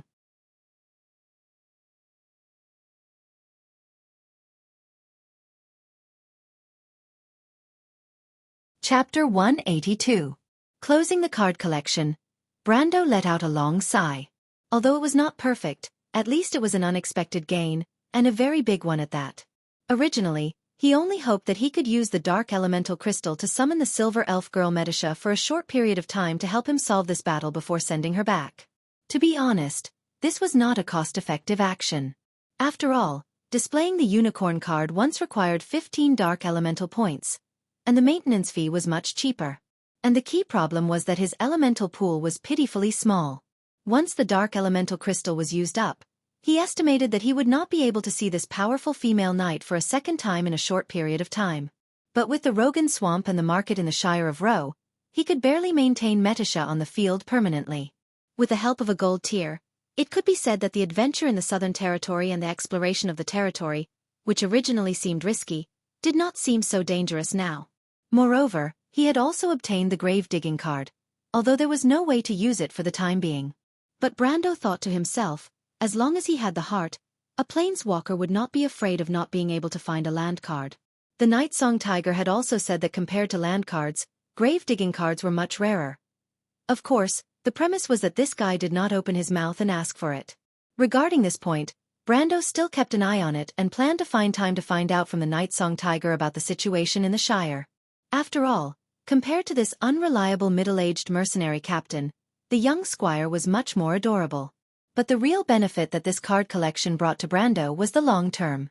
In fact, when he flipped through this card collection, he already had a rough plan in his mind. The other cards that seemed to be easily obtainable, such as the Scarlet Vanguard, Black Earth Lion, Master Kazando, and Haler Guard, as level 20 to level 30 elite and non-elite level summon creatures, seemed to be really coveted. But for Brando, his short-term goal was not so. On the contrary, he intended to accumulate enough wealth points to get the remaining 2 fire elemental land cards and 1 wind elemental land card in this card collection. Without basic land and magic power, no matter how strong the summoned creatures were, they would not be able to maintain it. On the other hand, before the troops and horses were mobilized, the provisions had to be mobilized first. This was a basic principle that everyone understood.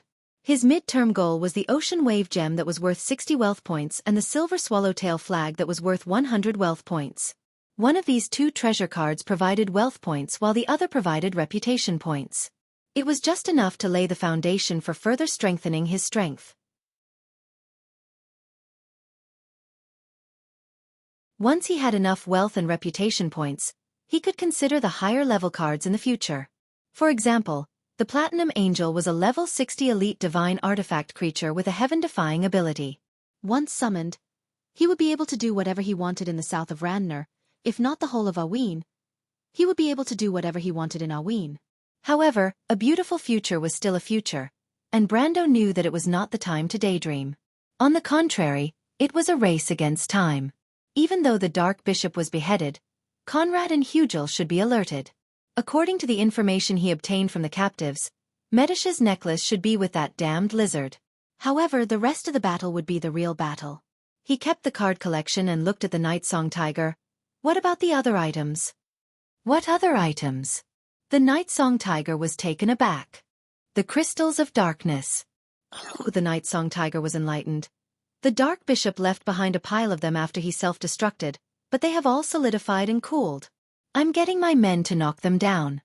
Brando knew that he did not need to worry about the number of crystals of darkness in the short term. He thought about it and realized that the Night Song Tiger was right.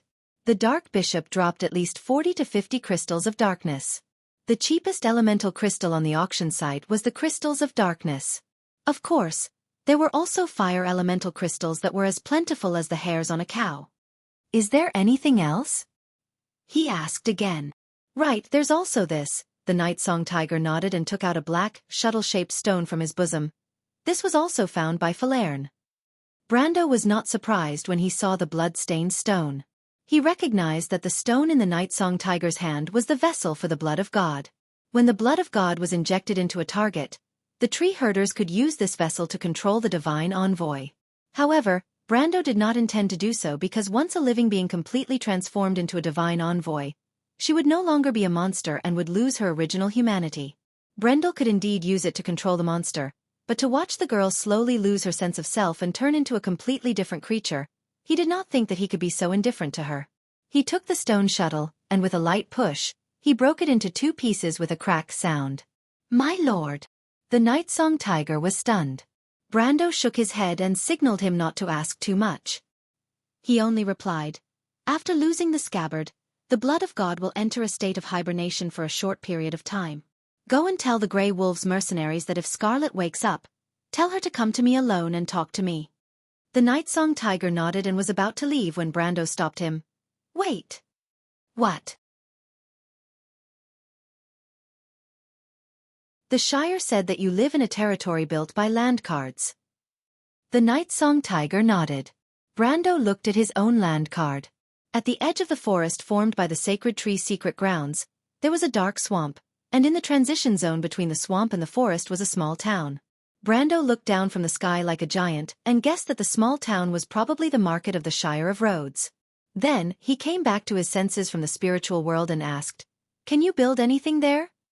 "Of course," the Night Song Tiger replied. "But the core of the land card is still the land card. All the resource cards are attached to the land card to exploit the wealth and resources stored in the land card. Summons can also be used to exploit the resources on the land card, but not now. Overall, my lord, as a planeswalker, your control over your power is still too unfamiliar."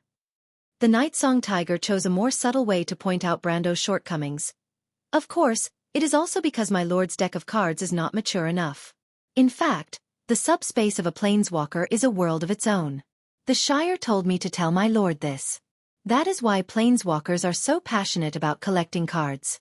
A mature card will accelerate the formation of a world, and a mature world will allow a planeswalker to gain more power.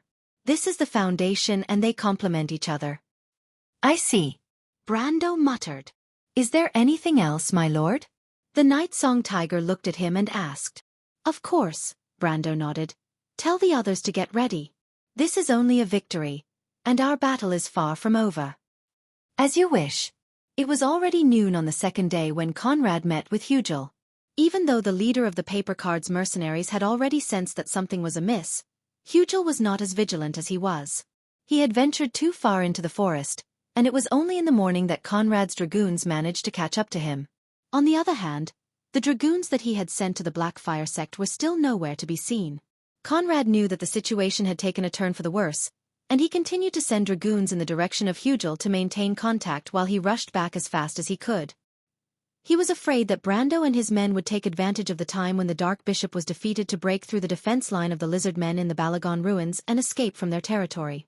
If that happened, it could be said that their operation would be in vain, and they would suffer heavy losses. But he would never have imagined that Brando's plan was to take over the tree herders. That was why he and Hugel, the leader of the lizard men, could not help but heave a sigh of relief when they saw the Silver Elves' ruins. They saw that there were still many lizard men patrolling the ruins, which meant that they were a step too late. The flames of war had not reached here yet. Or rather, it was fortunate that they reacted in time. "Conrad, this is your plan?" The lizardman bandit leader heaved a sigh of relief and turned around. His long and narrow face seemed to be magnified in front of the mercenary leader in an instant. The lizardman stared at him coldly with his emerald green eyes. Many of my men have been lost. Once this is over, I will double the compensation. Conrad snorted coldly. He could not be bothered with the lizard man. Hugel, who was known for its cold-bloodedness, would never care about how many men it had lost. It was just using this opportunity to blackmail him. But Conrad was not in the mood to argue with it. He faintly felt that something was wrong. The Dark Bishop seemed to have met with disaster, but according to the information he received, none of the three of them should have met with any problems. Unless that white-haired bastard dared to lie to him? But that was impossible. He believed in his methods. That young man definitely did not lie. Moreover, the results of the lizardman's investigation also proved this point. Conrad shook his head, as if he wanted to get rid of the uncertainty in his heart. But what he did not know was that in the ruins not far away, there were also people who were watching them. In the ruins of the majestic Silver Elves buildings, the mercenaries of Lopez, the Grey Wolves mercenaries, and the Silver Elves heavy infantry were quietly hiding in the shadows. They were waiting for an opportunity. Or rather, an order. Everyone looked behind them. There, Brando was explaining his final plan to his subordinates. His goal was simple: to take the initiative and kill with one blow. If you want to know what will happen next, please go to www.chidian.com. There are more chapters. Support the author and support the original reading. Translator. Endless Fantasy Translation Editor. Endless Fantasy Translation.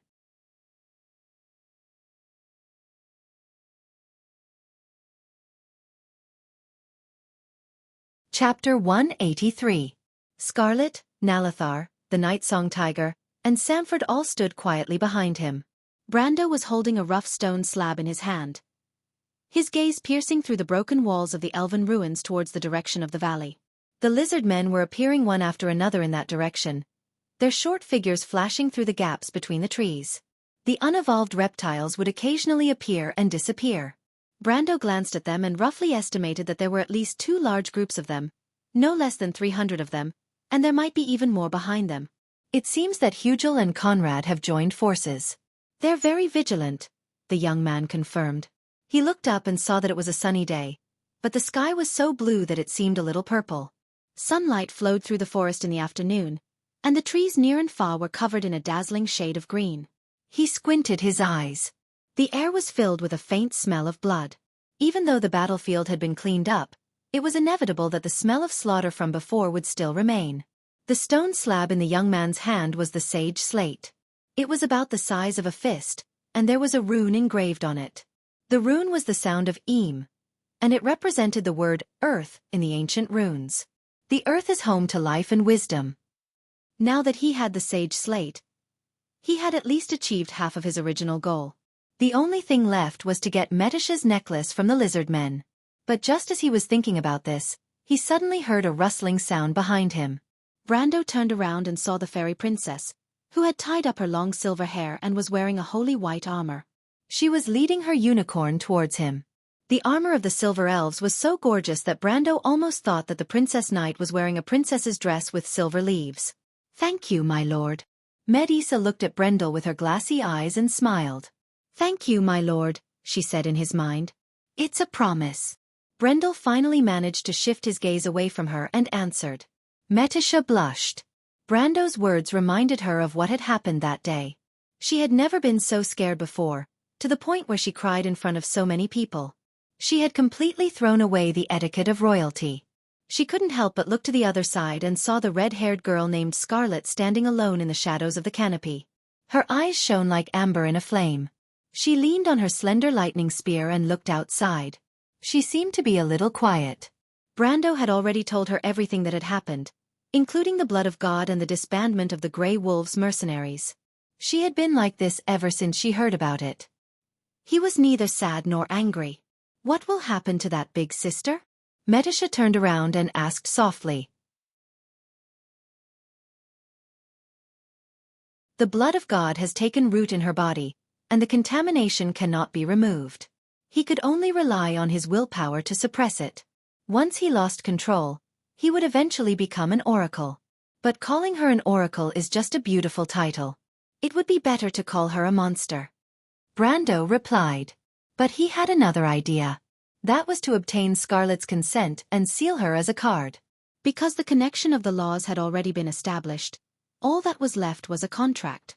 But to seal a living being into a card, that's a little too harsh for a free person. That's why I won't reveal this method until the very last moment. The silver elf girl couldn't help but frown at his words.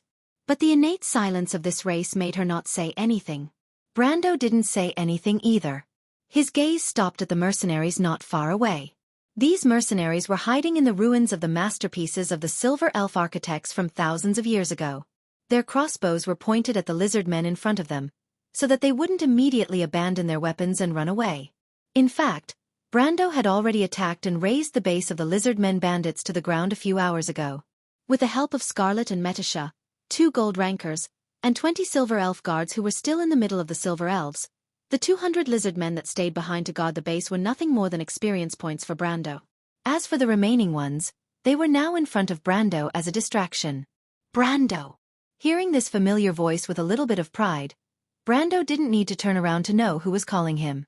So he didn't even bother to turn around, and directly stretched his hand over his shoulder and asked, "So fast?" The Roman walked over with Amandina. She calmly placed 3 thumb-sized translucent gray crystals on his palm and replied, "Of course, Lord Roman is very efficient. These are for you, Brando. Everyone and the elves have distributed them according to your orders. You can say that all the preparations are done, and we're just waiting for your orders." "It's a pity that the materials are all used up," Amandina forced a smile even though her face was tired. "Otherwise, we could make more. I've already used all the materials we used before on them. The sample of the mana conduction device was also removed according to your orders, and the ores inside are also included." Brando nodded and carefully inserted the crystals into his belt. He then took the sword from the Nightsong Tiger and pointed outside. "The enemy is very vigilant, we can't fool them for long. Once we're close enough, I'll attract their attention. Metisha and Scarlet, come with me. Our goal is to tie down Conrad and the Earth Angel. As for the other small fries, leave them to Nalathar and his men." The elven commander looked at them and nodded. "Don't just nod, Commander." Brando did not intend to let him go. "Don't forget your promise." Nalathar smiled. "I'll wait and see." Metisha looked at the two of them and couldn't help but smile. "Scarlet, do you have any questions?" Brando asked again. "I understand." The red-haired girl nodded and replied. "Nightsong Tiger, your mission is to follow behind the elven allies and protect them," Brendel added in his mind. "Make sure to protect the Grey Wolves mercenaries. They can't revive like you." Brendel turned to Sanford after seeing the Nightsong Tiger nod. "You too, make sure to protect yourselves. Only by surviving can you enjoy victory." "Of course, my lord." Brendel nodded respectfully. Brando looked at the people around him and relaxed. Other than Nalathar, the people here were almost all of his subordinates. Of course, Reto's side might have some power, but the Grey Wolves mercenaries were different from these people. In fact, he understood that in the eyes of the Grey Wolves mercenaries, Reto's status and prestige was higher than his. However, the people in front of him were all people he knew very well. There was no need to mention the Nightsong Tiger and Metisha. Amandina and the Grey Wolves mercenaries had no one to rely on other than him, so they naturally wouldn't have any other thoughts. Of course, it wasn't that he didn't trust Reto, but time would reveal a person's heart. Brando wouldn't easily reveal his secrets. He had seen too many betrayals in his life. There were plenty of people who would stab you in the back even in the game, let alone in real life. After assigning everyone their tasks, he turned back to observe the lizardmen's movements in the forest. Conrad and Hugel did not seem to have discovered the abnormality, but he did not expect to be able to hide it from them for long. One round of attacks was enough. The closest lizardmen were already 2 miles away, and shadows began to appear in the forest. The lizardmen did not make the dragon hunters split up the vanguard like they did in the wild. This was great news for Brendel. Their opponents were lax, and the first strike would be more effective. 700 meters. Brando read this number from the distance device. The large number of lizardmen warriors seemed to cause the entire valley to rustle as they passed through the forest. It was as if water was flowing through the forest, or as if countless ants were running on the ground. In fact, Brando could already see the mercenaries on his side at the front lines putting their hands on their belts. They were holding the disintegration crystal that Amandina gave them. Although it wasn't big, its explosive energy was around 15 ounces, and its damage was comparable to the magic arrow of a low-ranked iron-ranked elementalist. 500 meters. A large number of lizard-men figures appeared in the forest. Brando, Nalathar, Metasha, and Scarlet could clearly see the expressions on the lizardmen's faces. These lizardmen who had been running for the whole night were tired, and they probably didn't realize that they would be ambushed at their doorstep. The red-haired girl squatted down and pulled a blade of grass from the ground and bit it in her mouth. Then she frowned and looked for a familiar figure in the forest. Conrad. She gripped the lightning spear tightly. The lizardmen continued to move forward. In fact, they had already noticed that the ruins were unusually quiet. It was just a kind of inertia that drove the army forward. But soon, Brando saw more than 10 lizardmen passing through the crowd. Wherever they passed, the lizardmen would stop moving. We've been discovered. Brando immediately realized. He was a little annoyed that Conrad and Hugel didn't appear at all. Their alertness was beyond his expectations. But he couldn't care less. He raised his arm. The ruby ring on his index finger pointed in the direction of the forest. Then, a red light flashed, as if the light of the sun had dimmed for a moment. A huge fireball rose from the forest, accompanied by countless leaves flying into the air. Then, everyone heard a loud bang. The heat wave swept across the forest like a shockwave, blowing the hair of the mercenaries, the elves, and Brando. The hot wind blew. Brendel learned from the data on his retina that he had killed at least 20 lizardmen. This was an unexpected gain, and it showed that the enemy's formation was very tight. But this was only a signal to attack. Immediately, the mercenaries threw the disintegration crystals in their hands at the area the fireball was aiming at.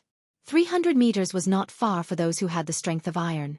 The thumb-sized crystals sparkled brightly as they drew an arc in the air, and then fell into the forest like it was raining. There was a moment of silence.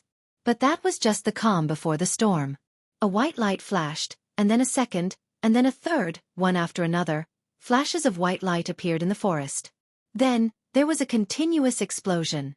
The sound waves seemed to have lifted a layer of the ground. Almost everyone felt the ground tremble for at least a minute. Those who squinted their eyes because of the loud explosion found that the landscape of the forest in front of them had changed forever.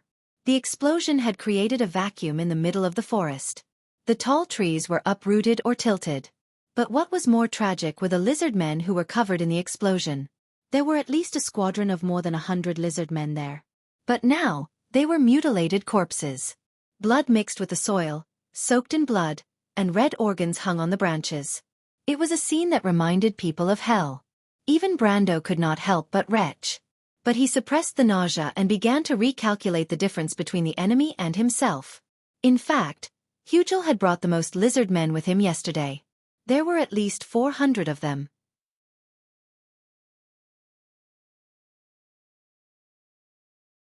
Brando suspected that if it was not for the need to search, the arrogant lizard men would not have given any of their men to Conrad and the Dark Bishop.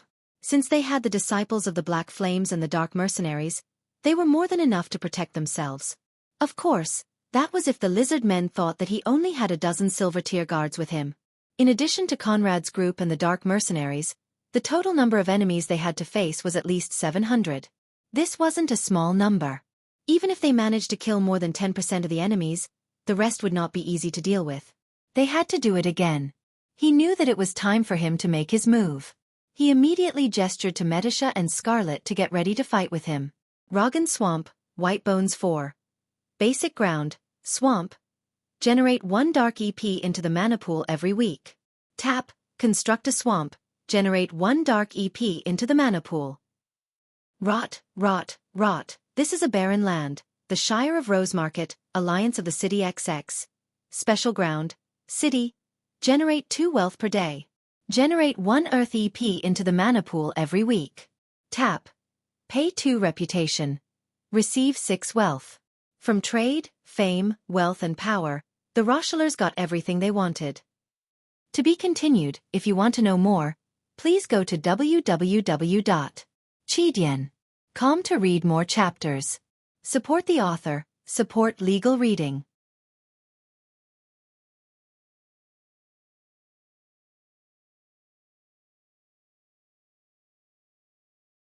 Chapter 184. Metisha. Brando gestured to the silver elf girl beside him. The princess of the Ha Yalan Empire lifted the winged silver helmet with both hands, and after firmly putting it on, she mounted her horse. With one hand, she lowered the face guard that was covering the upper half of her face, and replied in a clear and melodious voice. Here. Her snow-white chainmail gloves made ka-ka noises as she gripped her silver spear tightly. The tip of the spear pointed towards the sky. Half of her face was exposed under the mask, and her lips were pursed tightly. The girl's aura became solemn in an instant. The unicorn stomped its feet. It was also fully armored. The silver chainmail of the elves was intricate, but it had incredible defense against slashing and piercing. On the outside was a snow-white battle robe with the national emblem of the Elven Empire, the lily flower. Metisha was the same. She wore a snow-white robe, and her silver armor shone with a dazzling radiance. It made people think that she was the holy white knight of the legends who had walked down from a scroll. Her transformation from fantasy to reality was complete in front of everyone. Let's go. The girl nodded, and the unicorn sped up as she sat on it. One person and one horse trotted around the broken wall and appeared on a wide road. This road was used by the silver elves to complete their rituals in the past. It was used by the elven priests to bring along the sacred relics of the elven goddess Shay. Hundreds of years passed by in a flash. Although the grass had covered the white marble used to pave the road in the past, and history seemed to have settled silently in the ruins where no sound could be made and no words could be used to describe what had happened in the past, the young female knight swept across the road as if the elven cavalrymen were passing through the road again, conveying the will of the goddess with a solemn and low voice. Silver elves. Conrad, who was far behind the lizard men, squinted his eyes. He turned around and grabbed Hugel by the collar and roared, "You bastard, what did you do? Those are the silver elves. The Heron Empire's silver elves. Why did you provoke them?" Hugel was also shocked. He had been eyeing the Silver Elf King's tomb for several years now. At first, he had been very careful, afraid that the legendary silver elves who dared to sing hymns and charge at the Dark Army's army of hundreds of thousands would one day attack him. But as the days passed, nothing happened. The hidden silver elves seemed to have kept their promise and no longer appeared on the continent.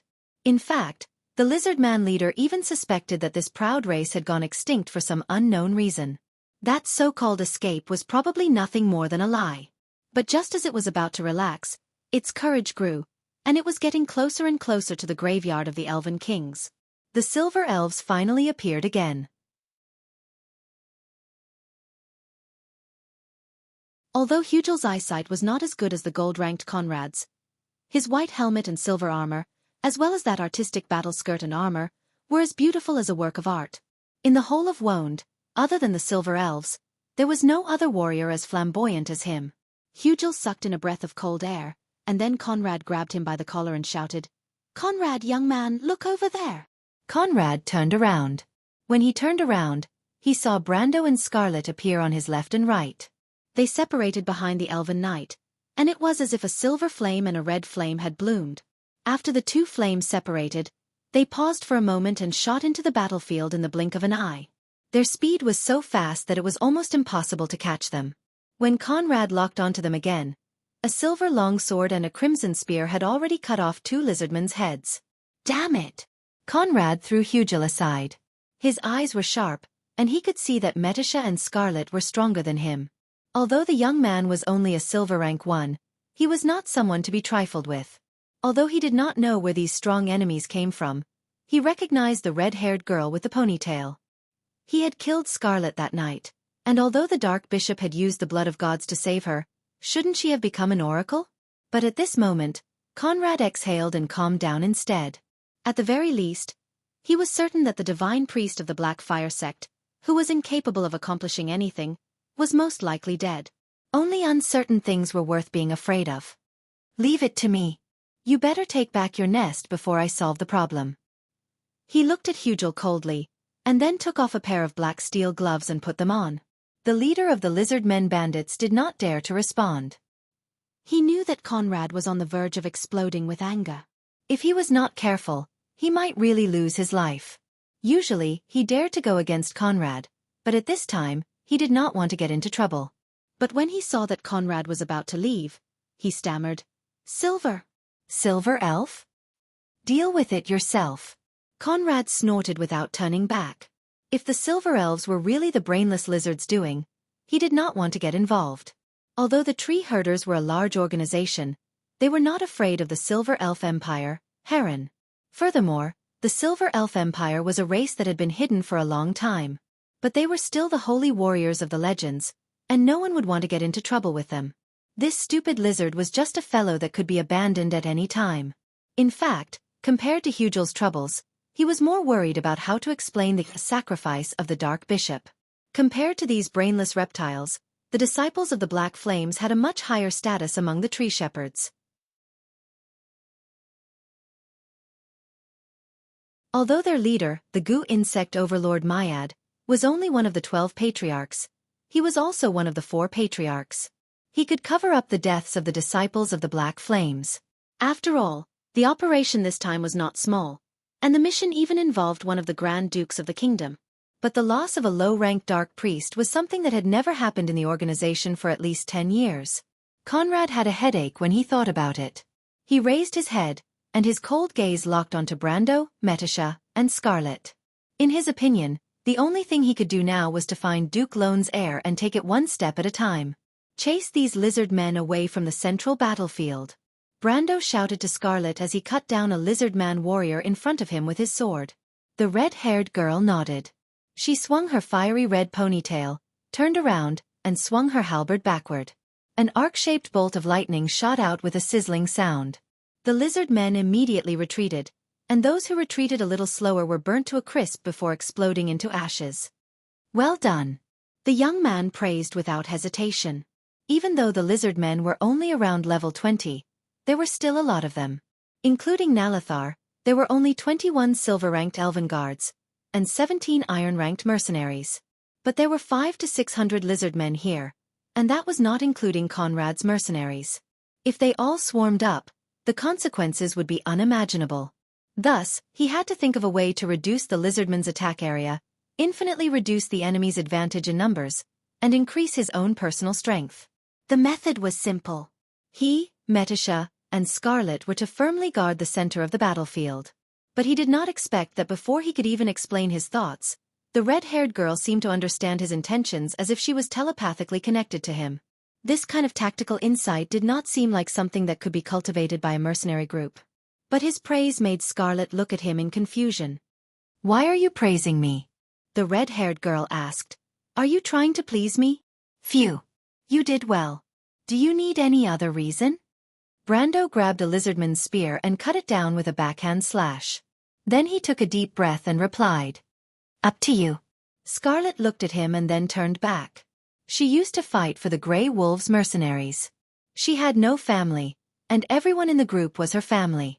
She wanted to protect her family, but now that her family was gone, all that was left was hatred. She always liked to do more than talk, and was a girl of few words. She only knew that she should do what she did. She was praised as if nothing had happened. Because everyone's eyes were on Eek, whether it was the leader or the others. Even she was the same. But Brando's thoughts were different from hers.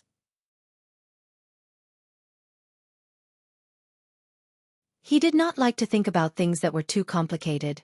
He only knew that Scarlet was now a gold-ranked fighter, and the Grey Wolves mercenaries no longer existed. Since there was an opportunity to take advantage of, he would be a fool not to take advantage of it and pull her into his camp. He had his own bottom line when it came to certain things, but he was not a pedantic person.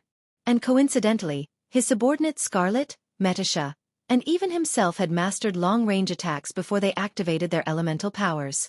Therefore, although the three of them only had the strength of silver, gold, and gold respectively, their combined lethality on the battlefield was terrifying. Scarlet's skills were all obtained through resonance with the Lightning Lance elemental powers. Back and forth, she could only use the Thunder Arrow Slash. As for Metisha, as a fairy princess, before she came of age, she could only practice the basic sword skills of the elves.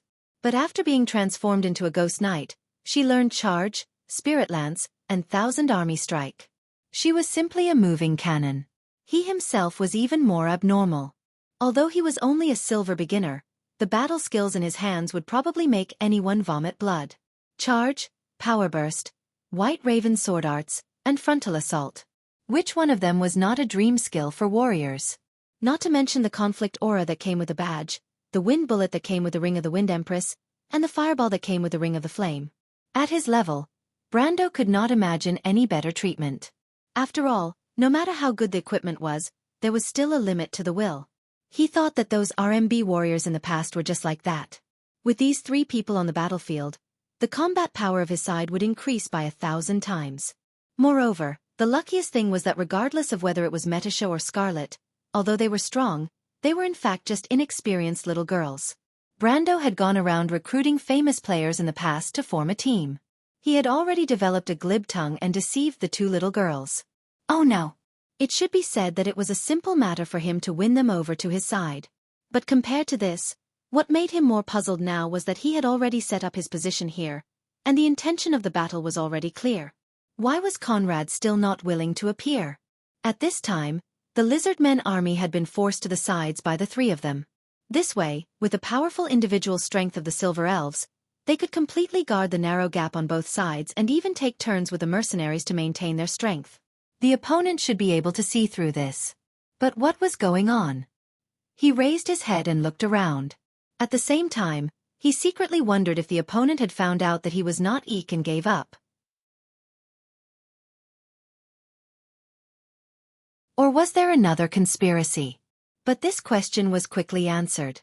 Just as he and Scarlet were repelling the 5th wave of lizard men, they suddenly heard Metisha shouting at them from the left flank. Careful! A strong wind came from the rear. What the hell? The enemy is underground. P.S. Continuous outbursts, half dead tired, a bit lacking stamina. In order to thank everyone for their support, I can only work hard to write.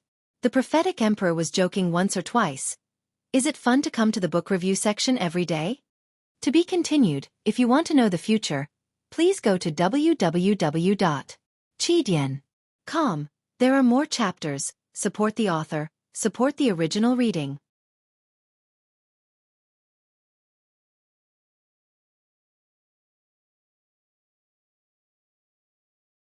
Chapter 185. Brando turned around immediately, but the one who made the first move was indeed the Silver Fairy Princess, who discovered the enemy first. She was circling around 150 feet away and had just dispersed a group of lizard men crossbowmen. At this time, many lizard men warriors followed her and tried to surround the girl.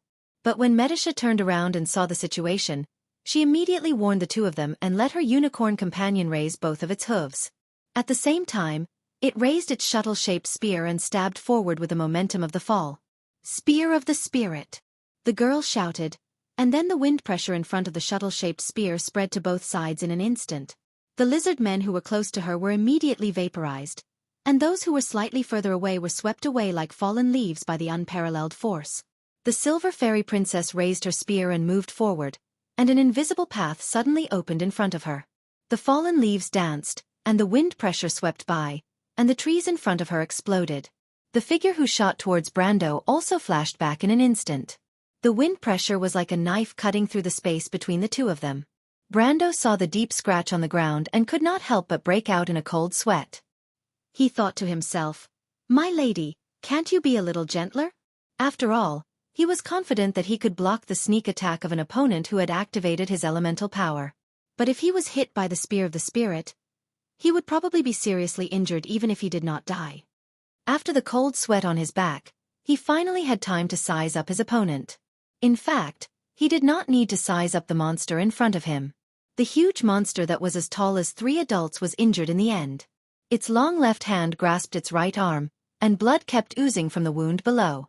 This monster was a little like a humanoid insect. It was divided into 3 parts from its head, chest, and abdomen, and each part was covered with a complete grayish-yellow carapace. Just from the surface, one could tell that these carapaces were definitely not for decoration. Brando even suspected that they were at least 3 to 4 centimeters thick, and the stratum corneum, which was tempered by the spirit of the blood of God, was definitely stronger than steel.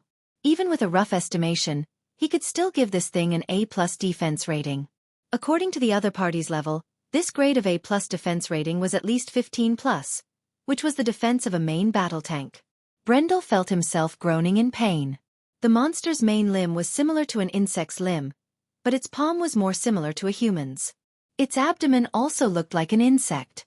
It had a pair of appendages, and at the tip of the appendages was a pair of strange sickle-shaped blades that flickered with cold light. Below was a Z-shaped thigh, and the thigh was covered with barbs. There was no doubt that if an ordinary person was rubbed by it, the wound would definitely reveal the white bone. It also had an insect-like head, with antennae and knife-like pincers. A pair of large compound eyes indicated that this guy probably had terrifying low-light vision and precise tracking abilities. Fortunately, there were no hard or soft wings, which at least meant that it could not fly. This was probably the only good news that Brando got after seeing this thing. Looking at this monster, he knew that since he came to this world, this thing in front of him was probably the second boss monster that he had faced since the Golden Demonic Tree. It was the Earth Messenger, Ebden. However, compared to the weak level 30 boss like the Golden Demonic Tree, the Earth Messenger in front of him was still in its immature state. The difference between a level 55 boss and a level 30 boss was not as simple as 20 levels of growth. It was the difference between a level 55 boss and a level 30 boss. Brando took a deep breath. He knew that this would be the first real battle that he would face after coming to this world. If it wasn't for Scarlet and Metisha's help, he would have run as far away as he could. But at this moment, there was a loud bang. He turned around and saw Scarlet colliding with an unfamiliar young man. She raised her lightning spear to parry the young man's attack. The young man grabbed her spear with a pair of sharp black steel gloves, and the lightning immediately resisted. But as soon as the flashing electric arc came close to the young man, it was mercilessly bounced off and could not hurt him at all. The young man grinned and sneered. "Isn't this our cute Scarlet? Betraying the organization so quickly and looking for a new lover? That guy's so-called blood of gods is really unreliable. But no matter, I can kill your companions and arrange for you to meet them." The red-haired girl gritted her teeth and glared at the young man with her fiery red eyes. She wanted nothing more than to stab him with her spear. The young man took a step back, and she immediately chased after him. But impulsiveness was never the way to win. The red-haired girl immediately felt her feet sinking. She looked down in shock and found that her feet were bound by a layer of black fog. She could not move at all. Magic! Scarlet's heart turned cold. This guy is a magic warrior. It was too late for her to react. Conrad used words to provoke her and waited for this moment. How could he let go of this opportunity? He stretched out his right claw and stabbed towards Scarlet's heart. The life force of an oracle was very strong, but the heart was the core of the blood of gods. Once the heart was injured, even if the oracle did not die immediately, her strength would decrease exponentially.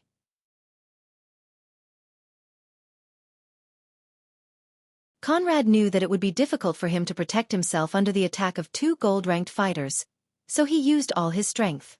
His target was clear. Although Scarlet had obtained the strength of a gold-ranked fighter, she was the opposite of Brando. She did not have enough combat experience and only had strength. So although she was not the weakest among the three, in the eyes of the leader of the Paper Cards mercenaries, she was the easiest to kill. Unfortunately, if not for Brando, his wishful thinking would have succeeded. With her heart pierced, no matter how strong Scarlet's self-healing ability was, she would die. But at this moment, a sword appeared out of nowhere and blocked Conrad's claw. Brando did not hesitate to throw out his own sword. Of course, it was a useless weapon anyway, he thought. From the beginning of the battle, the young man saw it more clearly than Scarlet. Conrad's attack could be considered as magic, but more accurately, it was a magic trap. He did not expect the leader of the Paper Cards mercenaries to be a wizard hunter. This was really strange. Brando had rarely seen an NPC with the strength of a gold-ranked fighter. But this class was indeed very strong. It was a PvP class that was extremely difficult to level up, but strong in PvP. Conrad's speed of setting up the trap was so fast that even Brando almost did not see it clearly. To be able to fool his eyes, this was not something an ordinary person could do. It was not something that could be made up for by just having good skills. This guy probably had a talent, and it was probably a talent related to nimble fingers. And he should have learned the spirit chant skill, which was the only way to save the chanting time of the magic trap. But he did not know what other traps Conrad had used this passive skill on other than the illusion trap. This is going to be a little tricky. This thought only flashed through Brando's mind, but his body's reaction was much faster than his thoughts. In fact, when Scarlet felt her body stiffen, the young man had already grabbed her arm and dragged her back. Conrad's steel claws brushed past her chest and slid down. Thanks. Don't talk nonsense. Fortunately, you're a rare flat-chested girl. Brando secretly exclaimed, but when he looked up, he immediately saw Conrad's gloomy face. Conrad had attacked again. This guy also saw that not only did Brando see through his trick, but he also recognized his trap. In fact, the illusion trap was actually a kind of mental suggestion. It made people think that they had fallen into some kind of trap and subconsciously resisted their actions. But like most illusions, although others could see the effect of the trap, they would not be affected by it. But this was the secret of the wizard hunters, and he did not expect Brando to know about it. Of course Brando knew about it. But this question in his view was completely different from Conrad's.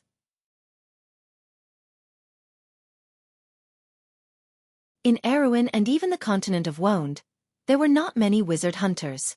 Conrad not only obtained the certification of a superior hunter with his own identity, but also advanced to the gold level. After reaching this level, he began to gradually discover the benefits of this profession. Because there were not many wizard hunters who were familiar with their fighting style, there were even fewer people who were familiar with their fighting style. This was a huge advantage in actual combat. In the past, he had fought with many enemies who were stronger than him, and without exception, he used all kinds of strange attacking methods to finally win. But he did not expect that today. He finally met his opponent. This guy must die. Conrad's heart turned cold. He waved his claws forward, and Brando was so scared that he immediately used charge to retreat. What a joke! In the previous battle, he had already reached level 26. But even so, he only had around 50 ounces of strength under the condition of strength burst. Compared to a gold-level warrior who could easily exceed 100 ounces of strength, he did not want to take a free flight. Moreover, even if Conrad was only a wizard hunter who practiced both magic and martial arts, his strength was estimated to be around 80 to 90 ounces, and he was still not a match for him. Brando had 132 ounces of agility under the effect of strength burst. Not to mention Conrad, even the lightning elemental, who had the fastest speed among the gold-level warriors, could only look up to him. As soon as he retreated, the leader of paper cards swung his claw and slammed it on the ground. With a loud bang, the withered leaves within a 10-meter radius instantly turned into ashes, and the ground caved in, forming a huge crater. But when Conrad raised his head, he saw that the opponent was already 30 meters away. What kind of speed was this? Who is this guy? The leader of paper cards was stunned and forgot to chase after him. The young man in front of him was simply beyond his knowledge. Although he was young and had the strength of a silver level, Conrad himself was a genius. Of course, he would not think highly of Brando just because of this. Moreover, his target this time, the only son of Duke Lone, Eek, was also a genius. In comparison, Brando's strength was only mediocre. But even so, it seemed that this silver-level guy's strength was a little off the charts. Conrad was secretly shocked. He himself had extraordinary experience and learned all kinds of combat skills.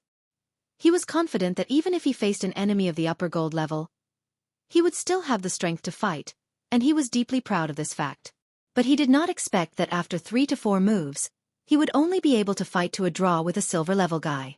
Furthermore, with the speed of the opponent's retreat, he naturally suspected that it was the Sun Knight order. This guy was a Sun Knight.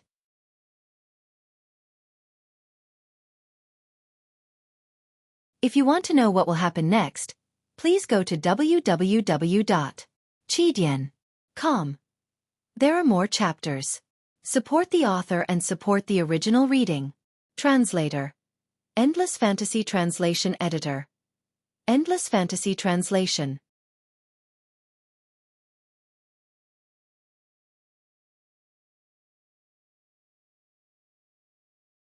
Chapter 186.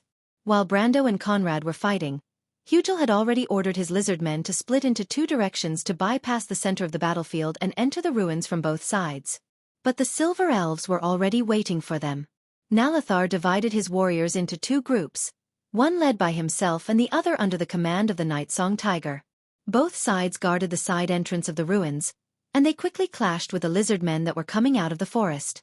These barbaric and simple-minded creatures screamed as they rushed out of the forest. They were agile and quickly rushed up the ruins of the elven buildings, but what awaited them was a flash of snow. The elven warriors looked down from above and pierced the throats of these beasts with their double-ended swords. Then they used their elbows to push the corpses away and threw them into the ruins. At the edge of the elven ruins, the moment the dark green tide collided with the silver line, 7 or 8 lizard men were thrown far away. They fell into the crowd of their own kind and knocked down quite a few people.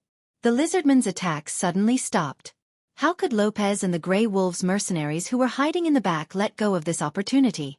They immediately released arrows from their bowstrings. Bang, bang, bang. The arrows formed a white line that extended from the back of the ruins to the front. These white lines extended into the lizardmen's formation, and it was as if they had hit an invisible wall. These dark green and slender warriors fell back in rows. In wound, a normal person who had received proper training could shoot 6 times in a minute. Not to mention these experienced mercenaries whose agility and strength were more than 10 times or even 20 times that of an ordinary person. Even if they were using a heavy 4-armed crossbow, they could still fire 15 to 20 bolts in a minute. That was a disaster for the lizard men. When the rain of steel fell on their heads, it was as if a grim reaper wearing a black cloak and holding a scythe had swept past their heads and slashed their ranks with a scythe. Just like that, death occurred one after another. The platoon leaders and the lizard men lieutenants at the back of the platoon tried to mobilize the crossbowmen to counterattack, but most of the lizard men crossbowmen had not even reached the level of iron grade. And some of them had just reached this level but had not undergone any formal training. Moreover, the closest crossbowman squad had already been scattered by Medusa at the beginning of the battle. Although the Silver Fairy Princess was of the royal family, she was still born in wound during the most chaotic time of the war. She was able to grasp the situation on the battlefield and had already become an instinct. Without cover and ranged attacks, the lizard men began to stagnate and retreat. The elven commander with the golden helmet looked down and immediately took out the dragon horn from his waist and blew into it. The long tune of the horn had been ingrained in the hearts of these warriors for 7 centuries because it only meant one thing: charge. The silver elves raised their hands and placed their shiny double-ended swords on their right chests. Who are we? The sword of Aharan.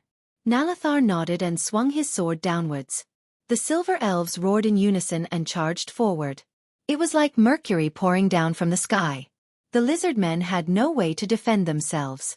Not only did they have to face a group of silver-ranked warriors, they also had to face 11 battlemasters. The mercenaries' ranged attacks began to extend to the rear.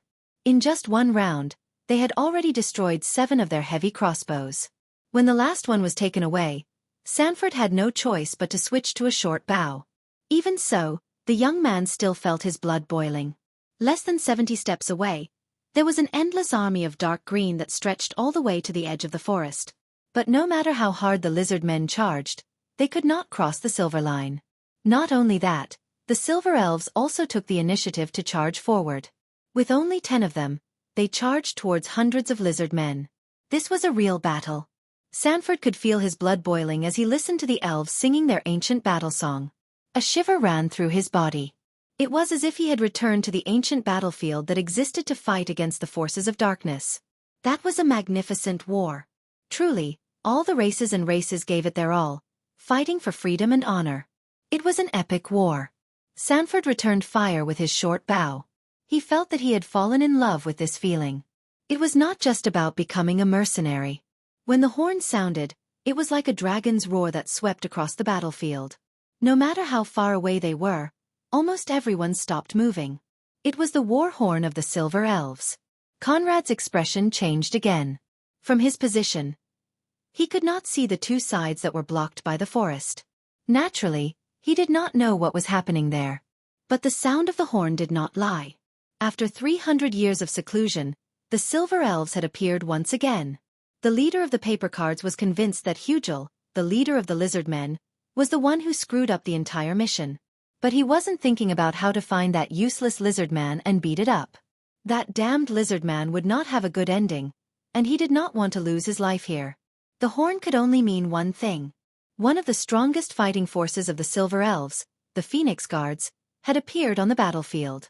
But he did not know if the Elven Knights and the Hymnal Knight, Unicorn Knight, were also here.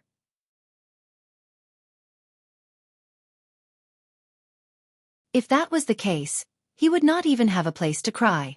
The Hymnal Knight was the legendary army that sang the ancient song of the Silver Elven Empire and charged towards the Myrna army that numbered more than 100,000. Thinking of this, he did not want to fight anymore.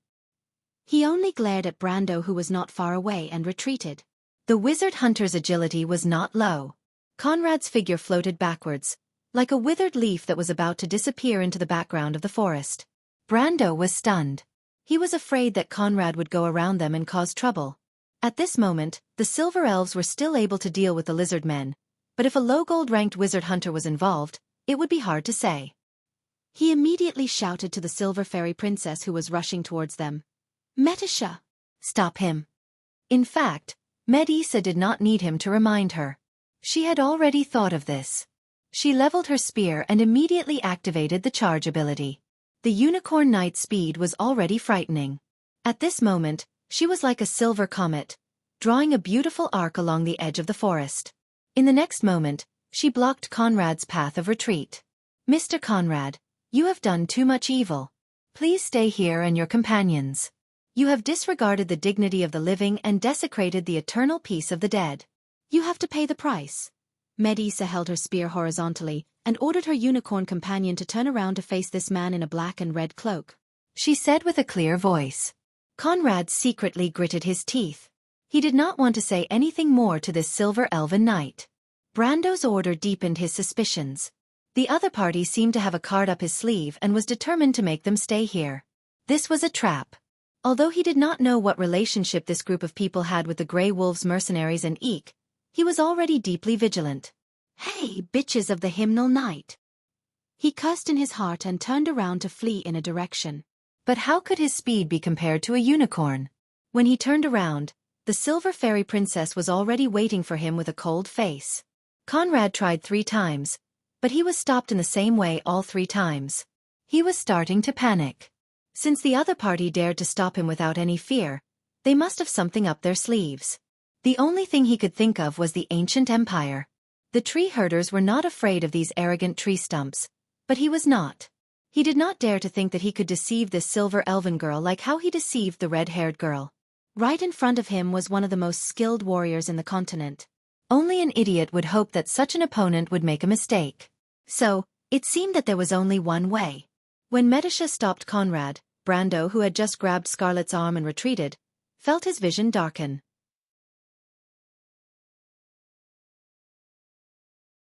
A cold and dangerous aura rushed towards him. The young man did not even need to think to know what it was. It was the Earth's messenger, Ekman. It was the only one who could keep up with his charging speed. The gigantic monster raised its forelimbs. Its height was 3 times that of an adult's and it seemed to block out the sun. Then, it roared and slashed forward. The air became restless. Brando felt as if the ground beneath his feet had suddenly cracked open. Elemental power, rock strength. Without a second thought, he hugged Scarlet and leaped into the air. Both of them rolled a few times in the forest. At the same time, Ekman slammed his palm down. With a loud bang, the ground was sent flying. Stone fangs shot up from both sides of the ground and bit into each other, forming a stone cage around Ekman's palm. To the onlookers, it looked as if the gigantic monster had slammed its paw down on the ground and formed 5 stone claws. But as soon as its paw left the ground, the stones crumbled into dust and returned to the forest. Brendel got up from the ground and sucked in a breath of cold air. Even though the guide mentioned Ekman's strength and preferred tactics, it was a completely different feeling when he faced him in person.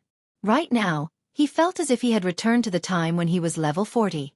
At that time, Torrential Rain released a new version of the game, the Sanctum Knight. It was the first time he, Scarlet, and the others participated in a raid on a new map. The legendary boss who had awakened his elemental power had left a deep impression on them. That was the first time the players learned about the Sanctum Knight and the realm of elemental power. But now, it seemed that he had to re-evaluate this realm. P.S. I made a stupid mistake when I wrote this yesterday. The Earth's messenger said that it was called Ekman. But that was understandable. After all, you know that it's hard to tell what an insect is called, especially when they don't know how to pronounce. To be continued. If you want to know what will happen next, please go to www.chidian.com. There are more chapters. Support the author, support the original reading. You're tuning in to the Wisdom Diary YouTube channel. Don't forget to subscribe and join us on this journey to catch the most captivating stories.